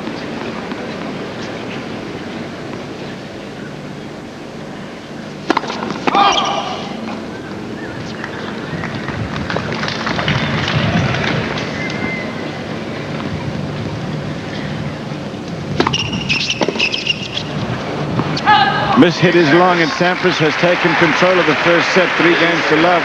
That represents 1 break to serve, 2 top players in the world for the Lipton and $330,000 first prize. This original is going to taste so good.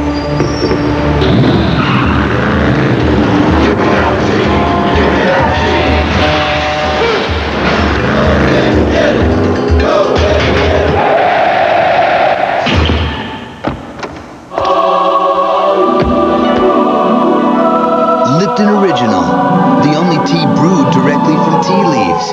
Can't you just taste it? It's real tea, real brewed. There's only one original.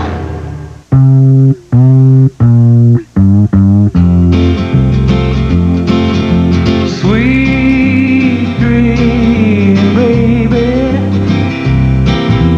Sweet dream, baby. Sweet dream, baby. How long must I? Sweet dreams from Doubletree. The best tennis players in the world play on the ATP Tour. And like all great competitors, they disagree on just about everything. Which tournaments to play, surfaces, line calls, playing styles, even which language to argue in. But there is one thing they do agree on. The ball. The Penn ATP Tour ball. Bringing harmony to professional tennis. Nicole Bobek, Todd Eldridge, Mino and Sand. Our national champions light up the ice in the Chrysler Skating Spectacular, Saturday on ABC's Wide World of Sports. Pete Sampras with the lead, 3 games to love in the first set.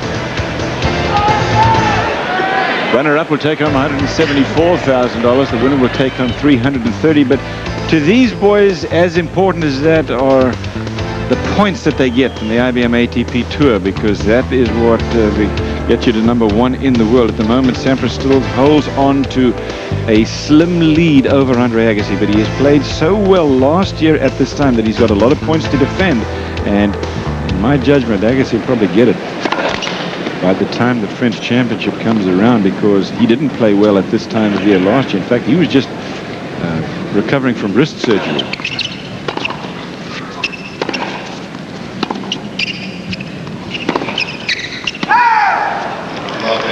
He started in, let's see, February of last year. He got to the final here last year against Sampras. So this is a rematch. Sampras won it last year. In fact, he's won this tournament the last 2 times. He's trying to three-peat. Sampras is pretty good at defending titles. He defended 5 of his 6 titles last year. The only one he didn't defend was the U.S. Open. And that's because he was so short of match play. He had played no hard courts going into the U.S. Open because of his ankle injury.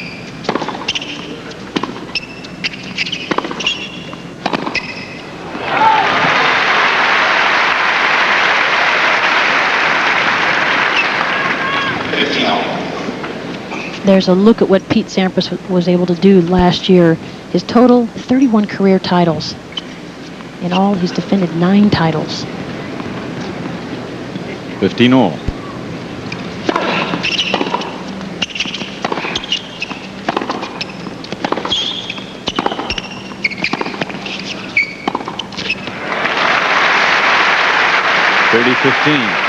Having dinner last night with a couple of great European players, Nicky Pietrangeli, Manolo Santana, they were saying that they don't think that Andre Agassi is going to be allowed to wear those clothes at the French Championships. That the president of the French Federation, Mr. Beam, is not going to allow it. And I said, you're crazy, he's going to have to. They don't have an all-white rule there.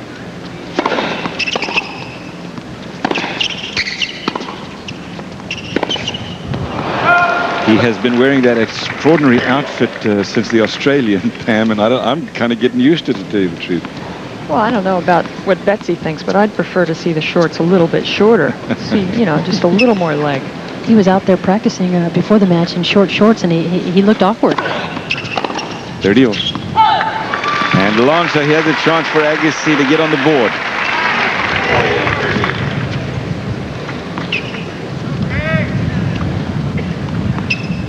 Wimbledon has the all-white rule, of course, so that's a different story. But the French, they don't have any color. Also, they're going to have to let him get away with it.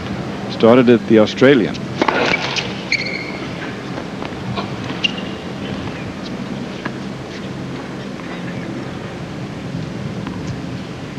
Game point, Agassi.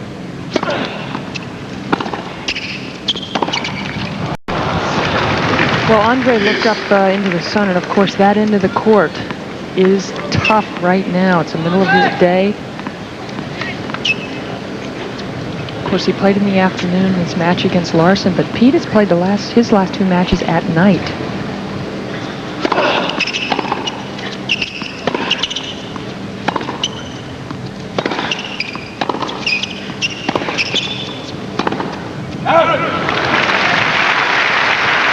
Game point, Agassi again. These two are the cream of the crop of American tennis, world tennis, in fact. But when you consider that they, alongside Michael Chang, Jim Courier, Todd Martin, David Wheaton, Aaron Krickstein, all in the top 40 and all within a couple of years in age.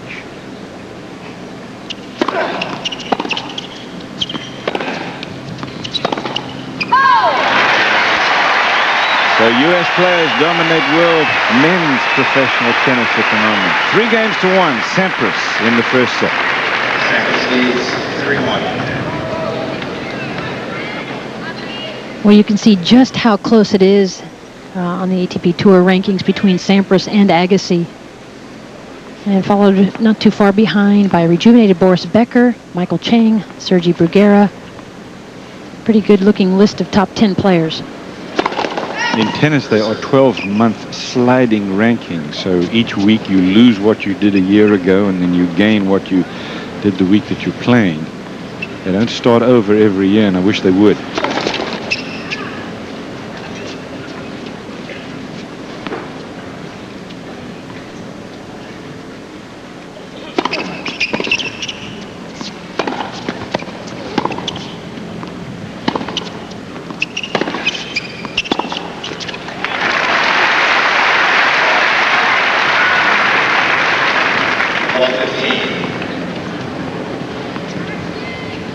Three-1 Sampras, love 15 in this game.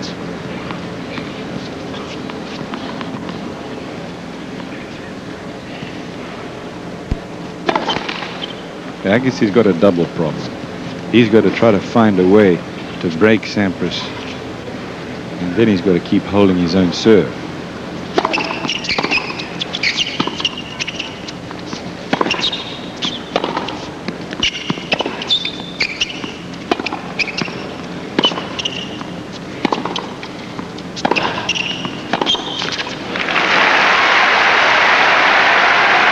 Sampras being forced to play rallies now from the back of the court because he's way down in his first serve percentages. He's at 25%. When he does get his first serve in, he hasn't lost a point yet.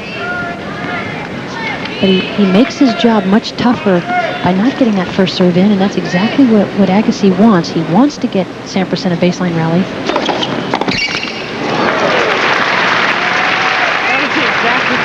That Agassi hit in the set point that Pete Sampras had in the tiebreak in the Australian Open. It was the wide serve, and on that one, it just clipped the top of the tape. That was the shot that Pete says is his nightmare shot to think about. The one that would have given him a 2-1 lead. Yeah, let's just remind everybody that at the Australian, they were 1 set all, tiebreak, third set 6-4, Sampras leading for set points, and he lost it.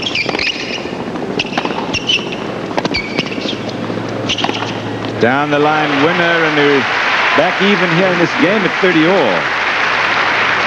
Miss hit on the return. Tell you what, they treat anything hit like this lethally. Watch. We talk so much about the Sampras serve, but you look at the execution of this forehand. There is so much pace on it. Agassi uses a very heavy racket, or Sampras does, excuse me, and he gets tremendous velocity.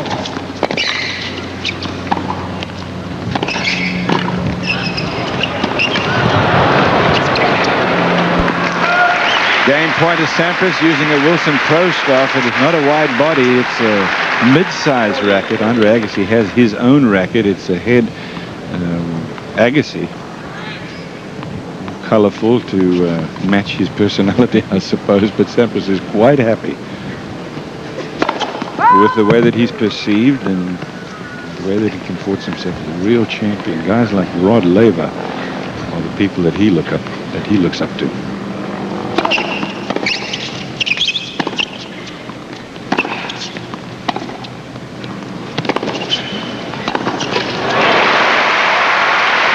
Deuce.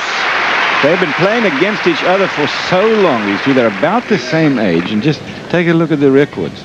I mean, there's not much in it, is there? Not a lot between those numbers. Agassi right behind in career titles.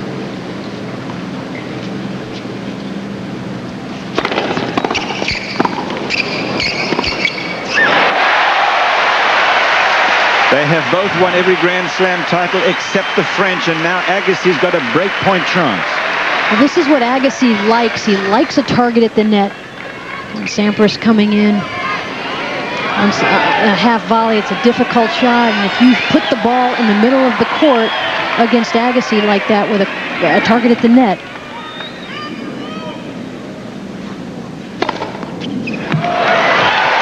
well, that's exactly what Brad Gilbert, was saying. I mean, Sampras just has this huge weapon, and he can be in trouble so often and has been, and then all he's got to do is serve huge, and a break point that you work so hard to get is evaporated.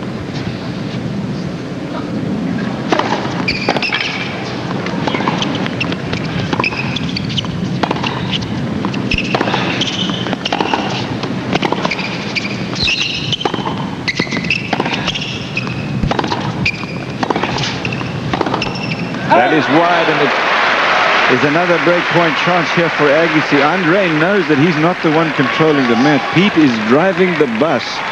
And I'll tell you what, if he serves a high percentage of first serves, then you might as well ring the bell and get off at the next stop. Except Andre doesn't do that anymore. They're the unforced errors so far.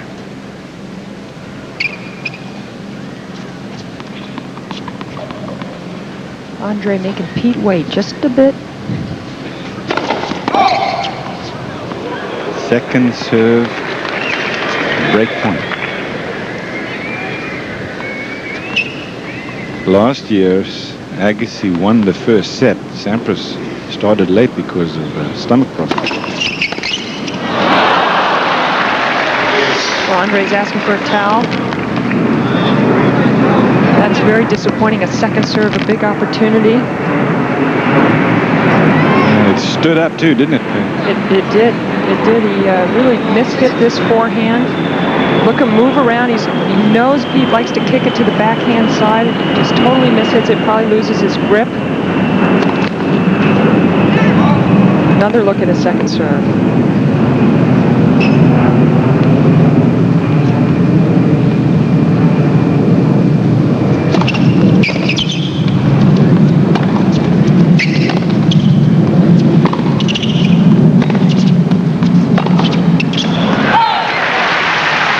Hit that return as well, exactly like he did when he missed the previous break point.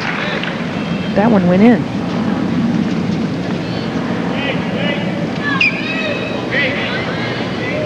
Break point number 3 for Agassi. Only one break.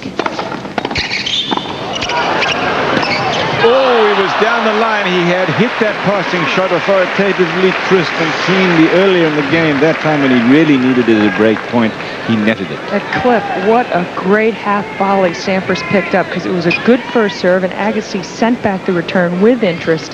Got down so low for that half volley. That's the key to half volleys.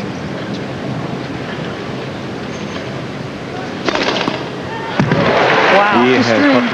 He strings his rackets so tightly, between 75 and 77 pounds, and very thin gauge gut. So his strings go all the time. I mean, he goes out there with at least 6 or 7 rackets.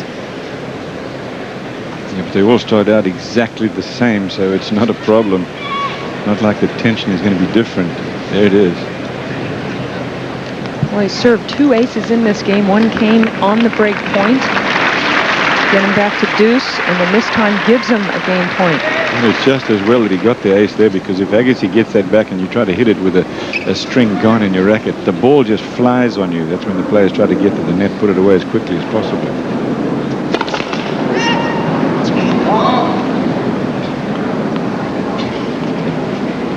Agassi Agassi's had 3 breakpoint chances. Not a break.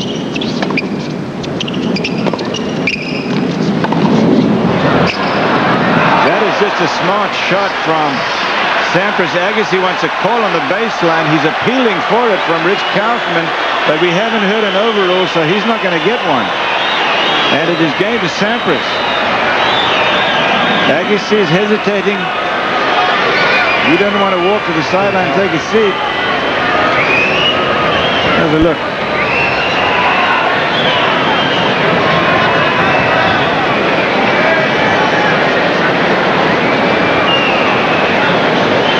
Look at Agassi's reaction, but the call doesn't go his way. He's down a break. 1 break only. 4-1 first set. The stars come out on Monday. At the height of everything, your father died. Did your father know that you'd made this kind of success? He knew that I had made it. Do you believe in fidelity? Michael Douglas, Liam Neeson, and Jim Carrey on an all-new Barbara Walters special. Then, Someone, please, help me. the excitement continues. I've got Oscar fever. Oscar brings out all the stars. It's Hollywood's night to shine when David Letterman hosts the Academy Awards after an all-new Barbara, Monday on ABC. Are you nearsighted, farsighted, or suffer from astigmatism? Then watch Refractive Surgery, the future in sight.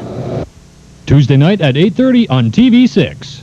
The service department at Riverside Auto can be summed up in one word: convenience. The convenience of having factory-certified technicians in 5 locations using the latest training and equipment for factory warranty service to your vehicle, even if you didn't buy it at Riverside.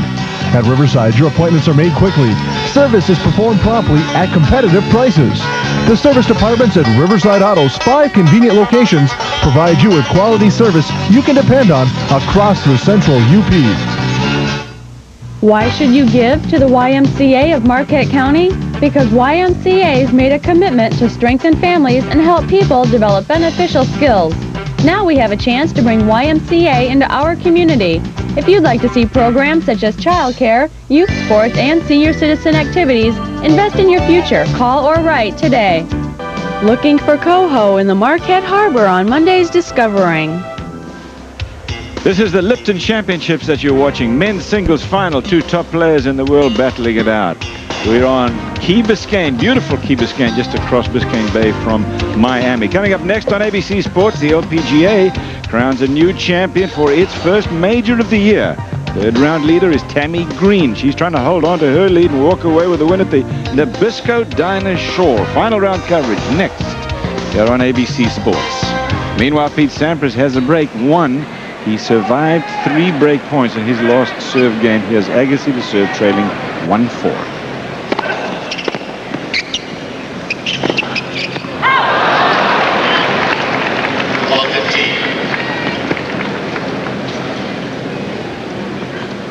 Another unforced error from Agassi takes his total to 10, or to 8 actually, and he must keep his unforced errors down. Sampras's serving percentage has been raised a little bit. He still needs to get that up.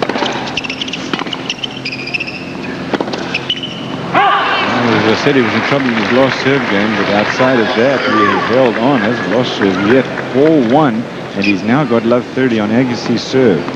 They will play Davis Cup together in Palermo next weekend as the U.S. takes on Italy in the quarterfinal of the Davis Cup.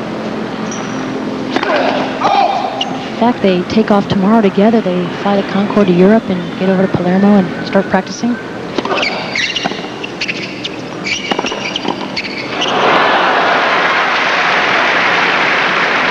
a bit of a worry, I would think, for both to be traveling on the Monday before a Friday start of a Davis Cup on a surface they haven't played on in a while, clay, against the Italians who've been over there.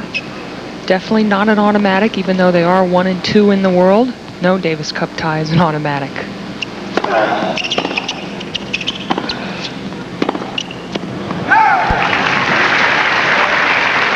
$30 all. No, but somebody asked one of the players last week, Pam. They said, the Italian journalist, well, what does this mean that Agassi and Sampras are playing singles? And he said it means goodbye, Italy. Ace from Agassi, and it's game point. 113-mile-an-hour ace for Agassi. That's his first one.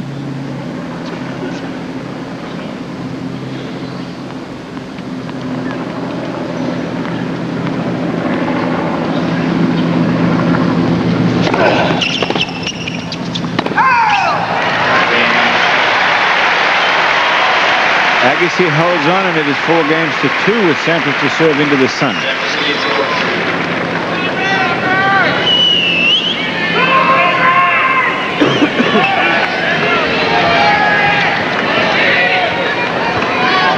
Agassi, Sampras got out of his last service game with... Our overhead shots today, courtesy of the Goodyear Blimp Stars and Stripes from Pompano Beach. At the controls, Jim Maloney.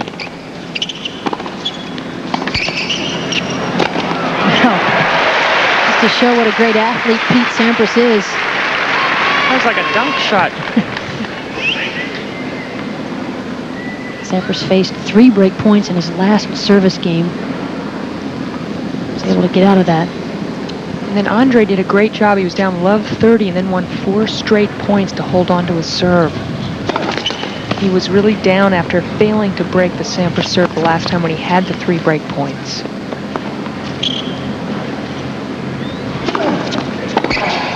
Oh yeah, what a return, 15 all. 88-mile-an-hour second serve. He took too much off it. Well, this is what Agassi's looking for. He needs to get a look at some second serves and connect like this. This is what his game revolves around. See how he was about 6 inches in the air when he made contact with that two-handed backhand. Gets a big shoulder rotation. It's a big shoulder rotation, but it's not a big backswing, and that's one of the great things about the Agassi return, especially sometimes when they are rifled at him. He just reflexes it so well.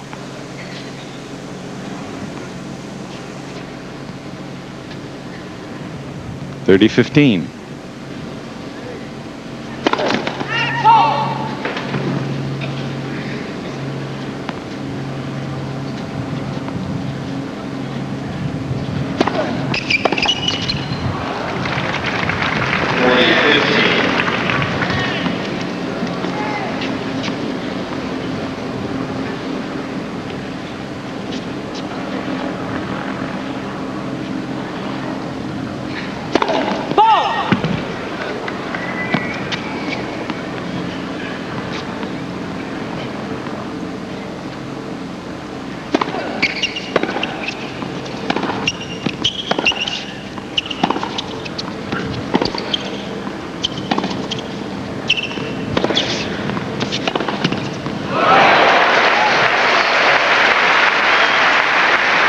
Games to 2 Sampras. That represents 1 break of serve in the first set of this year's men's singles final at the Lipton. I'd have to say Larry is my best friend. The guy is a maniac for sports. He loves to play football. That's his sport, and he's the boss. And he'll never, ever leave a game early. What is this, the Arctic Bowl? He's rolling out the tarp with him. Larry! But all my life, Larry's always done me big favors. Mike, Diane, Mike. Hi. Very big favors. Yes. Cheers, buddy. When you're with a friend as good as Larry, shouldn't you have a Heineken? From Eureka, back so powerful they've earned the Corvette name. Corvette Handback with powered brush robe. New Corvette Wet Dry with high-performance 4-horsepower motor. Both great deals. The next generation from Eureka. Mighty Mite, America's versatile vac, does things big vacs won't. Lightweight, power for carpets, bare floors, car, workshop. Now price to move. Mighty Mite, only from Eureka.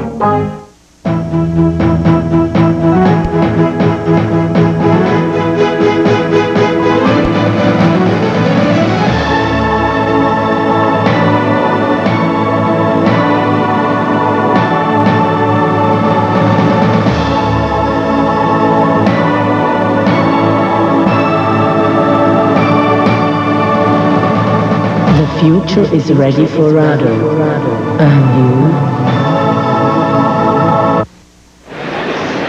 And On a clear day, you can see just about forever. It's an impressive skyline there, downtown Miami. They call it the city of the future. South America so close. It's a playground for so much of the world, really, Miami. It has bad reputation. You see so many unfortunate stories from this area, but I tell you, it couldn't be more beautiful, and it has been this way for 10 days now. Great place to come and enjoy tennis, golf, water sports, you name it. Lipton dominates the scene here in Miami these last couple of weeks. 5-2 to Sampras' first set. Agassi serving. It's one break.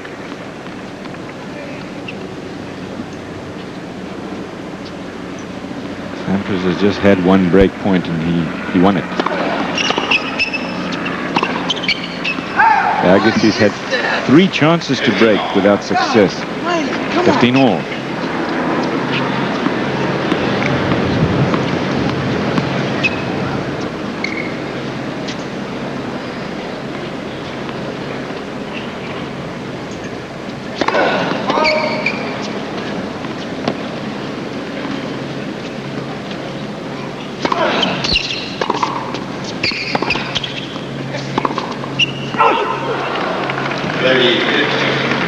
Pete Sampras, when he gets to a final, is percentage-wise just terrific. 19 of the last 22 he has won. And I remember one of his compadres telling me one time, when Pete beats you the first time, look out.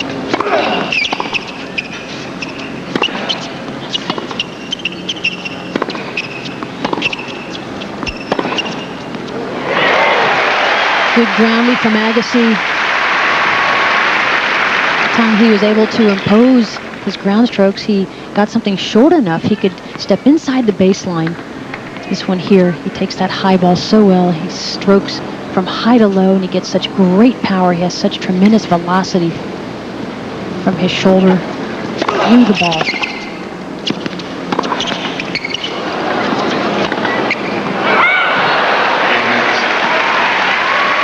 Agassi holds on, and it is 5-3, Sampras to serve for the first set.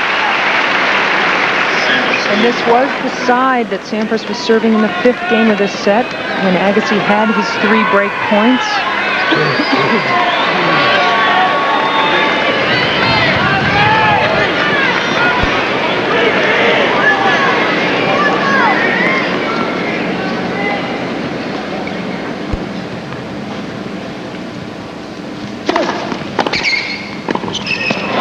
Love 15. Sampras won the Australian, but it was the most dramatic and emotional time for him because his coach, Tim Gullickson, was had to fly home with serious medical problems. Sampras lost the Australian in the final, to Agassi. It's a rematch here. But he had a terrifically tough time.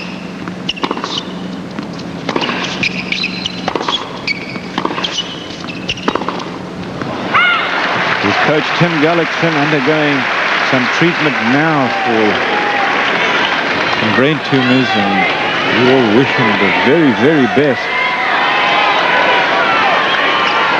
Paul Anacone on the right-hand side of your screen, lower right, is now the interim coach for this year for Sampras. Love 30. There's Todd Snyder, who used to be the trainer on the ATP circuit for years and is now Pete Sampras' personal trainer.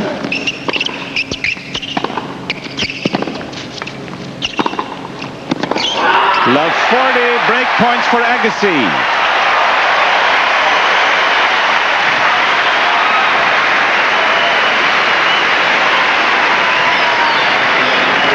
You can see this one coming. The approach shot just not deep enough. It gives Andre Agassi way too much time, and he hits it cross court for the winner.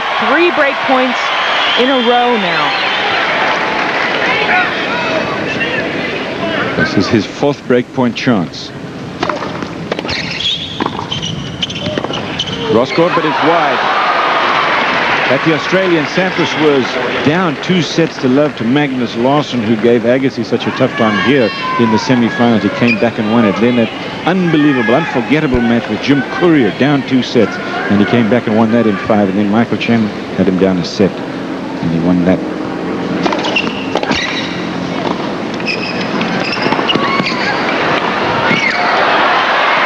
He's there, and it hit the tape. It hit the tape.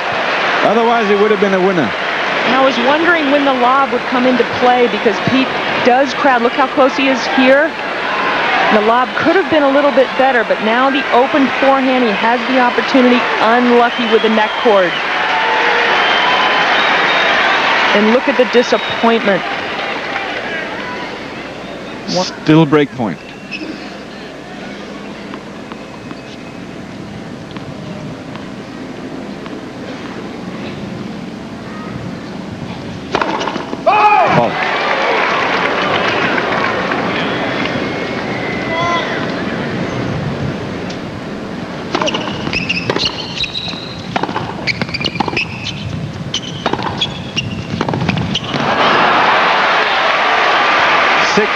Break point chances Agassi has had, and he has not been able to convert. But that one there that he had at, what was it, 1540, he should have had.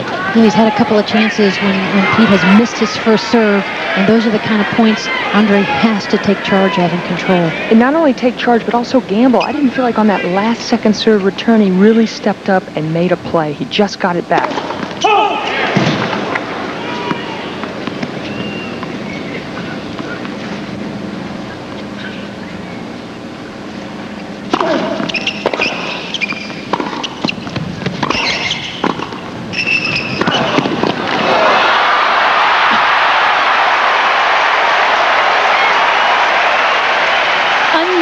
The crowd, most of this crowd is now standing to applaud this tremendous athleticism here with Sampras. He's really up there a little bit on a wing and a prayer because he's not in good shape. He didn't hit a penetrating first volley, and how he stabs for this one. That's a hit and hope volley, let's face it. He wasn't trying for that. He was just happy to get a set point. This is a hard court. That has to hurt. He landed on his knee.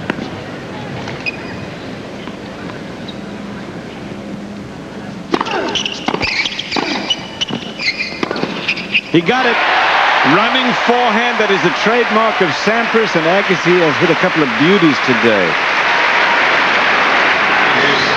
What makes the Agassi forehand so good also is that he can do one of three things. He can go down the line, he can throw up the topspin lob, and he can hook it cross court.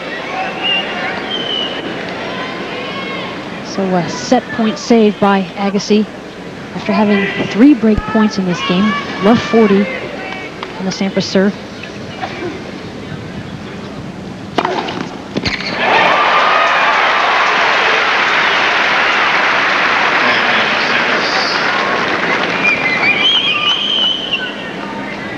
Turning point of this match was that 15-40 point in this game, when Agassi had a great look at a passing shot, it clipped the tape and went wide. Set point.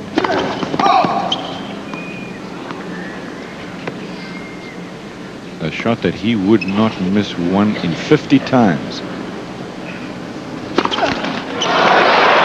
Yeah, it's amazing the shots you miss when you face a ¡1 player in the world. You know you have to come up with maybe something a little bit better, which he did the time that Sampras made that diving volley. That reminded us all of Becker.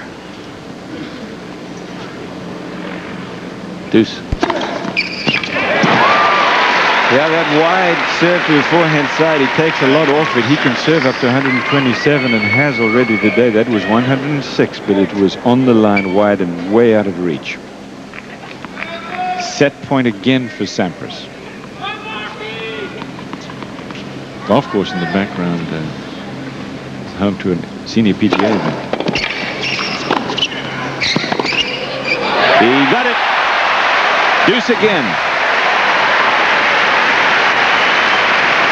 And Sampras has to hold his ground up here because he really knows that Agassi can go cross court down the line. And that time Agassi got it right on the line.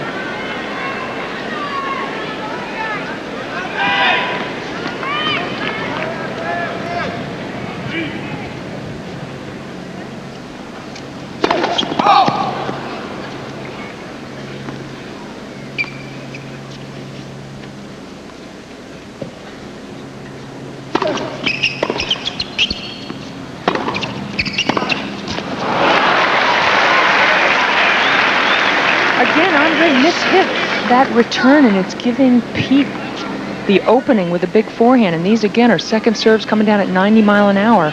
You'd think Andre could maybe get on top of the rally a little bit more with those serves.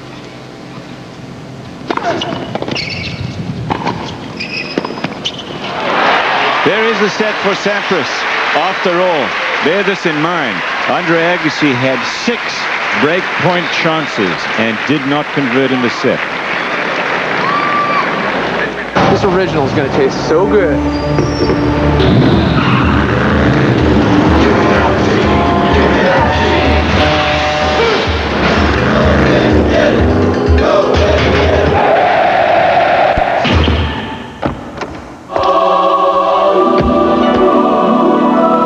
Lipton Original, the only tea brewed directly from tea leaves. Can't you just taste it? It's real tea, real brewed. There's only one original. Colorful taste, wishbone bright, colorful taste in every bite. Pepper red, garden green, nothing like you've ever seen. Take a peek, take a pour, you're looking at what you're looking for. Taste the colors, colorful wishbone, wishbone, world's most colorful taste. Red peppers, onions, garlic galore. All the robust taste you buy Italian dressing for. Wishbone, world's most colorful taste.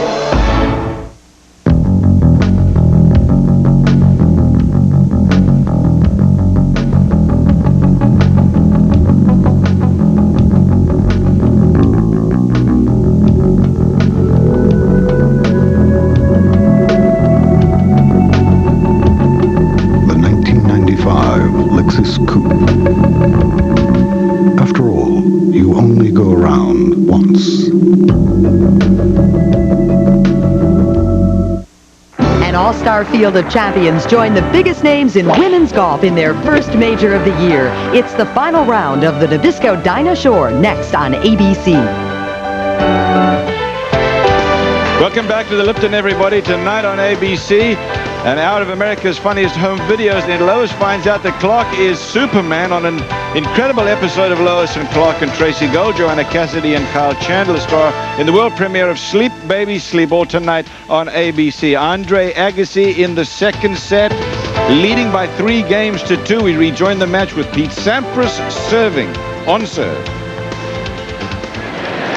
Lipton Championships from this beautiful tropical island of Key Biscayne. And you're watching the 2 best in the world battling it out. One of them is Pete Sampras. He has won 5 Grand Slam titles, well on his way to John McEnroe's 7, Jimmy Connors' 8, and his real hero is Rod Laver. Laver won 11, although let's remind you that Rod Laver didn't play Grand Slam tournaments between winning his 2 Grand Slams. 92, 62 rather than 69. He was busy playing the professional game, and that's, of course, when they kept the professionals and the amateurs separate.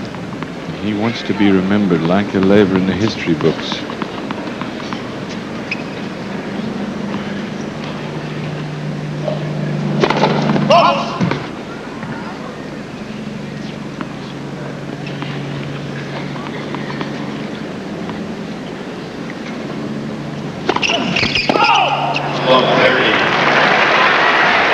Trouble here for Sampras. Agassi, in the opening point, read the serve well. Sampras has been going wide. Agassi had a good jump on it, and a double fault.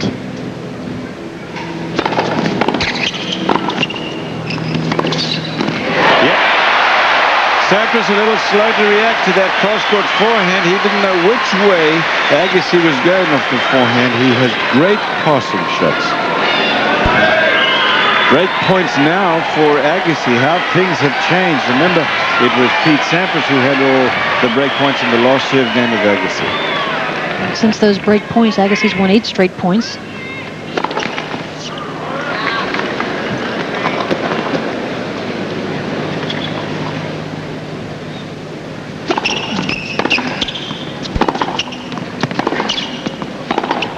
That's wide, and there is the first break of the second set.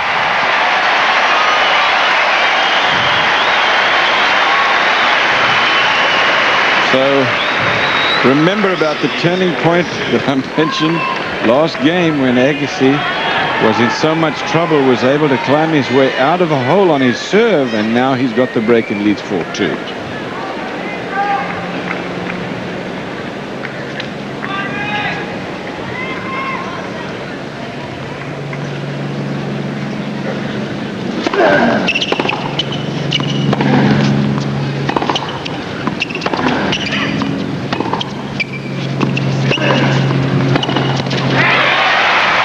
See Pete Sampras lose 10 straight points many times.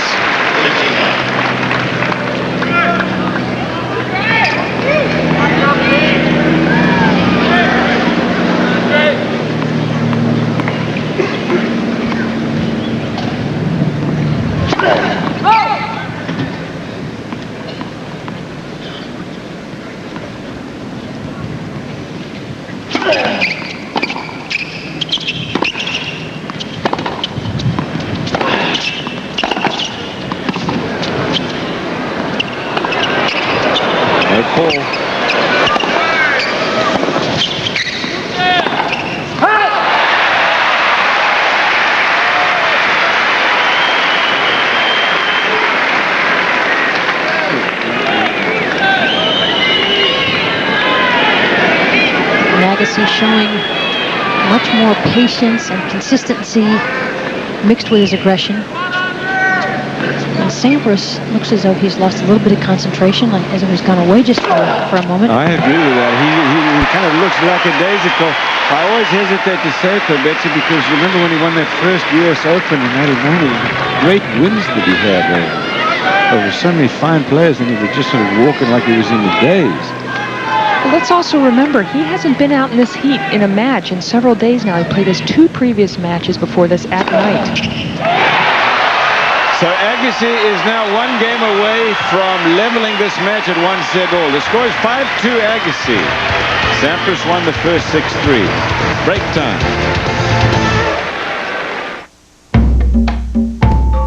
Everything you've ever heard about investing is changing. Mostly for the good. Ground is breaking for bridges, roads, power plants, and communication systems in countries all over the world. With a strategy for investing in the most intensive worldwide growth we've seen in decades, you could benefit. That program is already in place. It's called Crossroads. We're Prudential Securities. We want to send you a copy free. Prudential Securities developed Crossroads to help you make more rational investment decisions in a rapidly changing world. We'll include specific investments we think you should consider. Call for Crossroads from Prudential Securities. The old rules don't apply anymore. This is the moment to start putting the new rules to work for you. Call for Crossroads now. 1-800-654-5454.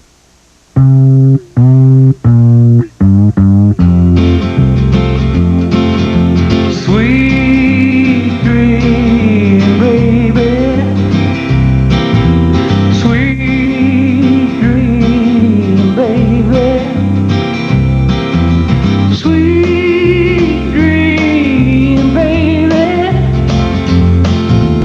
How long must I? Sweet dreams from Doubletree.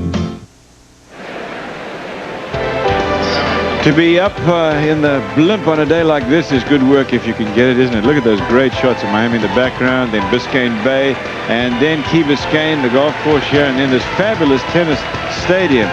It's got to be a big event when the Goodyear blimp is overhead, and today's shots are from the airship Stars and Stripes from Pompano Beach.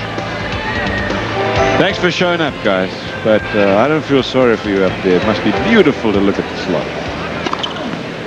3 games is all that Agassi was able to get in the first set. Now he leads 5-2 in the second.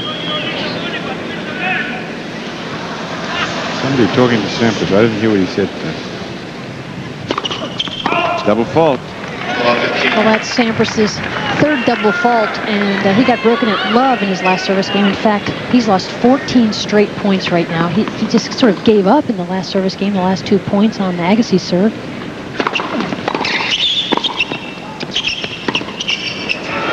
Too good. Just too good. Well, he has got to earn every point he wins, Agassi, because he doesn't have the firepower that Sampras has. He cannot take out the big bomb and just serve 2 or 3 aces in a row like Sampras can. But what a shot. Set points for Agassi. What a turnaround. 3 games ago, it was Sampras serving. They were on serve, at least Agassi serving. And he was in so much trouble on his serve. Sampras did not convert 3 break points. Since then, it's been all downhill, Sampras.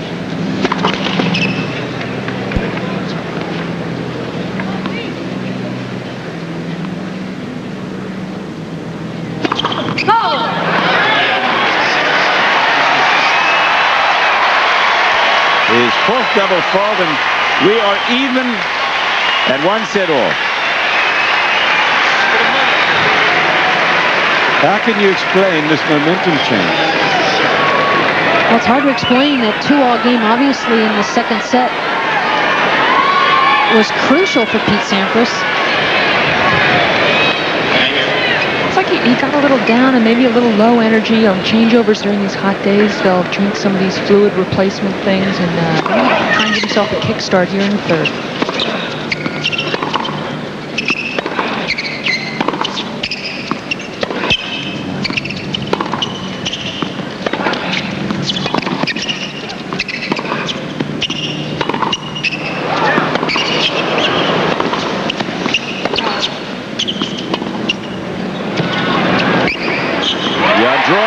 Into the net. Problem was that he hit it way too high. 18 straight points for Agassi. Yeah, I'm right on the level of the court. And you always look for a drop shot. What is the air time? How much room over the net? And that was way up there. That was really a pathetic drop shot. Now, how do you really feel about it? Exactly how I said it. 15 love.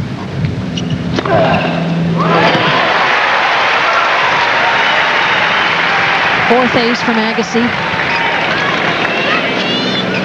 Sampras was on such a roll and had the momentum going early on. 2-all in the second set. Agassi serving 3 break points, love 40. And Andre's going for his 20th straight point right here.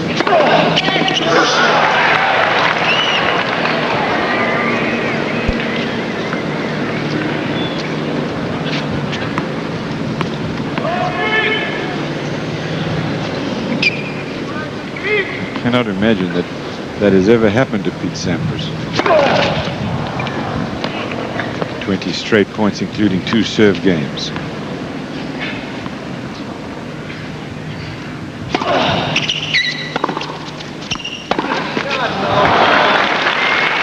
Breaks that string, but Agassi still leads 30-15.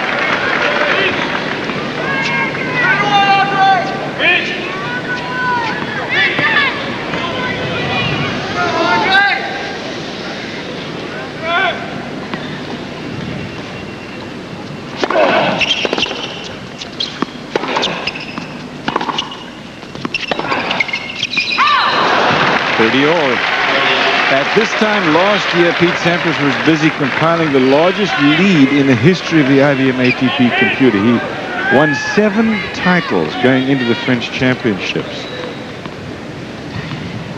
But that is dissipated now with Agassi's move.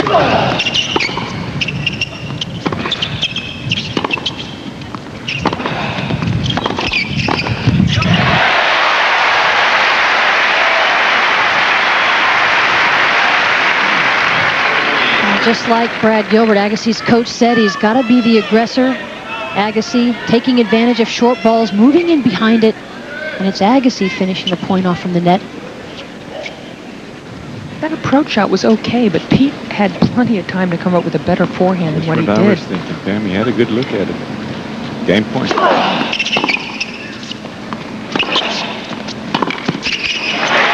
Agassi holds on. Seems like he hasn't lost a game in a long time. It is Agassi 1 game to love in the 3rd. It's the news flash of a lifetime. Hello? Clark is Superman. The Man of Steel's true identity revealed. Oh, so you're all right. I thought that... Don't pretend that hurt, Superman. Don't miss the most incredible Lois and Clark yet. Sunday on ABC. Christine, did you hear the news? We're moving to Wednesday. Isn't that great? Yeah. Roseanne, Ellen, Grace Under Fire, and us. It's a nice night for women. No, honey, I think we're kind of a guy show. If you think so, honey. Coach on its new night, Wednesday, here on ABC. Sometimes the best surprise is no surprise. That's Olds 88. With this car, you get just what you've grown to expect. Quality engineering, contemporary styling, creature comforts, safety and security. Like I said, no surprises. Well, maybe one. The price. See your Peninsula Olds dealer and test drive an 88. I think you'll agree the price is a pleasant surprise. It's your money.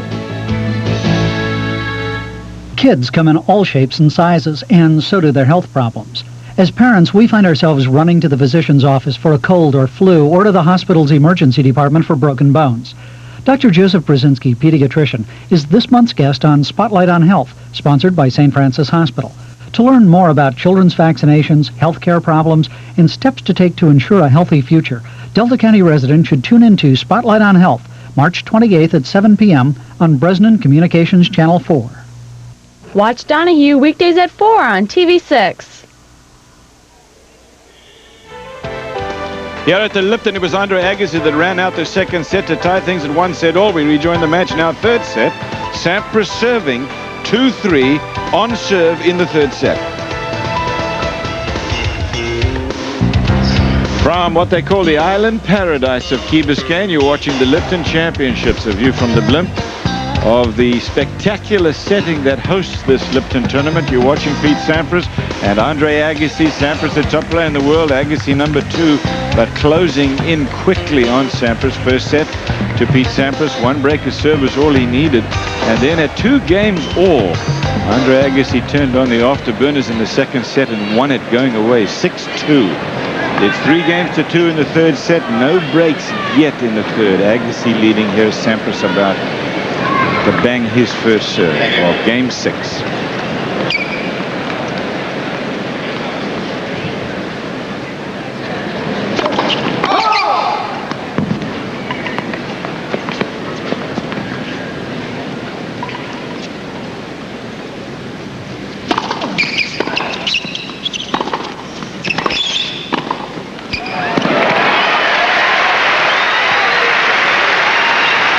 Good aggressive point from Sampras as we look at the move around to take the middle of the court ball, followed in. And here's the Sampras volley.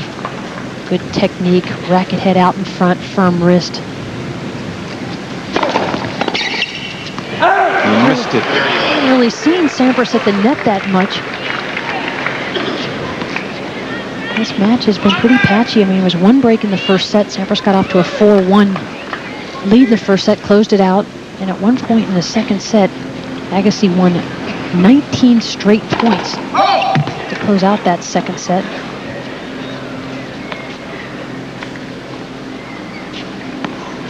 It included 2 breaks of serve against Sampras.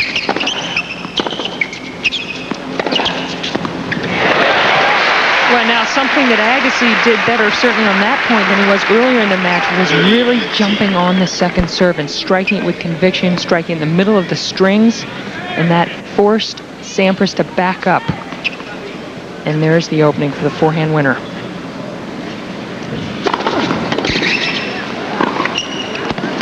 How to reach that time. Topspin backhand approach shot for Sampras, requiring no volley. 109-mile-an-hour serve, and it's game point.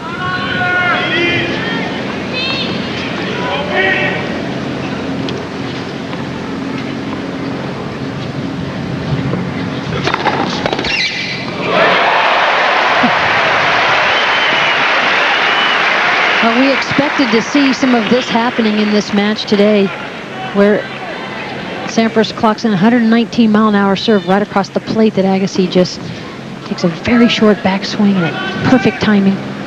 Yeah, the location was way wrong with that serve. Unlike that one. We're in the third set here at the Lipton on Saturday. ABC Sports, the Professional Bowlers Tour rolls into Pennsylvania. Defending champion Dennis Horan battles bowling's best at the Splitfire Spark Plug Open. Then ABC's Wide World of Sports returns with our national champions in special performances at the Chrysler Skating Spectacular, all Saturday here on ABC. 3 games all.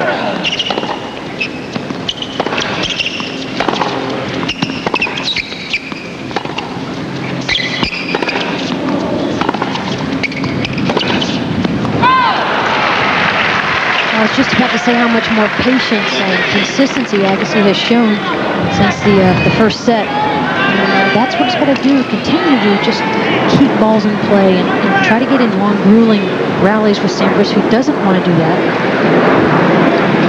Looks like he's going to change another record. That's the 3rd one that Pete has broken today. Let's hope he has at least 6 in his bag. If not, he can get them strung up pretty quick. They string them up sometimes 20 minutes, sometimes less. He's not handing them off at the moment, so worried about that. There's his crew, including Delena Mulcahy. She's top right-hand side. She's his girlfriend, living in Tampa, Florida. For a while, she was in Austin, Texas. She's in the middle year of her 3 years of law school. Yeah. Talked to her just earlier today, and she's quite enjoying the challenge of law school.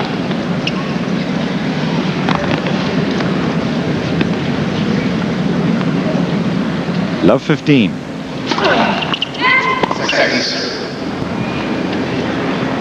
Heads up here. This is a big moment in the match. At 3 games all, Agassi has not been in any kind of trouble on his serve lately. It's love 15. 15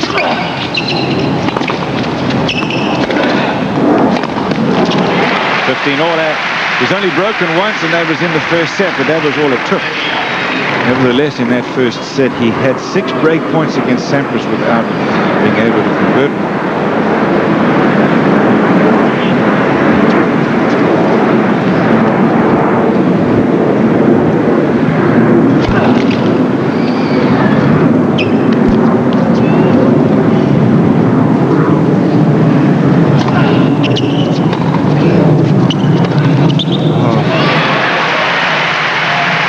Misses the first serve, but that's not that big a deal for him, because on the second serve, Sampras is not really attacking him like this. Well, this is just what Agassi was talking about, taking advantage of Sampras's weakness, if you can call it a weakness, his return of serve. And if something lands loose like that in the center of the court, Agassi must win those points. I just can't believe how far back Sampras is on the second serve.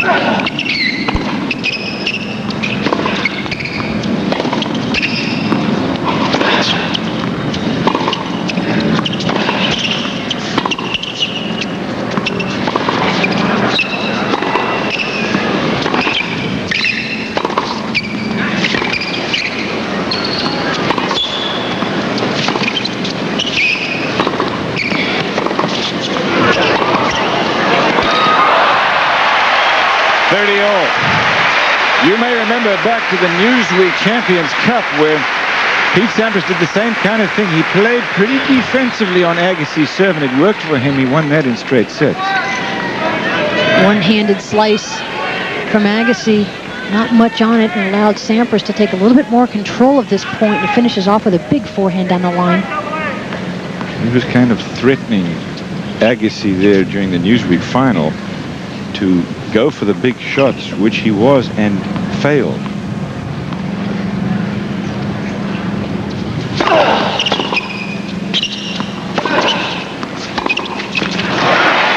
But today he has been a lot more authoritative from the ground, and that's made the difference as he gets another game point.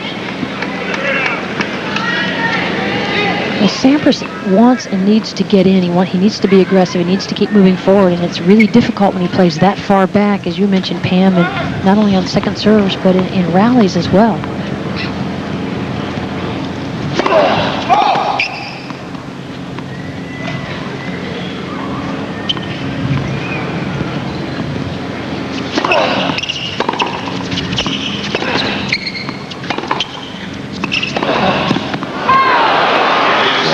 Long, and it's deuce. Yeah, it's amazing. I'm sitting right on the baseline where Pete is returning right now, and when Agassi serves, Sampras is already behind the baseline, and he moves back even as Agassi serves, whereas when Agassi is returning, he's moving forward.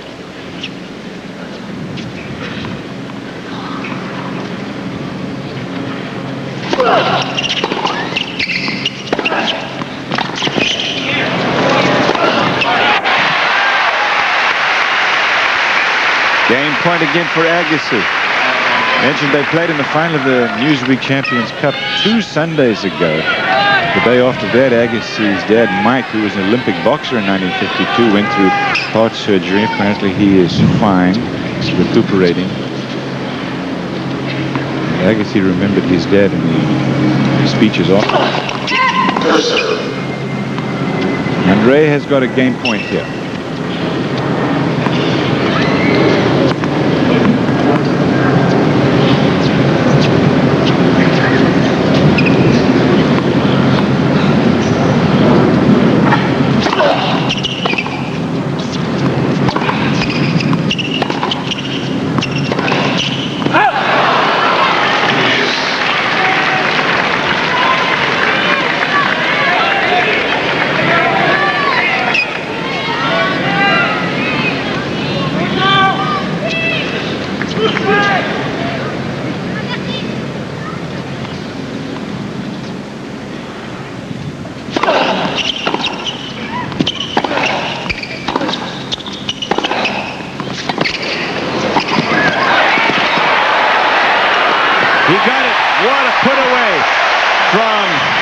There. This is a crucial stage of the match at 3 games all in deuce, and he made no mistake with the overhead. Boy, what a different Agassi and Sampras, for that matter, from the start of this match. Now it's Agassi who's all over anything short, and he's at the net putting things away. Boy, that was all set up by a tremendously deep approach. Good defense from Sampras to even throw up that lob. And that is so much like a point that Agassi, or I should say Sampras, earlier in the... There's a time violation apparently against Agassi. Let's listen. My towel back there. That's not right. I jogged over and I jogged back. Well, you weren't jogging, but I could have sent the towel for you. But it's not an excuse, though. I can't use that as an excuse. Your job to make sure they keep it back there. It should give you some kind of violation. Give you some kind of violation, well, says Agassi. It wasn't quite fair. What Andre was saying is that Rich Kaufman should make sure his towel, Andre's towel, is in the back of the court. That's not really the umpire's jurisdiction. Not his job, is it? Nope. Game point for Agassi.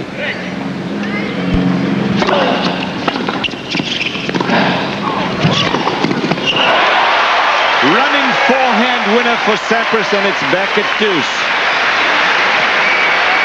Well, the surprise tactic, the serve volley from Agassi, look at here, does not pay dividends for him.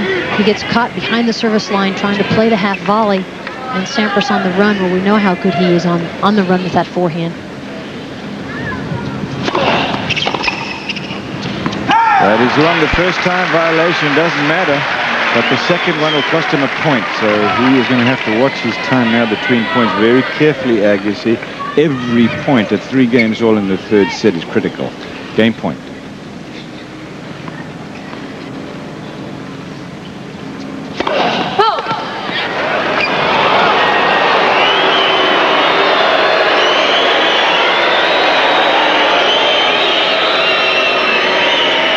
Full house, and they're getting into this. In fact, they have been in this match since the beginning. 2 dynamic players.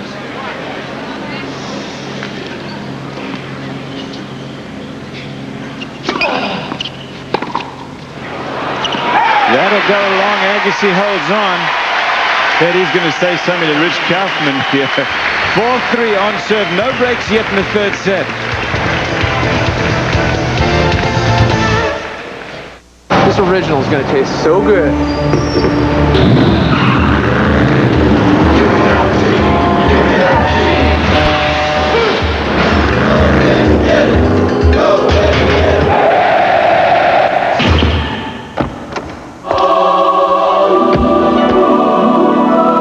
Lipton Original, the only tea brewed directly from tea leaves. Can't you just taste it? It's real tea, real brewed. There's only one original. A new constitution for the world. Article 1, Section 3. We shall form a more perfect union.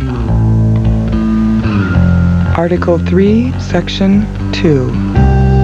Winter will be exiled.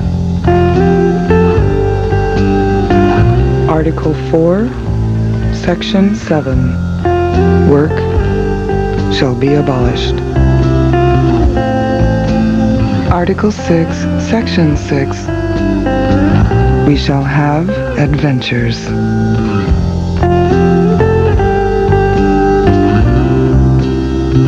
Article 10, Section 1. There will be peace and hope and really good food.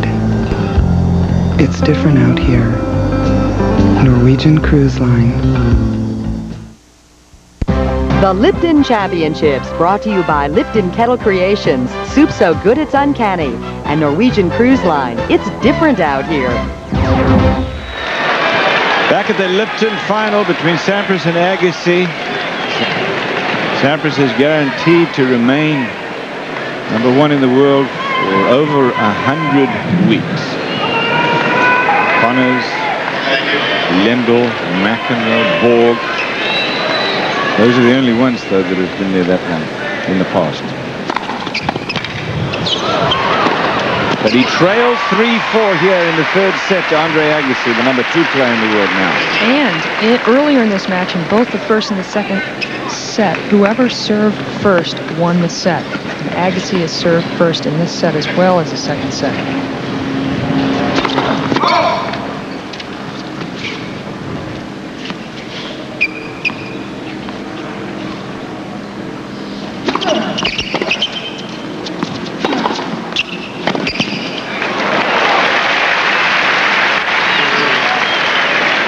Sampras is still not above 50% in his first serve percentages. And that just makes his work so much harder. He's got to work so much harder off the ground. Sampras has got 32 unforced errors to 31 winners. Those numbers are pretty even. 31 winners for Agassi. In fact, the numbers are pretty even. We're on serve the third set. Agassi dominated the last half of the second set.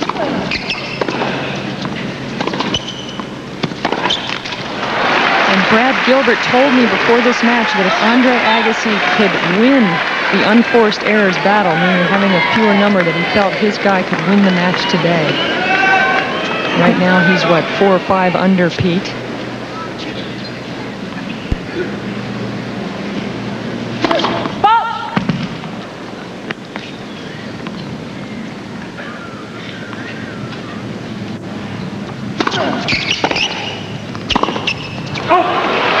Remember when Agassi down at the Australian Open played Patrick Rafter, the young Australian? That match was just hyped up so big, and Agassi took care of him handily. Easily.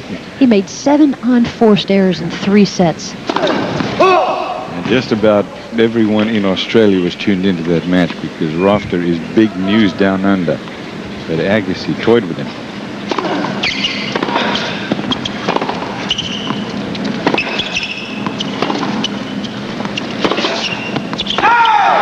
As long as Sampras holds on, 4 games all third set. Only seems right, doesn't it? He's got to come down to a couple of points. All going to make the difference here in this match between the 2 best in the world. Sampras coming into this final with 17 straight wins at the Lipton. He won it the last 2 years over Malavia, Washington, the year before last, and then this is a rematch of last year. He played Agassi in the final. Showed up about an hour before the match and felt like he really would not be able to play it with some kind of stomach complaint. And Andre's serving with new balls.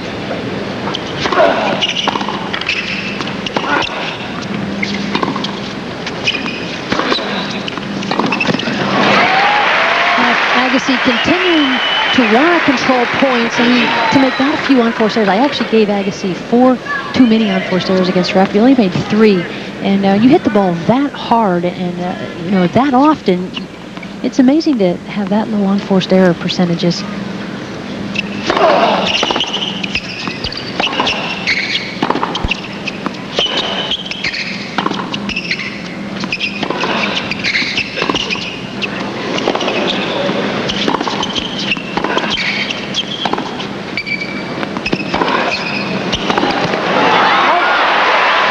Nearly took the head off that net court judge. 30 love Agassi. That and the center service line are the two most dangerous positions for lines people. Hazard pay.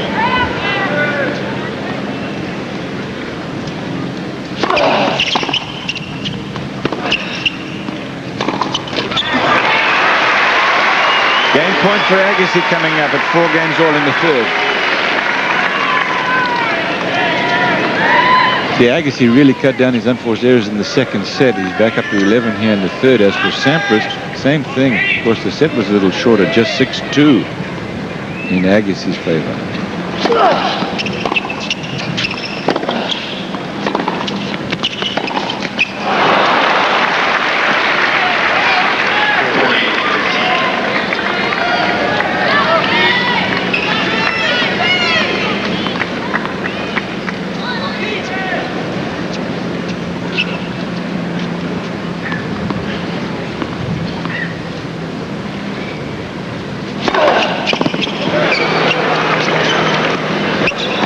That'll do it. He is just not making errors, Agassi, at the moment off the ground. And it's taking its toll on the world's number one. 5-4. This looks pretty good stuff right here. This wrinkles someone's tennis fights.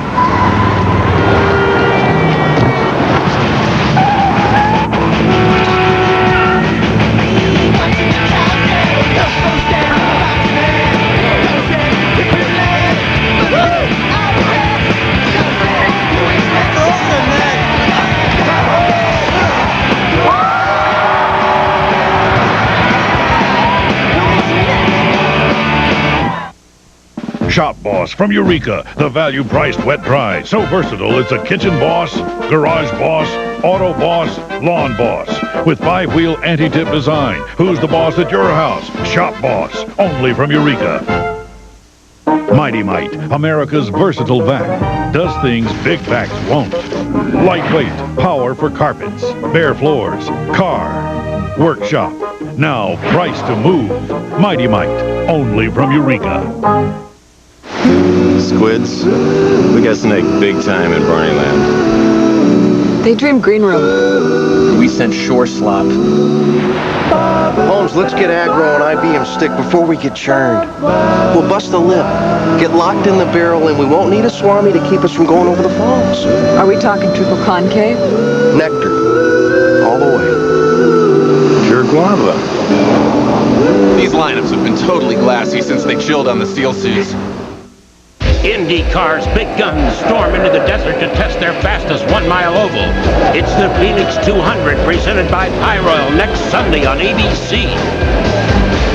Agassi has the lead in this match, 5-4, taking on number one, Pete Sampras. He kind of gets at odds with himself sometimes, but in general, Agassi's having a lot of fun on the court. After almost being away from the game, it's like I just love being out there. I mean, there's no other place I'd rather be. I mean, I can be with a lot of people, giving them something that they can't see anywhere else, and yet it's my arena. I feel at peace out there. Sense of, this is a sense of inner contentment. To not want to be anywhere else is a great feeling. And you have those days where you don't, but I've managed now for close to a year to enjoy being out there every time I'm on the court. Standing ovation for these two here at the Lipton Tennis Center at Crandon Park. Agassi's 24, Pete Sampras is 23. 6'1" is the height of Sampras. Andre Agassi is 5'11", 170 pounds against 165, but in every respect they are heavyweights. 5'4", Agassi. Well, he missed that first one in this game. Obviously, he's going to want to get in more of his first serves.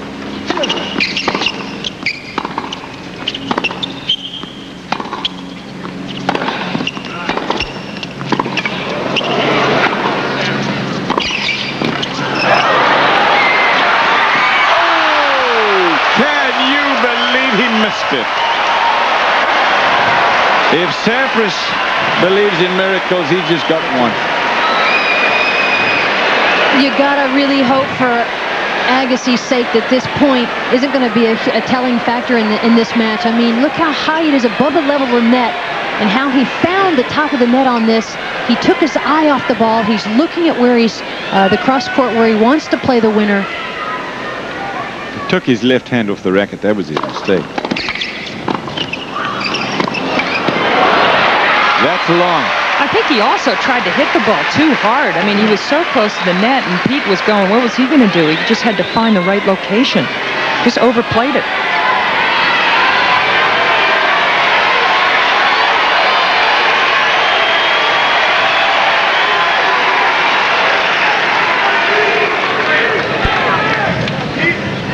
$30 low.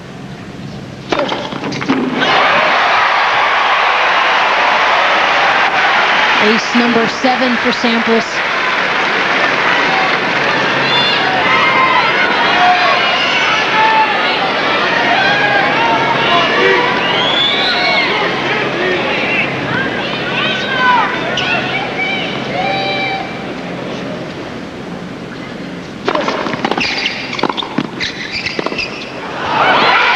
That is long game to Sampras. 5 games all. We're down to the wire here at the Lipton Championships. Next Sunday here on ABC Sports, we head for the desert. Current IndyCar point leader Bobby Rahal battles the Arizona Heat and some hot drivers in the Phoenix 200. Presented by Pie Royal. That's live at 4 Eastern, 3 Central next Sunday here on ABC. 5 games all, third and final set of the Lipton.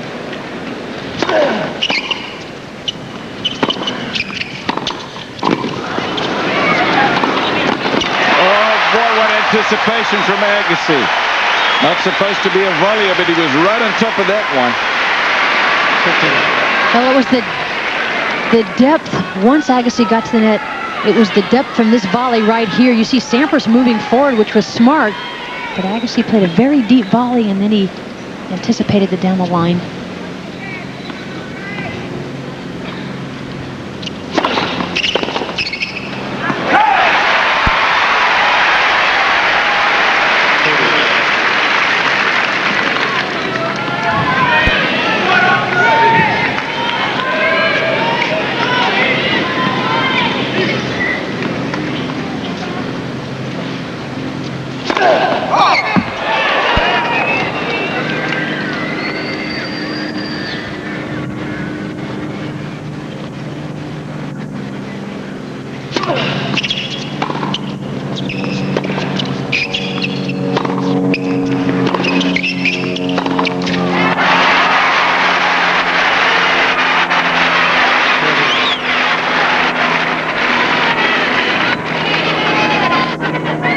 If this match goes to a tiebreak, and it looks for all the world at the moment like it may, because no player here has broken serve and has even had break points in the third set, does not bode well for Sampras, who this year has a poor tiebreak record.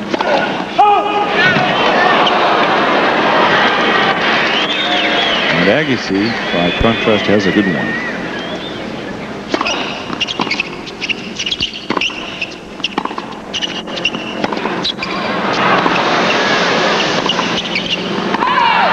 Long, still game point for Agassi. A couple more, it's 40-15.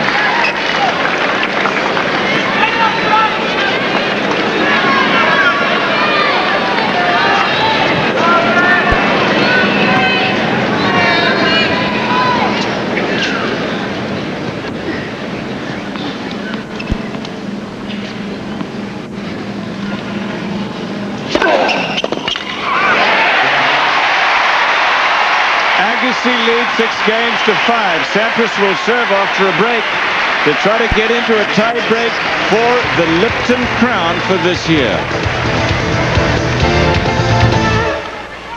This original is going to taste so good.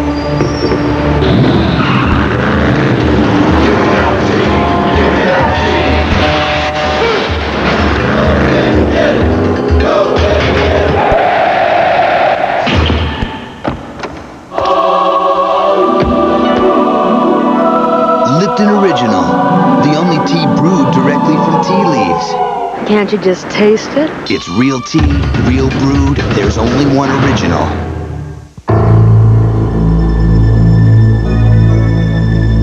It isn't just anyone who can set up a deal in Tashkent, or Almaty, or Istanbul, or Bombay. And it certainly isn't just any airline that can get you there.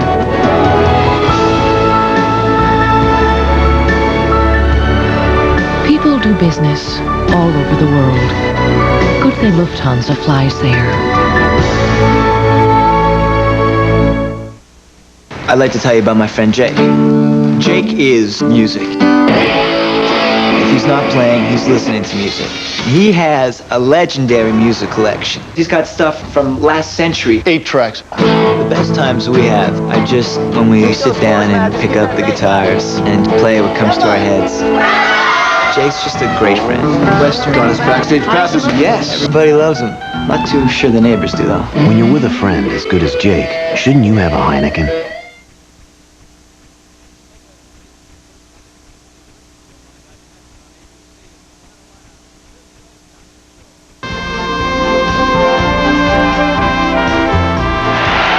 It was a dream final coming into this thing. Sampras and Agassi, the top 2 players in the world.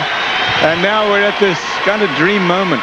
Promoters have said to me, some of my good friends, look, you sometimes have to wait for years to really see one of the great matches. Well, here we are, seeing a great match between the 2 best. It's 6-5, Agassi leading, Sampras to serve to try to get into a tiebreak for the title.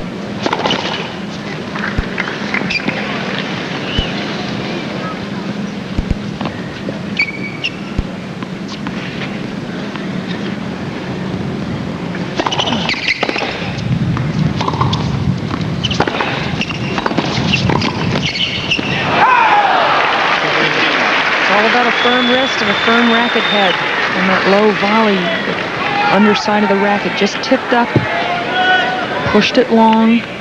Interesting that he's trying to come in, though, at this crucial stage, isn't it? Good change of pace on the serve there from Sampras. He really threw up a big kick. And that kick has given Agassi some trouble. But it was the timing of it. He was out there a little bit early.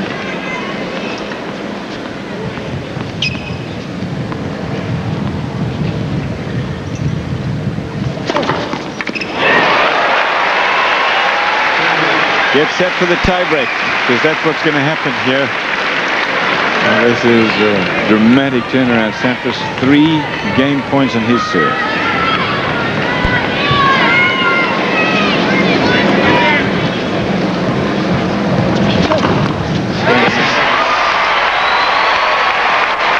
Be aware that the winner collects 390 IBM ATP Tour points. These two are so close to each other. If Agassi wins, he's going to cut Sampras's lead to just 227 points. If Sampras wins, he's going to increase his lead to about 500. But when you know how many points are at stake, they are so close, these two, battling it out for number.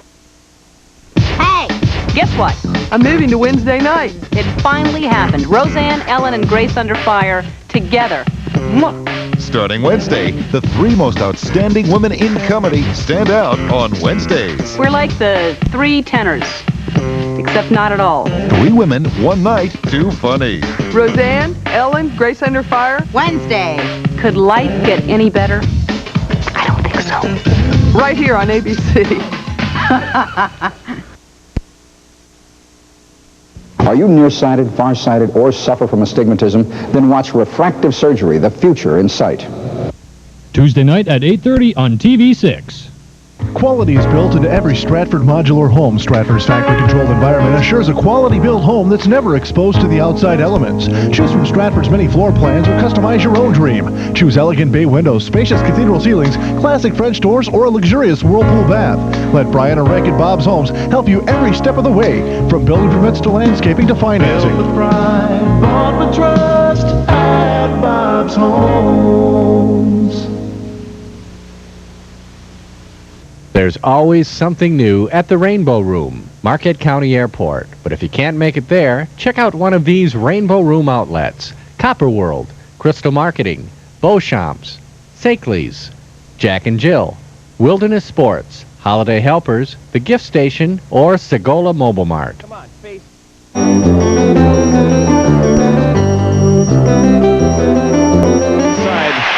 come of the Lipton. This is 2 matches in a row that Agassi has played a third set tiebreak. He beat Larsson the other day.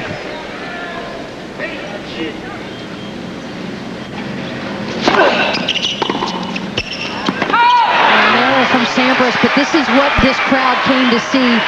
The tennis in this match has not been of the highest quality. Neither player would say that they've played their best or even close to their best, but it has been competitive, and the score says it all. Against each other, Agassi leads in the head-to-head confrontation and tie breaks 3-1. 1 point all in the tiebreak record for Sampras, and he was the best in the business in tiebreaks last year. This year, he's 1-8. Agassi is 5-1.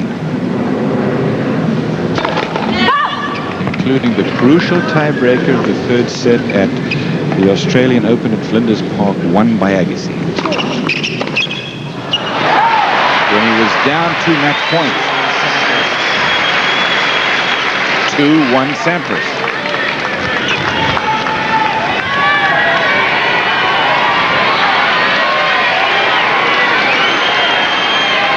I said match points. I meant set points there in the third set. Yeah, take a 2-1 lead. 6 points to 4. Well,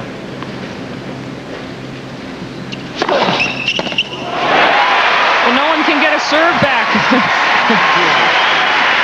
That was on the line, 103 mile an hour, unreturnable serve, and it's 2 points all.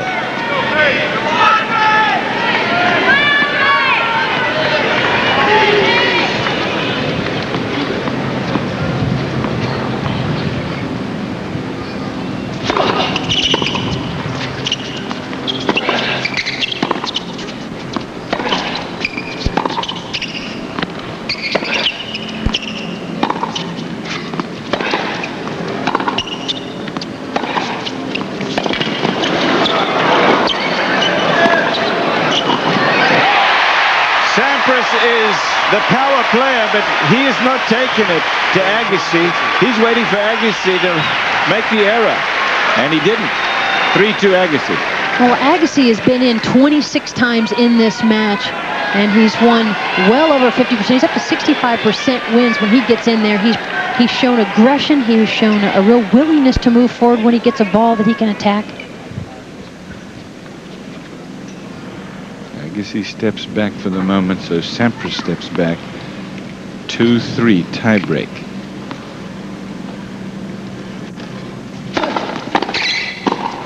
That sails long. There's the first mini break. Players are going to change ends with Agassi in front.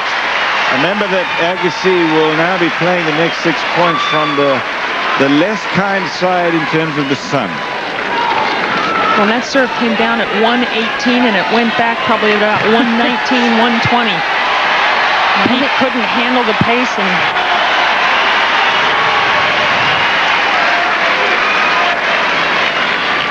that's just over.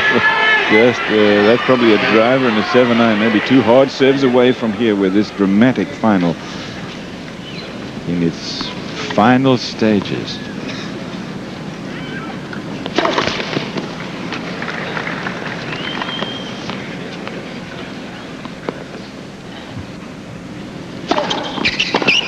Second serve wide.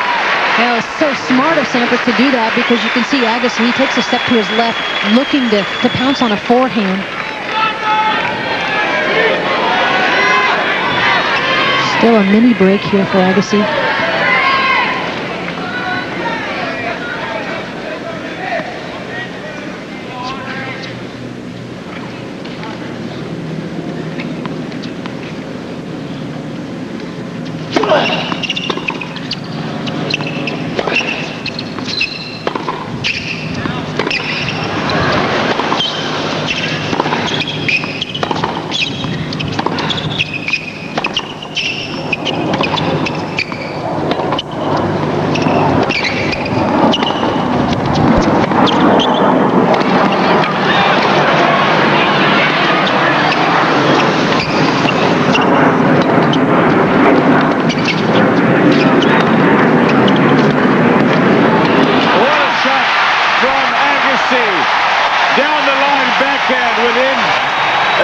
inches of the baseline, and that one Sampras could not track down. Agassi 5-3 now.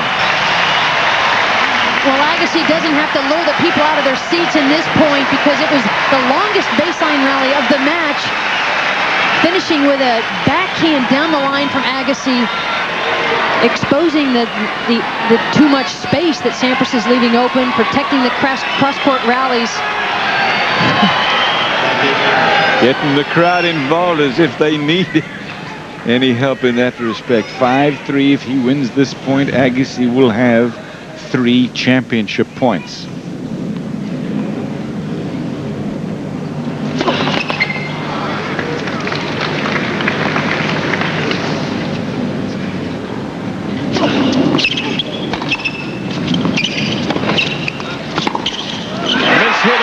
Turner serve, it was way too short, and Agassi dealt with it.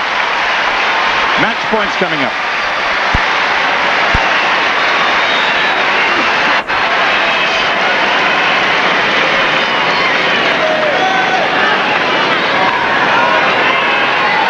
Well, Agassi has been the one that has been more willing to move forward, be more aggressive.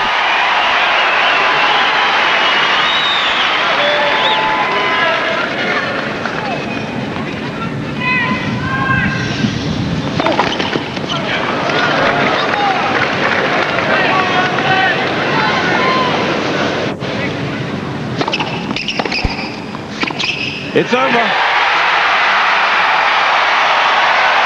That is a tremendous effort from Andre Agassi and a remarkable turnaround in the second set at 2 games all when Agassi just ran away with the second set. 19 straight points. They played it even in the third set, and finally Agassi played a great tiebreak.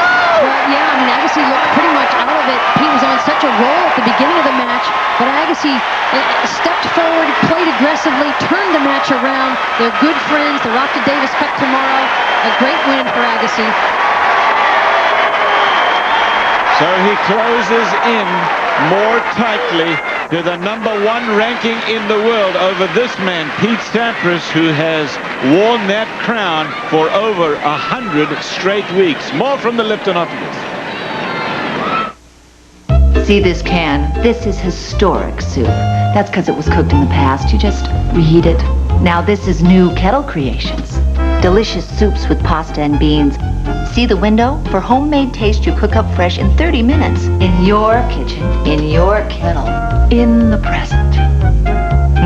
So now you have a choice. You can make history. Or you can make soup. New Lipton kettle creations. Soup so good, it's uncanny. This looks pretty good stuff right here. This ought to wrinkle someone's tennis lights.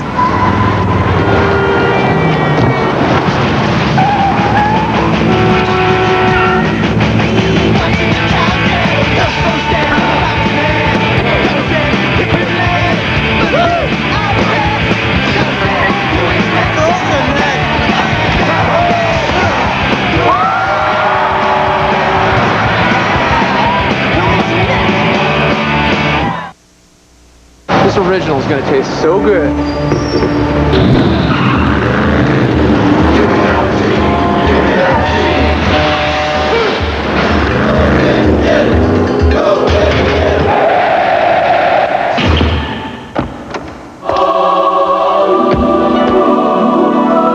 Lipton Original, the only tea brewed directly from tea leaves. Can't you just taste it? It's real tea, real brewed. There's only one original.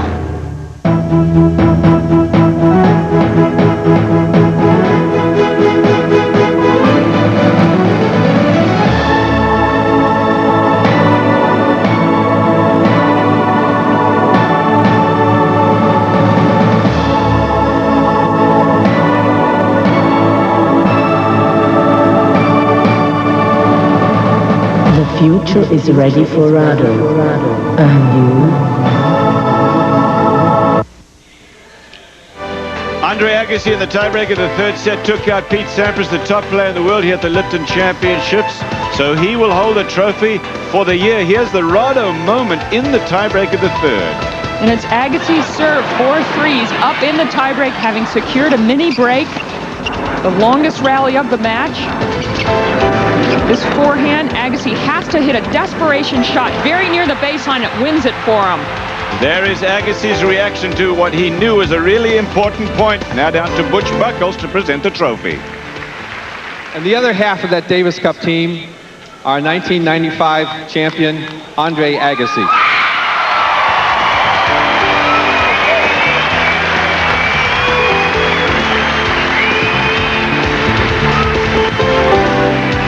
Agassi, the champion here at the Lipton today on Key Biscayne. It was a terrific effort from him. A tight match, tiebreak in the third set. Agassi number 2 in the world and closing in on number 1, held now by Pete Sampras. For Pam Shriver and Betsy Nagelson, I'm Cliff Drysdale. Thanks so much for joining us, everybody.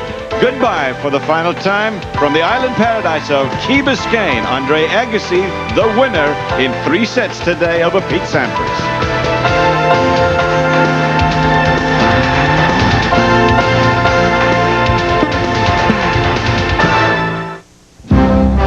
The Lipton Championships has been brought to you by Wishbone, world's most colorful taste. Ratto, the leader in scratch-proof watches. Lipton Kettle Creations, soup so good it's uncanny. And Lipton Original, the only tea brewed directly from real tea leaves. There's only one original. Coming up next, ABC Sports presents the final round of one of the premier events in women's golf. An all-star field of former winners and the LPGA's biggest stars battle for their first major title of the year, the Nabisco Dinah Shore. That's next here on ABC. This has been a presentation of ABC Sports, recognized around the world as the leader in sports television.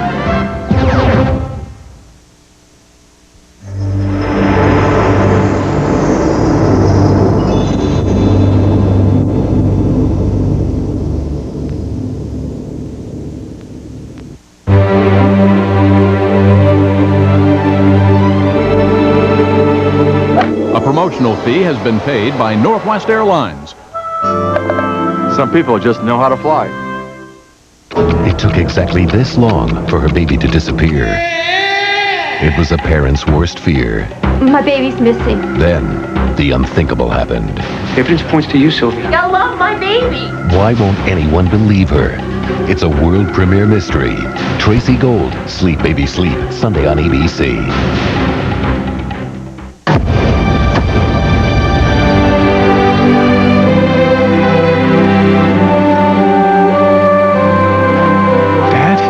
Son, been a long time, Dad.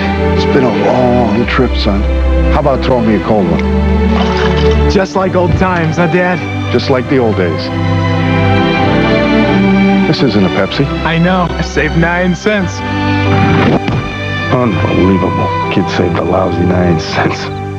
Right now, you can custom order Flex Steel furniture at Shunk's and take 40% off. Everything made by Flex Steel is 40% off during our factory-authorized custom order sale. Choose from hundreds of styles and thousands of fabrics and take 40% off on furniture built just for you. Get the custom order furniture you've always wanted at great savings, too, at Shunk Furniture Marquette.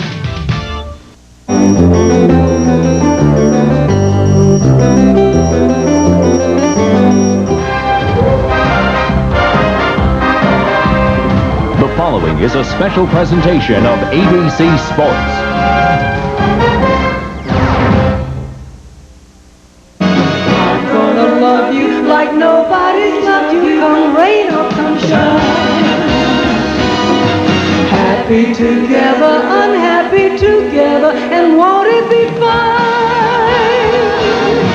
Days may be cloudy or sunny, we're in or we're out of the money, but I'm with you always.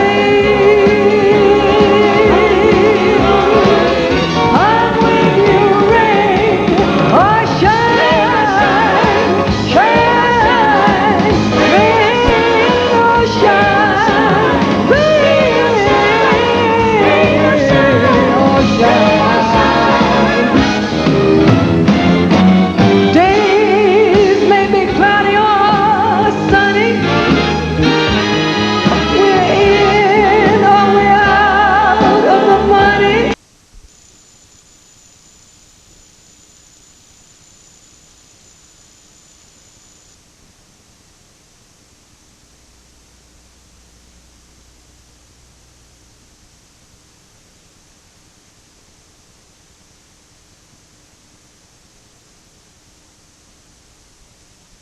right here on Haven.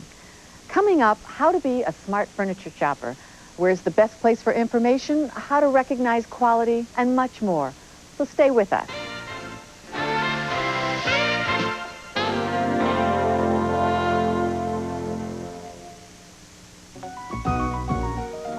Here's another way to make a high ceiling look lower. Set it off with a border along the top of your wall. Learn to read with Hooked on Phonics, the musical reading program. Hooked on Phonics worked for me. Call 1-800-ABCDEFG. Now there's new bleaching action all. It brightens brights and whitens whites without bleach. That's all, the stain lifter. That's all.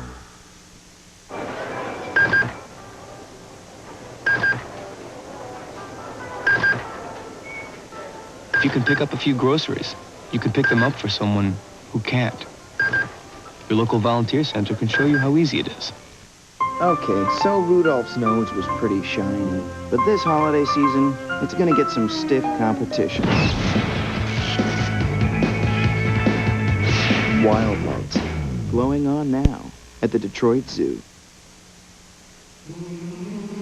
Just like moons and like suns, with the certainty of tides, just like hope springing high, still I rise, bringing the gifts that my ancestors gave. I am the hope and the dream of the slave, and so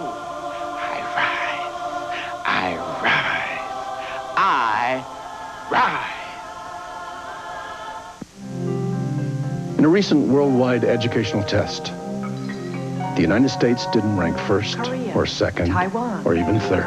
Switzerland, It seems while the rest of the world raised their educational standards, Scotland, Slovenia, we didn't.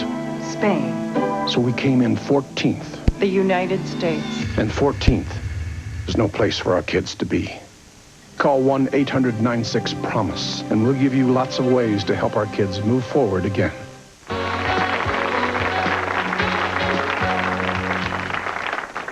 Consumers today want to be informed about everything we buy, and we can get a lot of information on products ranging from shampoo to cars. But when it comes to furniture, most of the time we're out in the cold. So for some helpful hints, I've asked Pat Bowling, editor of Home Furnishings Executive Magazine, to join us. Hi, Pat. Nice to have you here. Tell me, why is there such a lack of information when it comes to furniture? Well, I think part of the problem is that there's such a wide range of quality levels in home furnishings. Now, it's possible to get good value at all different price ranges, but the quality levels are really different, so it's difficult to come up with a generic set of standards. So how do we go about shopping in the most intelligent way? A good place to start is your local store. Ask the local retailer, the salesperson, for brochures on the pieces or the collections that you're interested in. And then look at the hang tags, read them carefully, and be sure and take notes, something that you can refer back to. I see. Yeah, that's good. Well, any other hints to help us find the best quality? Sure. If you're shopping for wood furniture, it's important to remember to check the areas that will receive the most stress or the most use. Nothing wrong with pressing down lightly on the corner of a table to see if it wobbles. Make sure you operate all of the drawers and that the drawers close and don't easily. Stick. Right. Yes. Well, what about upholstery? With upholstery, lots of times we hear complicated terms like 8-way, hand-tied. What's really more important is for you to sit down and see if it feels comfortable to you. Do the cushions feel sturdy? Don't feel embarrassed to bounce up and down a little bit and see if it supports you the way that you want it to. And make sure you don't hear creaking or squeaking when you do that. Yes, good idea. Great. Good suggestions. Thanks, Pat. Nice to have you.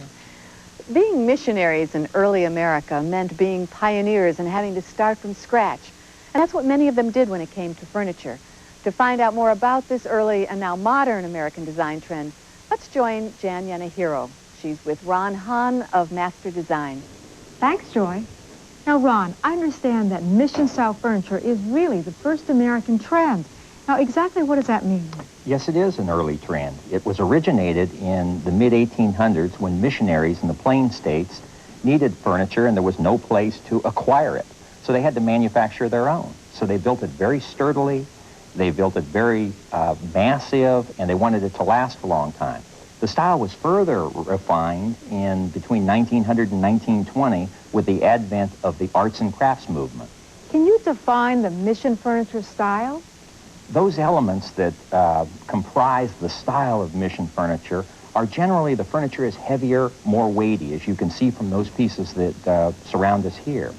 When you get into the items such as the solid oak, you have the planking effect, and you also have worn or softened edges, which actually occurred when the furniture was used for a number of years. When you get into some of the pieces on the walls, such as the hunt board, you have wood hardware. But I think the most distinctive style feature of this product is basically the slatting that you see on some of the upholstered pieces and on the ends of the occasional pieces. How has a Mission style been adapted to fit today's home? That's very interesting because the cocktail table as we know it today actually didn't exist when the missionaries came up with this style of furniture. And today we have castered pieces that fit today's living. We have entertainment centers for holding of electronics, televisions, and the like. So the style is really very, very functional.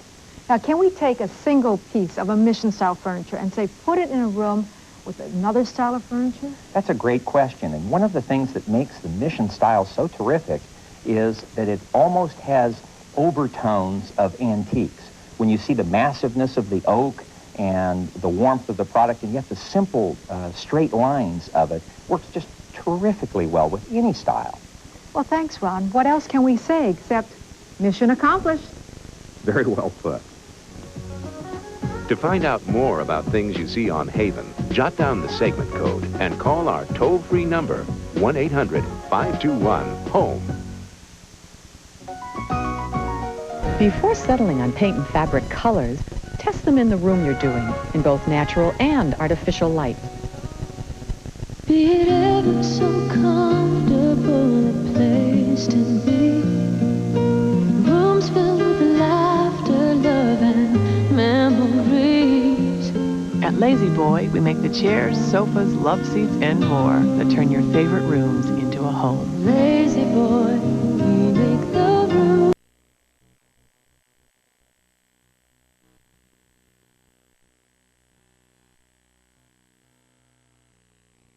Is that something we could possibly do without... Oh, you could